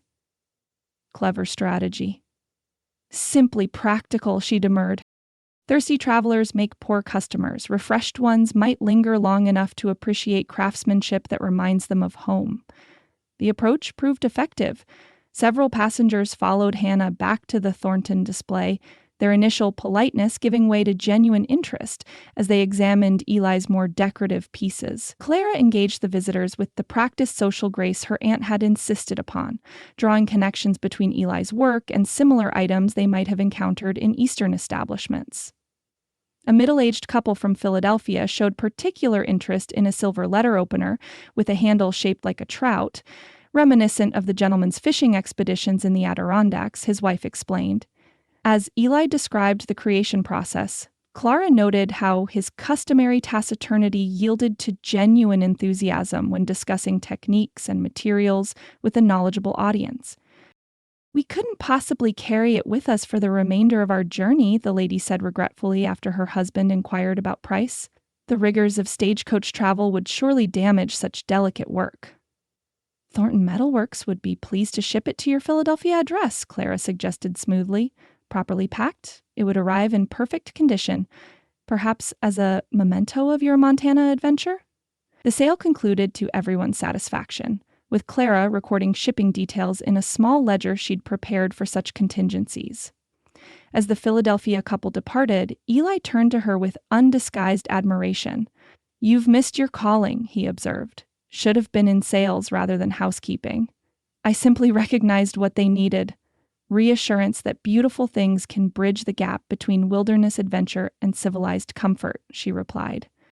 "Your craftsmanship did the real persuading." Throughout the afternoon, similar scenes unfolded. Local residents purchased practical items while expressing newfound appreciation for Eli's artistic capabilities. Travelers acquired smaller, decorative pieces as mementos or gifts, often arranging shipping to distant addresses. Hannah divided her time between enthusiastic promotion of her father's talents and increasingly detailed explanations of how various items were created, her knowledge surprising even Eli with its accuracy. "You've been paying more attention in the workshop than I realized," he commented after overhearing her precise description of the annealing process to a fascinated visitor. Hannah beamed under his approval. Clara says understanding how beautiful things are made helps us appreciate them properly. "I've been practicing, so I can tell people about your work like she does." The casual use of Clara's given name occurring with increasing frequency in Hannah's speech drew no correction from Eli, Clara noticed. Another small indicator of her shifting status within their household, neither acknowledged directly nor discouraged. As the market day wound toward evening, Clara observed Eli counting the day's proceeds with quiet satisfaction. Beyond the immediate income, she recognized the greater victory: his public embrace of artistic identity alongside his established reputation for practical craftsmanship. The man who had once hidden his finer pieces in a private workshop had now welcomed community acknowledgement of talents too long kept separate from his public life. A successful day, she ventured, as they began packing unsold items for the return journey. "Beyond expectation," he agreed, carefully wrapping a small silver bowl in soft flannel. "Not just in sales, but in," he hesitated, searching for the right words, "in possibilities recognized." "Pa's famous now," Hannah declared, returning from a final exploration of neighboring booths with sticky fingers that suggested purchased sweets. "Mrs. Porter told Mrs. Jensen that nobody suspected our blacksmith was actually an artist all this time." "I wouldn't go that far," Eli demurred, though pleasure at the characterization showed in the slight flush across his cheekbones. "But perhaps I've kept certain skills too private for too long. Growth often requires stepping beyond comfortable boundaries," Clara observed, securing the last crate of unsold items. "For plants, for people, for possibilities." Their gazes met over Hannah's head, shared understanding flowing between them like a current, warm, vital, and increasingly essential to them both. In that moment, Clara recognized how thoroughly entwined their lives had become through months of daily interactions, shared challenges, and mutual support. What had begun as employment had evolved into something far more complex and rewarding than either could have anticipated. The journey home through the gathering dusk wrapped them in companionable quiet, Hannah eventually dozing against Clara's shoulder, while Eli guided the horses along the familiar road. Stars emerged in the darkening sky, the same stars visible from Boston, yet somehow more intimate here, unmarred by city smoke and seemingly within reach of an outstretched hand. "Thank you," Eli said quietly, his voice barely carrying above the rhythmic creak of the wagon wheels. "For today. For seeing value in what I'd nearly convinced myself was merely indulgence." "Your talent isn't indulgence," Clara replied with equal softness, careful not to disturb Hannah's slumber. "It's gift and calling combined. The world deserves to benefit from both." He nodded, his profile limned in silver by the rising moon. "Margaret would have enjoyed today," he said after a thoughtful pause. "Seeing Hannah proudly explaining my work, watching you charm those Philadelphia travelers into appreciation beyond mere purchase." The mention of Margaret, offered without pain or awkwardness, demonstrated how far healing had progressed since Clara's arrival. What had once been wounds too raw to touch had gradually transformed into memories that could be honored without reopening grief's scars. "I think she was present, in a way," Clara offered. "Through Hannah's eyes, and your hands, through the home you built together that continues to shelter new growth." Eli's hand found hers briefly in the darkness, a fleeting pressure of warm fingers against her own before returning to the reins. The simple gesture conveyed more than words could express: gratitude, connection, and something deeper neither seemed quite ready to name, but both increasingly acknowledged. As Silver Creek's scattered lights appeared in the distance, Clara felt a profound sense of homecoming that had nothing to do with physical structures, and everything to do with belonging to this small family that had welcomed her into its broken places and found renewed wholeness in her presence. What awaited beyond the commission, beyond successful market days, beyond the careful dance of proper boundaries still maintained, this remained uncharted territory.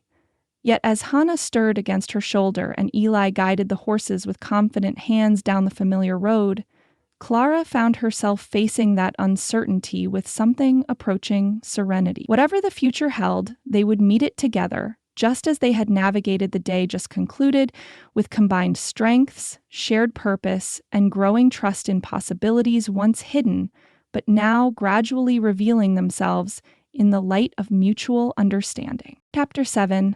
Whispers of Change. June arrived with gentle persistence, bringing longer days and the kind of nurturing warmth that coaxed reluctant life from soil still remembering winter's grip. Clara woke each morning to birdsong that began well before dawn, a chorus that seemed to celebrate possibilities dormant just weeks before. On this particular morning, she slipped from beneath her quilt earlier than usual, drawn by the pearl gray light filtering through her window and the promise it held. Wrapping a light shawl around her nightdress, she made her way quietly to the kitchen door and stepped onto the dew-dampened porch. The garden plot that had demanded so much labor now displayed the first rewards of their persistence. Slender green shoots had emerged in nearly perfect rows, their tender vulnerability somehow more touching than the established strength they would eventually become. Clara moved closer, kneeling in the soft earth to examine a cluster of bean sprouts that had unfurled overnight, their seed leaves stretched toward the lightening sky with unmistakable purpose. "Are they growing, Clara?" Hannah's whispered question came from the doorway, her small form silhouetted against the kitchen's interior. She had taken to rising early as well, eager to participate in what had become their shared morning ritual. "Come see," Clara invited, holding out her hand. "The beans we planted Sunday last have decided to join us in the sunlight." Hannah scampered forward in her nightgown, feet bare despite Clara's repeated admonitions about proper attire, even for early garden inspections. Her delight at the emerging sprouts manifested in a small, reverent gasp as she crouched beside Clara. "They weren't here yesterday," she marveled, reaching out one finger to touch a curved stem with butterfly gentleness. "How can they grow so much in the dark when we're sleeping?" The question carried echoes of childhood wonder that resonated deeply within Clara. "Faith and patience," she answered, settling more comfortably on the ground beside the girl. The seeds knew what they were meant to become, even in the darkness beneath the soil. They simply needed time and nourishment to fulfill their purpose. Hannah considered this with the seriousness she applied to all Clara's explanations. "Like people," she ventured after a moment's reflection, "we grow even when nobody's watching." The insight, so profound from one so young, caused Clara's breath to catch. Before she could respond, a deeper voice joined their conversation from the direction of the house. "And the earth bringeth forth fruit of herself, first the blade, then the ear, after that the full corn in the ear." Both females turned to find Eli standing on the porch, already dressed for the forge, though the sun had barely crested the eastern mountains.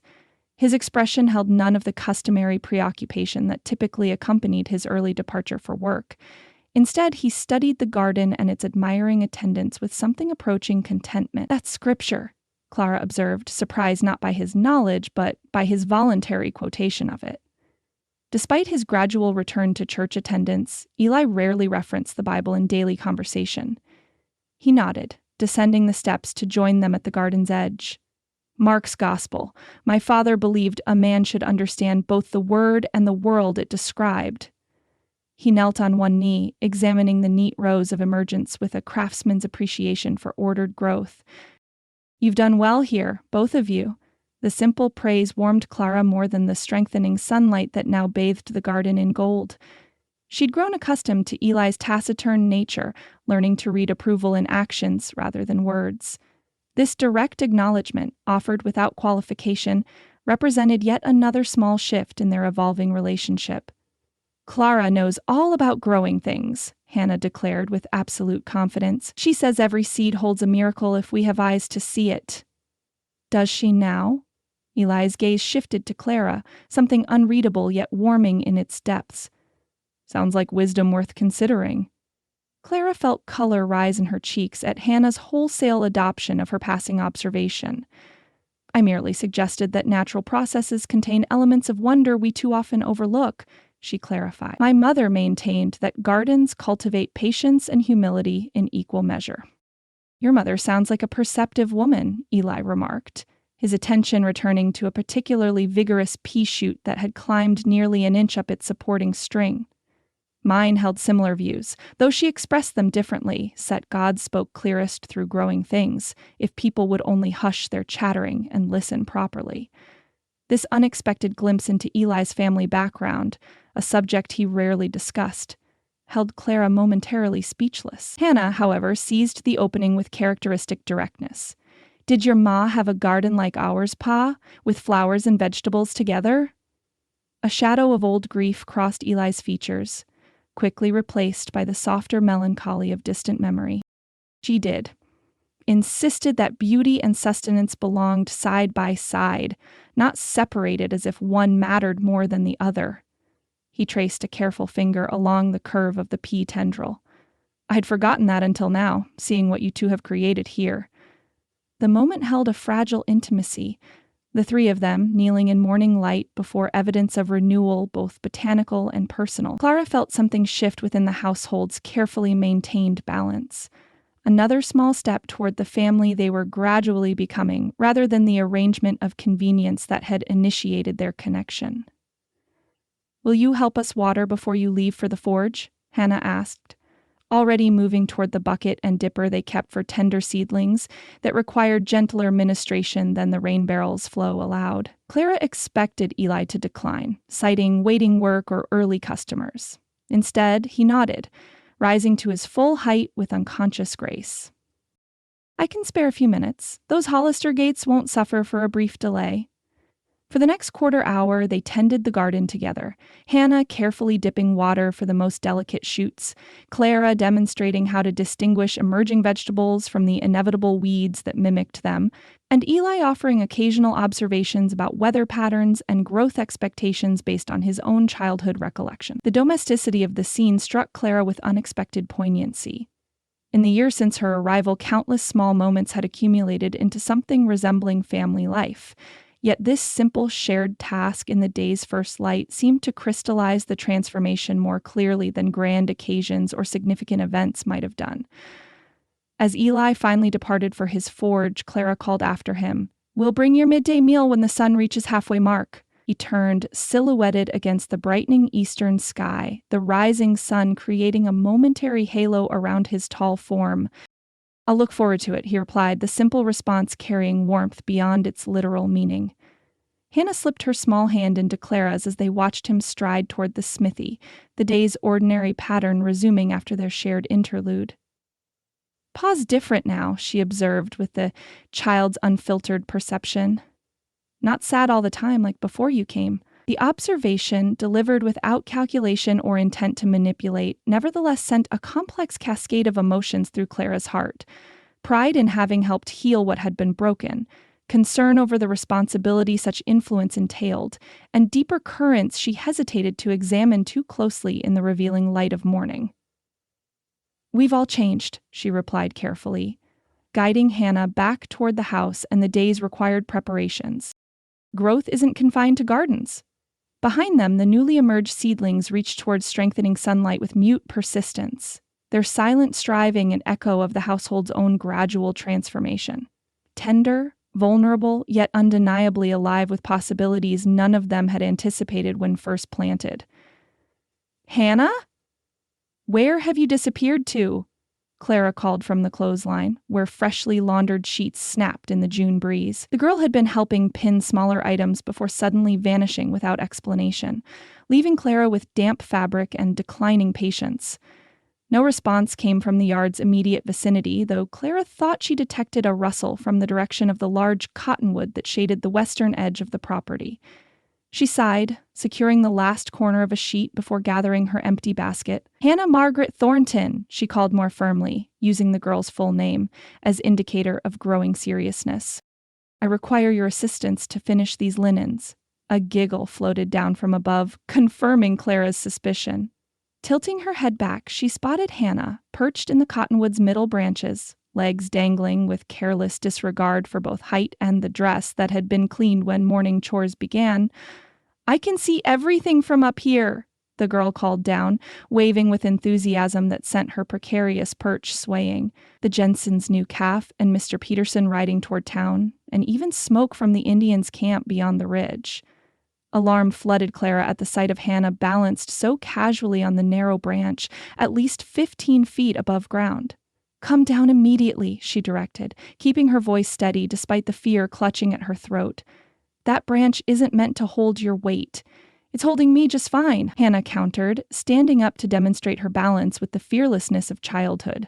"Pa says I climb like a squirrel. I want to go higher and see if I can spot the stagecoach coming." "Your father would never approve of such recklessness," Clara replied, forcing herself to sound firm rather than terrified. "I instructed you specifically last week that the cottonwood was off limits after Mr. Jensen's boy fell from a similar tree and broke his arm." Hannah's expression shifted toward mutiny, the stubborn set of her jaw reminiscent of Eli at his most obstinate. "Pa never said I couldn't climb it. He taught me how to find the strongest branches. Nevertheless, I am telling you to come down now," Clara insisted, her worry mounting as Hannah defiantly inched toward a higher limb. "Hannah, please. The laundry needs finishing before your father returns for his meal." "I'll help when I'm ready," the girl called back, reaching for a branch that extended above her head. "I just want to see if—" What happened next unfolded with the terrible swiftness of preventable accidents everywhere. Hannah's foot slipped on a patch of moss invisible from below, her weight shifting abruptly as she scrabbled for purchase. The branch she clutched bent beyond its capacity, and suddenly the girl was falling, a brief, heart-stopping trajectory punctuated by her sharp cry and terminated by the sickening thud of body meeting unyielding earth. Clara was at her side before conscious thought could form, knees skidding in dirt as she reached the crumpled form. "Hannah! Sweet heaven, Hannah! Don't move, let me see." The girl had landed on her side in relatively soft ground, her fall partially broken by lower branches that had scraped her arms and torn her dress, but likely prevented more serious injury. She lay stunned, eyes wide with shock and filling rapidly with tears of pain and fright. "My arm," she whimpered as awareness returned. "Clara, my arm hurts terrible." Clara ran practiced hands over the limb in question, murmuring reassurance while checking for the telltale deformity of broken bones. To her profound relief, nothing appeared displaced, though Hannah's wrist was already swelling with angry prominence. "I believe it's sprained rather than broken," she said, helping the girl to sitting position with gentle movements. "But we'll need to bind it properly and have your father examine it when he returns." Hannah's shock gave way to tears that mingled physical pain with dawning recognition of her disobedience. "Am I in trouble?" she hiccuped between sobs. "I didn't mean to fall." The falling was accident, but the climbing was deliberate choice. Clara replied, helping her toward the house with an arm around her trembling shoulders, after being expressly forbidden. Inside, Clara settled Hannah at the kitchen table while gathering supplies. Cold water from the well, clean cloths for binding, and the comfrey salve Margaret had prepared years earlier that still proved effective.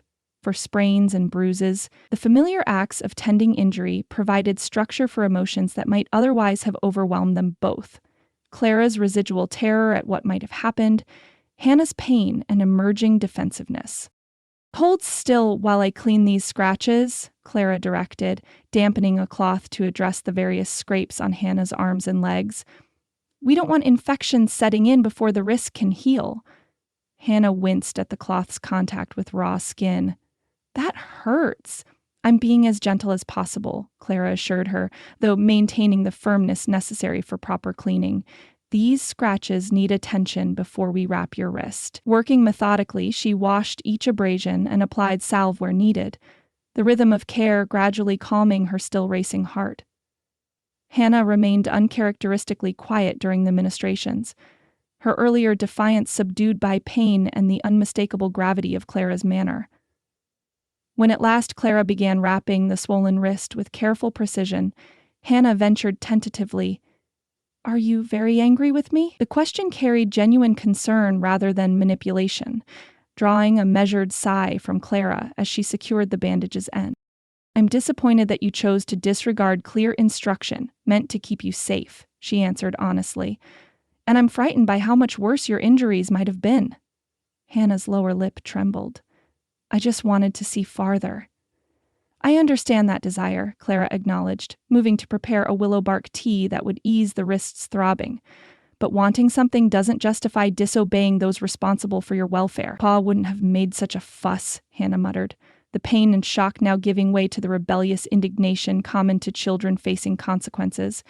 "He lets me climb all sorts of things." "Your father permits appropriate risk after ensuring you understand proper techniques," Clara corrected, setting the kettle to boil.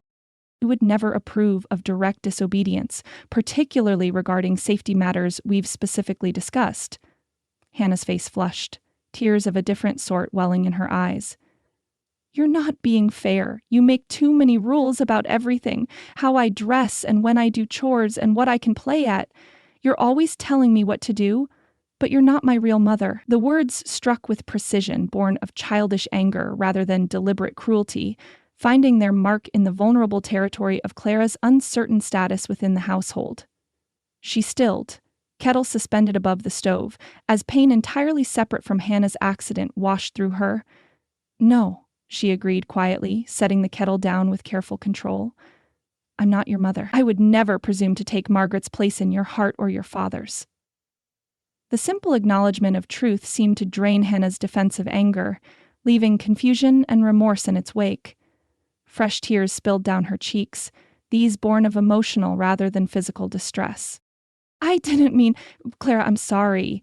"You spoke from hurt and frustration," Clara said, moving to the table again though her own emotions remained painfully raw.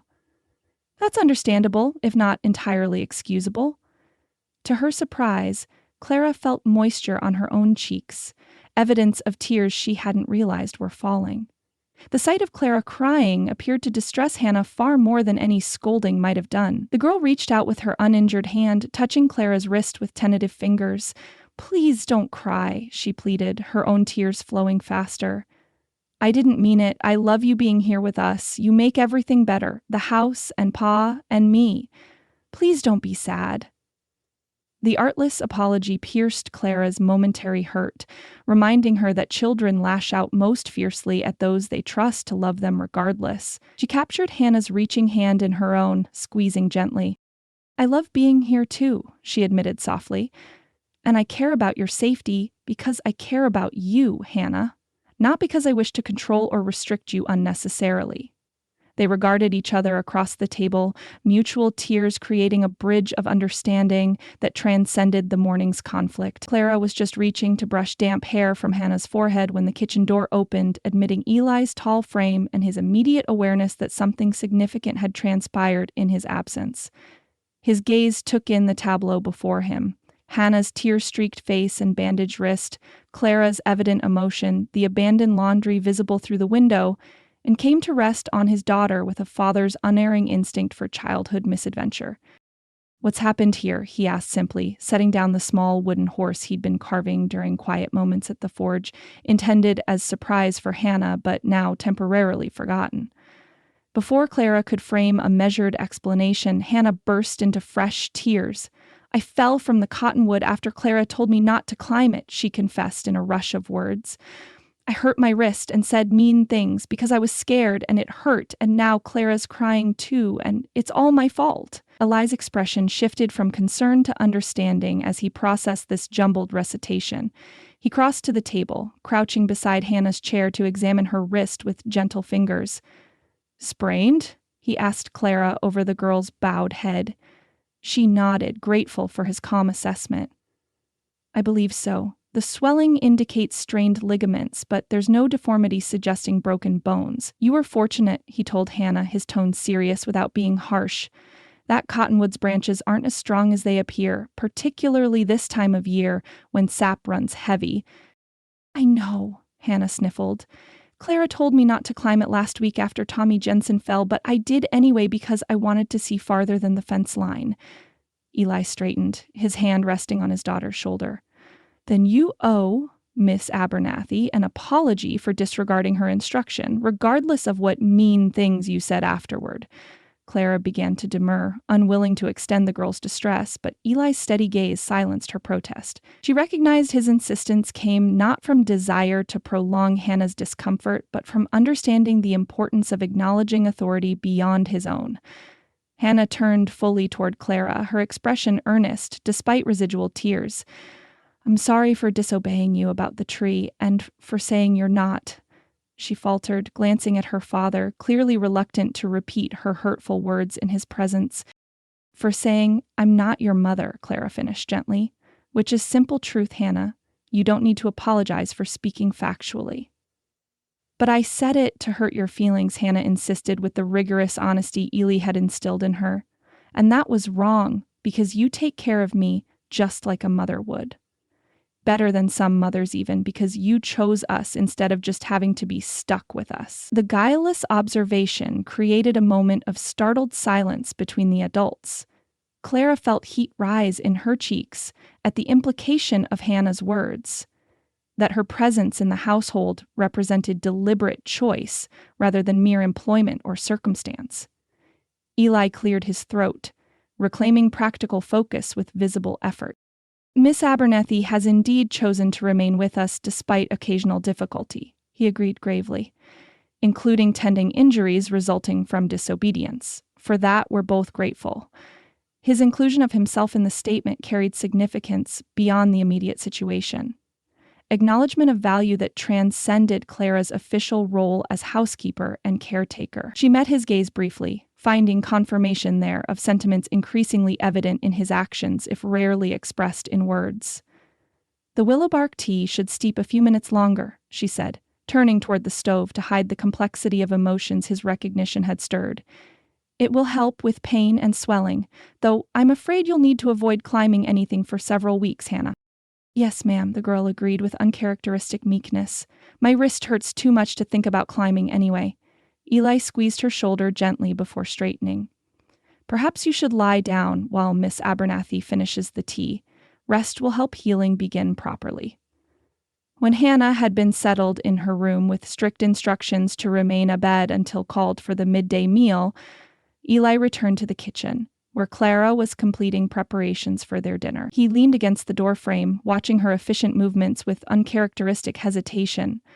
I heard what she said to you, he stated quietly, before I entered. Clara stilled, knife poised above the half-sliced bread loaf. Children speak from emotion rather than calculation, she replied, resuming her task with deliberate focus. Hannah didn't intend lasting hurt. No, he agreed, moving into the room with measured steps. But unintended wounds can cut just as deeply as deliberate ones. The simple observation, delivered with evident understanding of her concealed pain, threatened to unravel Clara's carefully maintained composure. She set the knife down, pressing her palms against the table's solid surface to ground herself in physical reality. Hannah spoke only truth, she said, echoing her earlier reassurance to the girl. I'm not her mother, nor would I presume to replace Margaret in either her life or yours. Eli considered this, his expression thoughtful rather than defensive at the mention of his late wife. Presumption implies overstepping bounds or claiming unearned position, he observed. Your care for Hannah has never displayed either quality. He moved to stand beside her at the table, close enough that she could detect the familiar sense of forge and honest labor that always accompanied him. What you've given her, given us both, transcends duty or employment.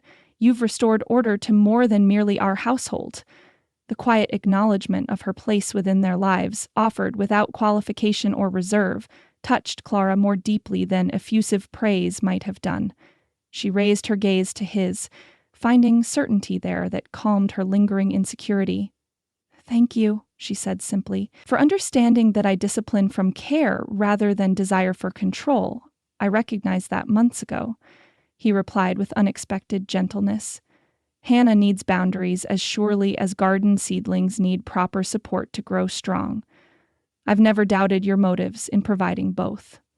As they finished preparing the midday meal together, moving in the synchronized rhythm that develops between those who share daily life, Clara reflected on the morning's significance.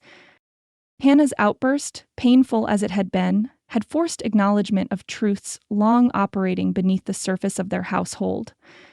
That Clara's role had evolved far beyond initial parameters, that her connection to both Thorntons carried emotional depth neither had anticipated, and that Eli recognized and valued this transformation.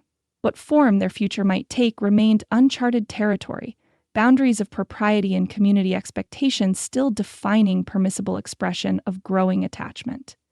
Yet as Clara carried a tray to Hannah's room, where the girl waited with apologetic eagerness to make amends through cooperation, she felt a profound sense of rightness in her place within this small family.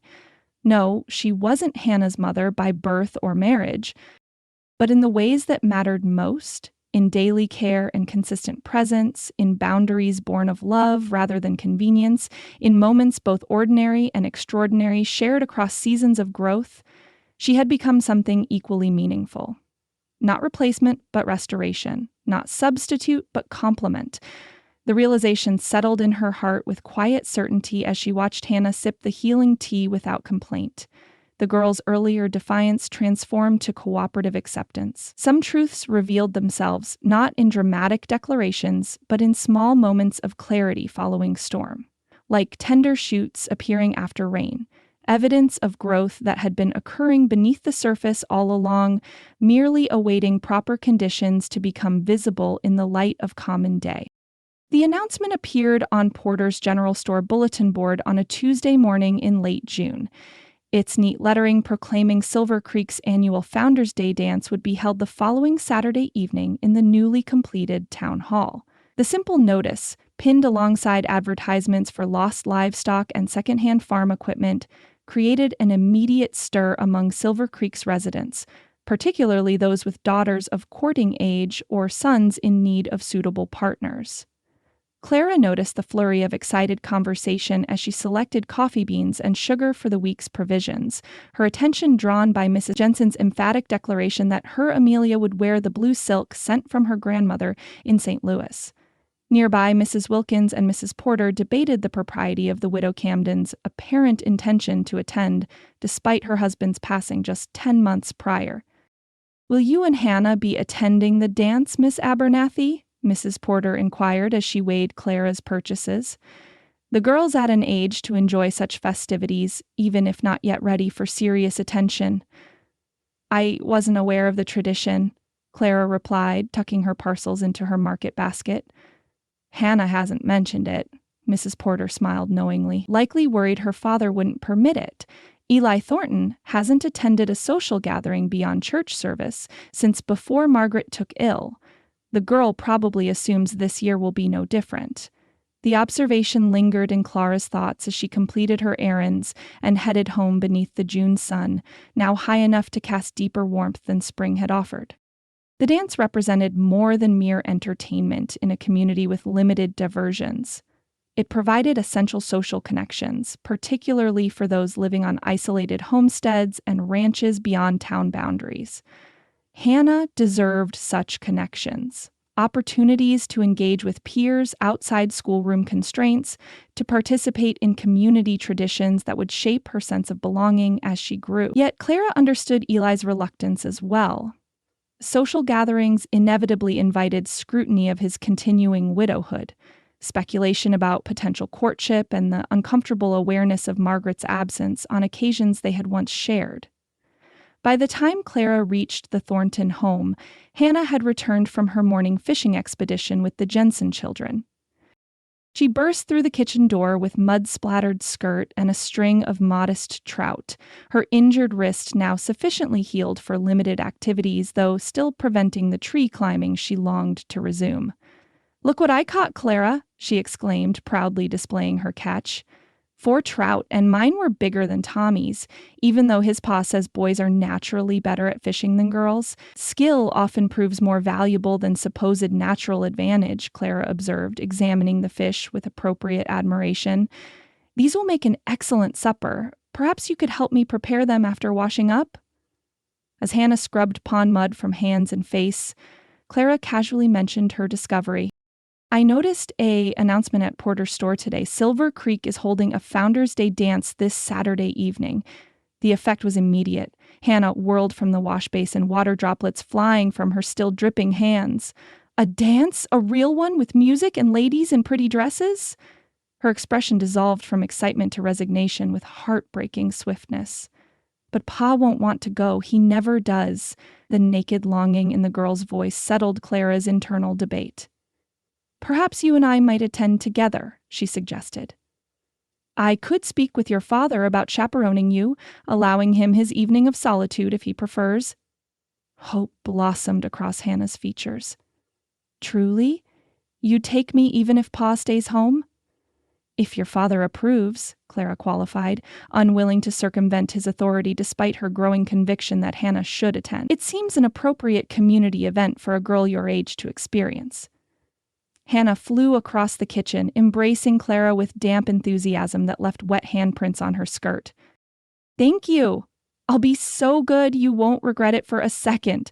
Millie Jensen says there's always cake and lemonade, and sometimes the older girls get to dance with their fathers or brothers. Clara smoothed Hannah's still damp hair, smiling at her excitement while privately contemplating how best to approach Eli with the suggestion. His protective instincts toward Hannah had relaxed somewhat over the months of Clara's residence, but social events involving the entire community represented new territory in their negotiation of shared responsibility. The opportunity presented itself that evening as they sat on the porch after supper, enjoying the lingering daylight while Hannah recounted her fishing adventure in greater detail for her father's benefit. When the girl paused for breath, Clara seized the moment. Hannah and I were discussing the Founders Day dance announced for Saturday evening, she said, keeping her tone casual. She's expressed interest in attending, and I'd be happy to accompany her if you'd prefer to remain home. Eli's expression revealed nothing of his thoughts as he considered the proposal, his attention seemingly fixed on the distant mountains now bathed in sunset's copper glow. Hannah watched him anxiously, fingers pleating and unpleating a fold in her skirt. Founders Day, he mused finally. Hasn't seemed important these past years. It's a community tradition, Clara offered quietly, a connection to Silver Creek's shared history and future. He nodded slowly, gaze shifting to his daughter's hopeful face. You want to attend, Hannah girl, even without your old pa along to spoil your fun? I want to go more than anything, she admitted fervently. Millie says there's dancing and special refreshments, and everyone dresses in their finest clothes. She hesitated, then added with careful nonchalance, but it would be nice if you came too, Pa, if you wanted to. Clara held her breath, recognizing the delicate balance Hannah attempted to navigate, expressing her own desire while leaving space for her father's reluctance. The subtle maturity of the approach spoke volumes about the girl's growing emotional intelligence. Eli seemed to recognize it as well, for his expression softened perceptibly. Been some time since I attended a social function beyond church service, he acknowledged. Might be. I've stayed away overlong. Hope flickered across Hannah's features, quickly tempered by careful restraint. Does that mean we can go? All of us together? Eli glanced toward Clara, something unreadable in his expression. If Miss Abernathy doesn't object to my company alongside yours. Of course not, Clara assured him, concealing her surprise at his unexpected decision. Hannah will enjoy having both of us present for her first community dance. The matter appeared settled until later that evening, after Hannah had gone to bed, buzzing with excitement and plans for her attire. Clara sat mending by lamplight when Eli entered from his workshop, a small box of silver buttons in hand. Found these while organizing some unfinished pieces, he explained, setting them beside her. Thought they might serve for Hannah's dress, if you're planning alterations. Clara examined the delicate buttons, each cast in the shape of a tiny flower with remarkable detail. They're exquisite, she said sincerely, far too fine for a child's everyday dress. Margaret had them made for a special occasion dress that never reached completion. Eli said the admission of his late wife's unfinished project offered without the pain such memories had once evoked. Seems fitting they should serve Hannah's first dance. Clara nodded, touched by both the offering and the healing it represented. She'll be honored to wear something with such significance. She hesitated, then added with reluctant honesty, I'm facing a different dilemma regarding attire. My one good dress is woefully outdated for a formal occasion. The admission cost her pride, but Clara had learned that practical concerns outweighed vanity in Montana territory. Her trunks contained primarily serviceable clothing suitable for household management rather than social events. The single formal gown she'd brought from Boston, intended for her wedding to James Wright, remained unworn, its styling several seasons behind current fashion even by Silver Creek's lenient standards. Surely anything you chose would be appropriate, Eli replied with the genuine incomprehension men often displayed regarding women's attire. You always appear perfectly presentable, Clara smiled despite herself. Presentable for household duties differs considerably from suitable for a community gathering, but I'll manage suitable alterations to what I have. Later that night, after the household had settled into silence, Clara withdrew the gown from its protected wrapping at the bottom of her trunk. The pale blue silk shimmered in the lamplight, its delicate beadwork and fine construction evidence of an expense her father had scarcely been able to afford during his final illness. He had insisted, nevertheless, determined his only daughter would enter marriage with at least one gown befitting the occasion. You'll be a beautiful bride, Clara, he'd whispered, already weakened by the consumption that would claim him weeks later. Promise me you'll wear something that makes you feel as precious as you truly are. The memory brought unexpected tears as Clara spread the dress across her narrow bed. She had selected the pattern and fabric with such different expectations, envisioning a respectable union with James Wright, a continuation of the middle-class existence she'd known in Boston, security if not passionate attachment. How naive those expectations seemed now, in light of all that had transpired since. The woman who had chosen this gown scarcely resembled the Clara who now contemplated its alteration. That earlier self had known nothing of Montana's harsh beauty, of a household rebuilt through patient labor, of connection formed through shared challenges rather than social convenience. Yet the gown represented not merely abandoned expectations, but her father's final gift. His desire that she recognize her own worth, regardless of circumstance. With gentle fingers, Clara began examining seams and calculating what modifications might transform the bridal gown into something appropriate for a community dance, preserving its essence while acknowledging her changed reality. The task absorbed her well past midnight, her needle flashing in the lamplight as she removed delicate beading from the bodice and altered the neckline to more modest proportions. By the time exhaustion forced her to bed, Clara had reimagined the gown sufficiently to glimpse possibilities beyond loss. Transformation rather than mere compromise. Like everything else in this new life, she whispered to herself as sleep finally claimed her, not what was planned, but perhaps something stronger for having been reshaped by necessity. Silver Creek's town hall blazed with light against the June evening, its newly installed windows reflecting the golden illumination of coal oil lamps arranged along whitewashed walls. Bunting in patriotic colors draped between cedar boughs created a festive atmosphere despite the building's utilitarian purpose. A small platform at the far end accommodated 3 musicians, Mr. Peterson with his fiddle, young Thomas Mackenzie and his concertina, and Mrs. Hargrove presiding at the upright piano transported for the occasion from the church. Clara stood near the refreshment table, arranging sugar cookies on a blue willow platter while surveying the gathering crowd. Her modified gown had drawn appreciative glances and several outright compliments from Silver Creek's female population. The transformation from bridal elegance to appropriate social attire had succeeded beyond her hopes. The removal of excessive beading and reduction of the train creating a silhouette both fashionable and suitable for her position within the community. "You've outdone yourself tonight, Miss Abernathy," Mrs. Porter declared, pausing beside the refreshment table with punch cup in hand. "That shade of blue complements your complexion remarkably well." "Thank you," Clara replied, smoothing the silk skirt with unconscious gesture. It's an old gown, repurposed for tonight's occasion. Mrs. Porter's knowing glance suggested she recognized the dress's original intent, but possessed sufficient tact to leave the matter unmentioned. Skillful adaptation suits the Montana character, she observed instead, making do with available resources while maintaining standards worth preserving.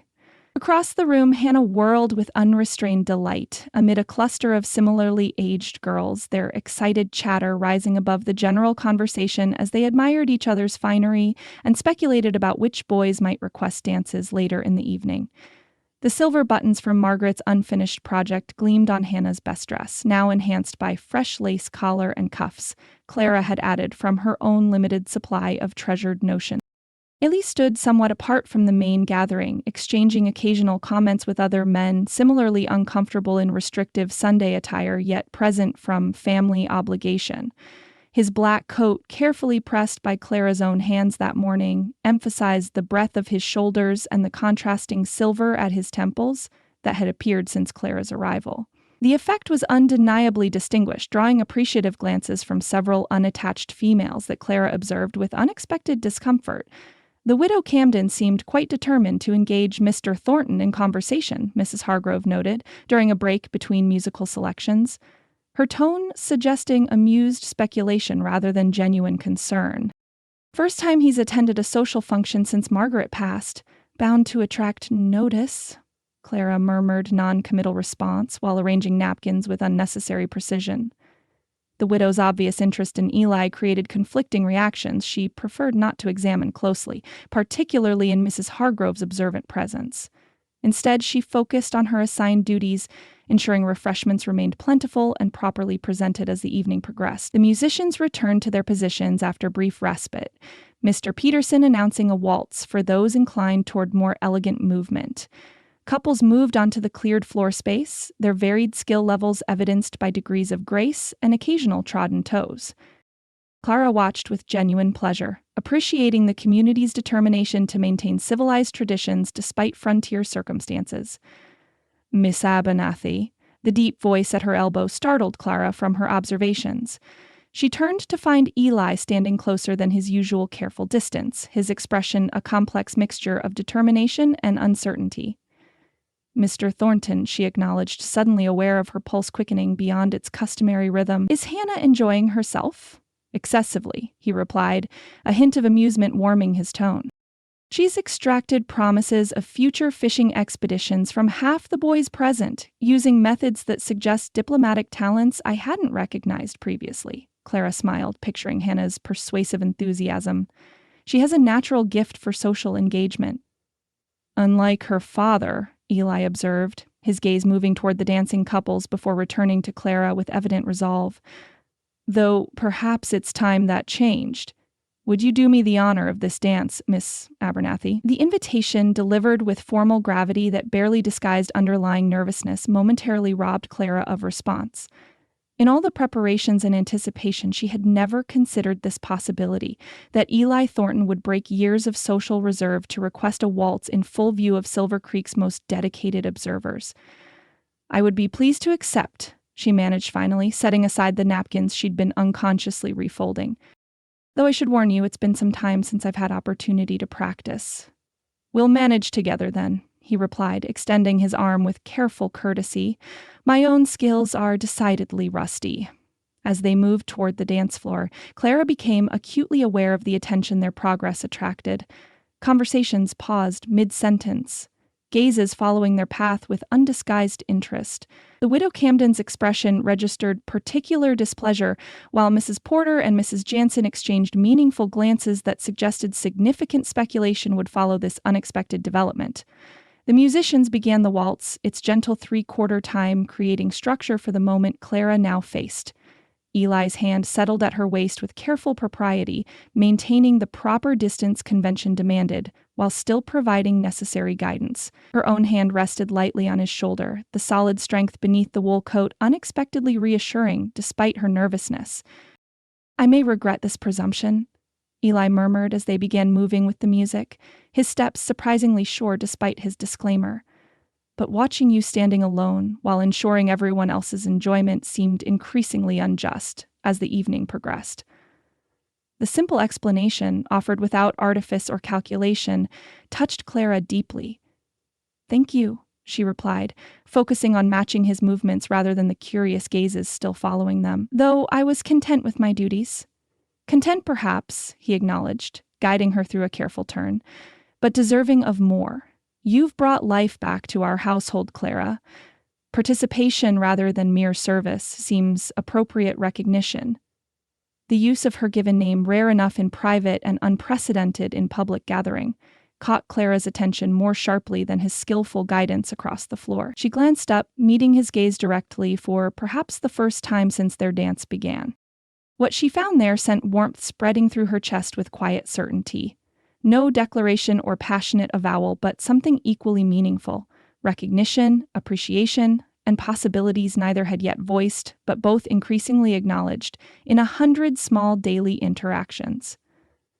"We've all benefited from the arrangement," she said carefully, conscious of potential listeners despite the music's cover. "Hannah's flourishing, and you've resumed connections beyond the smithy." "Don't diminish your role in those changes," Eli countered gently. "False modesty doesn't become someone of your genuine worth." The music carried them across the floor in widening circles, their initial awkwardness yielding to growing confidence as muscle memory reclaimed skills long unused. Clara gradually relaxed into the rhythm, allowing herself momentary enjoyment of the simple pleasure found in movement matched to music, in the solid guidance of Eli's lead, in belonging rather than observing from the sidelines. Throughout the dance, she remained acutely aware of his physical presence, the clean scent of soap and starched cotton, the careful strength in his hand at her waist, the subtle signals communicated through their connected palms. Propriety demanded space between their bodies, yet Clara felt connection transcending that physical distance, built through months of shared purpose and growing understanding. They had completed a full circuit of the floor, finding unexpected harmony in their movements, when Hannah's voice pierced the moment's spell. "Look, everybody, Pa is smiling, really smiling." The artless exclamation, delivered with a child's penetrating clarity during a momentary lull in the music, drew chuckles from nearby dancers and deepened the flush Clara already felt warming her cheeks. Eli's expression confirmed his daughter's observation.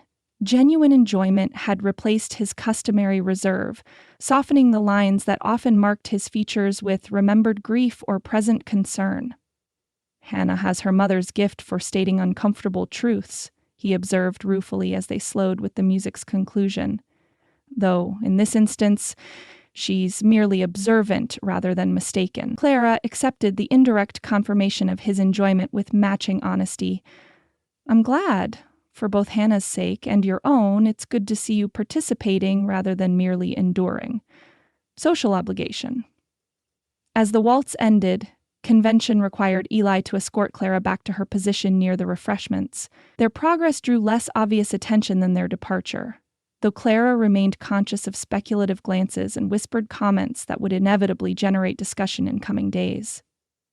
Hannah materialized beside them before they reached the refreshment table, her expression alight with excitement and a hint of mischief. "You danced beautifully together," she declared, "much better than Mr. Peterson and the widow Camden, who kept stopping every other step to argue about who should lead." "Hannah," Clara admonished gently, "it's impolite to compare dancers or draw attention to others' difficulties." "But I'm only saying good things about you and Pa," the girl protested with impeccable childhood logic. "That's not the same as criticism." Ellie's hand settled on his daughter's shoulder with gentle firmness. "Nevertheless, private observations should remain private in social settings. A lesson your mother tried repeatedly to instill in me as well," the easy reference to Margaret, offered without pain and in natural context, marked yet another indicator of healing Clara had witnessed over recent months.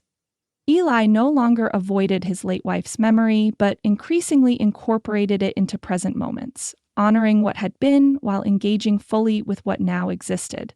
As Hannah darted away to rejoin her friends, Clara found herself momentarily alone with Eli beside the refreshment table. The brief waltz had altered something between them, not dramatically enough to draw definitive comment, yet significantly enough that both recognized the shift. "Thank you for the dance," she said simply, filling the silence with necessary courtesy while deeper currents moved beneath conventional exchange. "Thank you for accepting," he replied, equal simplicity disguising similar complexity. After a moment's hesitation, he added, "Perhaps not the last such occasion, if you're amenable." The tentative suggestion, offered without pressure or expectation, acknowledged growing possibilities while respecting established boundaries. Clara recognized the careful balance Eli attempted to maintain between employer and potential suitor, between respect for his late wife and recognition of present connection, between private feeling and public propriety.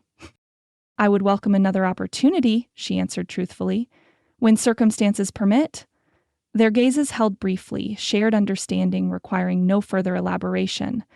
Then Mrs. Porter approached with punch cups needing refilling, and Clara returned to her duties while Eli moved to join the men discussing recent territorial legislation near the entrance. The evening continued with further dances, refreshments, and community announcements regarding upcoming harvest preparations. Clara participated in it all with genuine pleasure, yet remained acutely aware of Eli's presence across the room.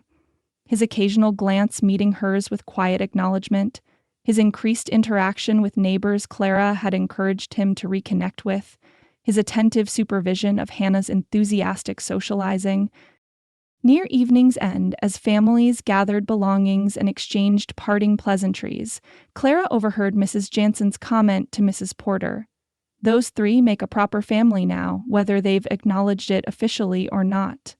About time Eli Thornton recognized what's been obvious to the rest of us these past months. The observation, not intended for Clara's hearing, nevertheless resonated with her own unspoken awareness. The waltz had represented more than mere social courtesy or momentary enjoyment. In its public demonstration of connection, Eli had taken first steps toward acknowledging possibilities beyond their current arrangement. Possibilities Clara found increasingly difficult to dismiss as mere pragmatic partnership or employer-employee relationship. As they rode home beneath star-scattered Montana sky, Hannah's excited chatter eventually gave way to drowsy silence, her head nodding against Clara's shoulder as the wagon swayed along the familiar road. Ellie guided the horses with practiced ease, his profile illuminated by moonlight that silvered the landscape around them. "She'll remember this night always," Clara observed softly, careful not to wake the sleeping child. "Her first community dance with both of us present." "As will I," Ellie replied, his voice equally quiet in the night's stillness, "for reasons beyond Hannah's enjoyment."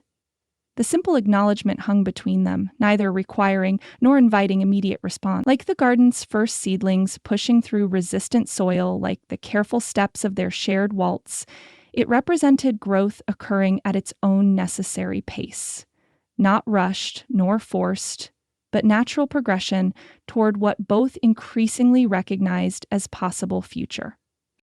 Clara gazed upward at the vast Montana sky, stars scattered across its darkness like promises waiting to be recognized. The woman who had arrived desperate and deceived a year earlier would scarcely have imagined this moment.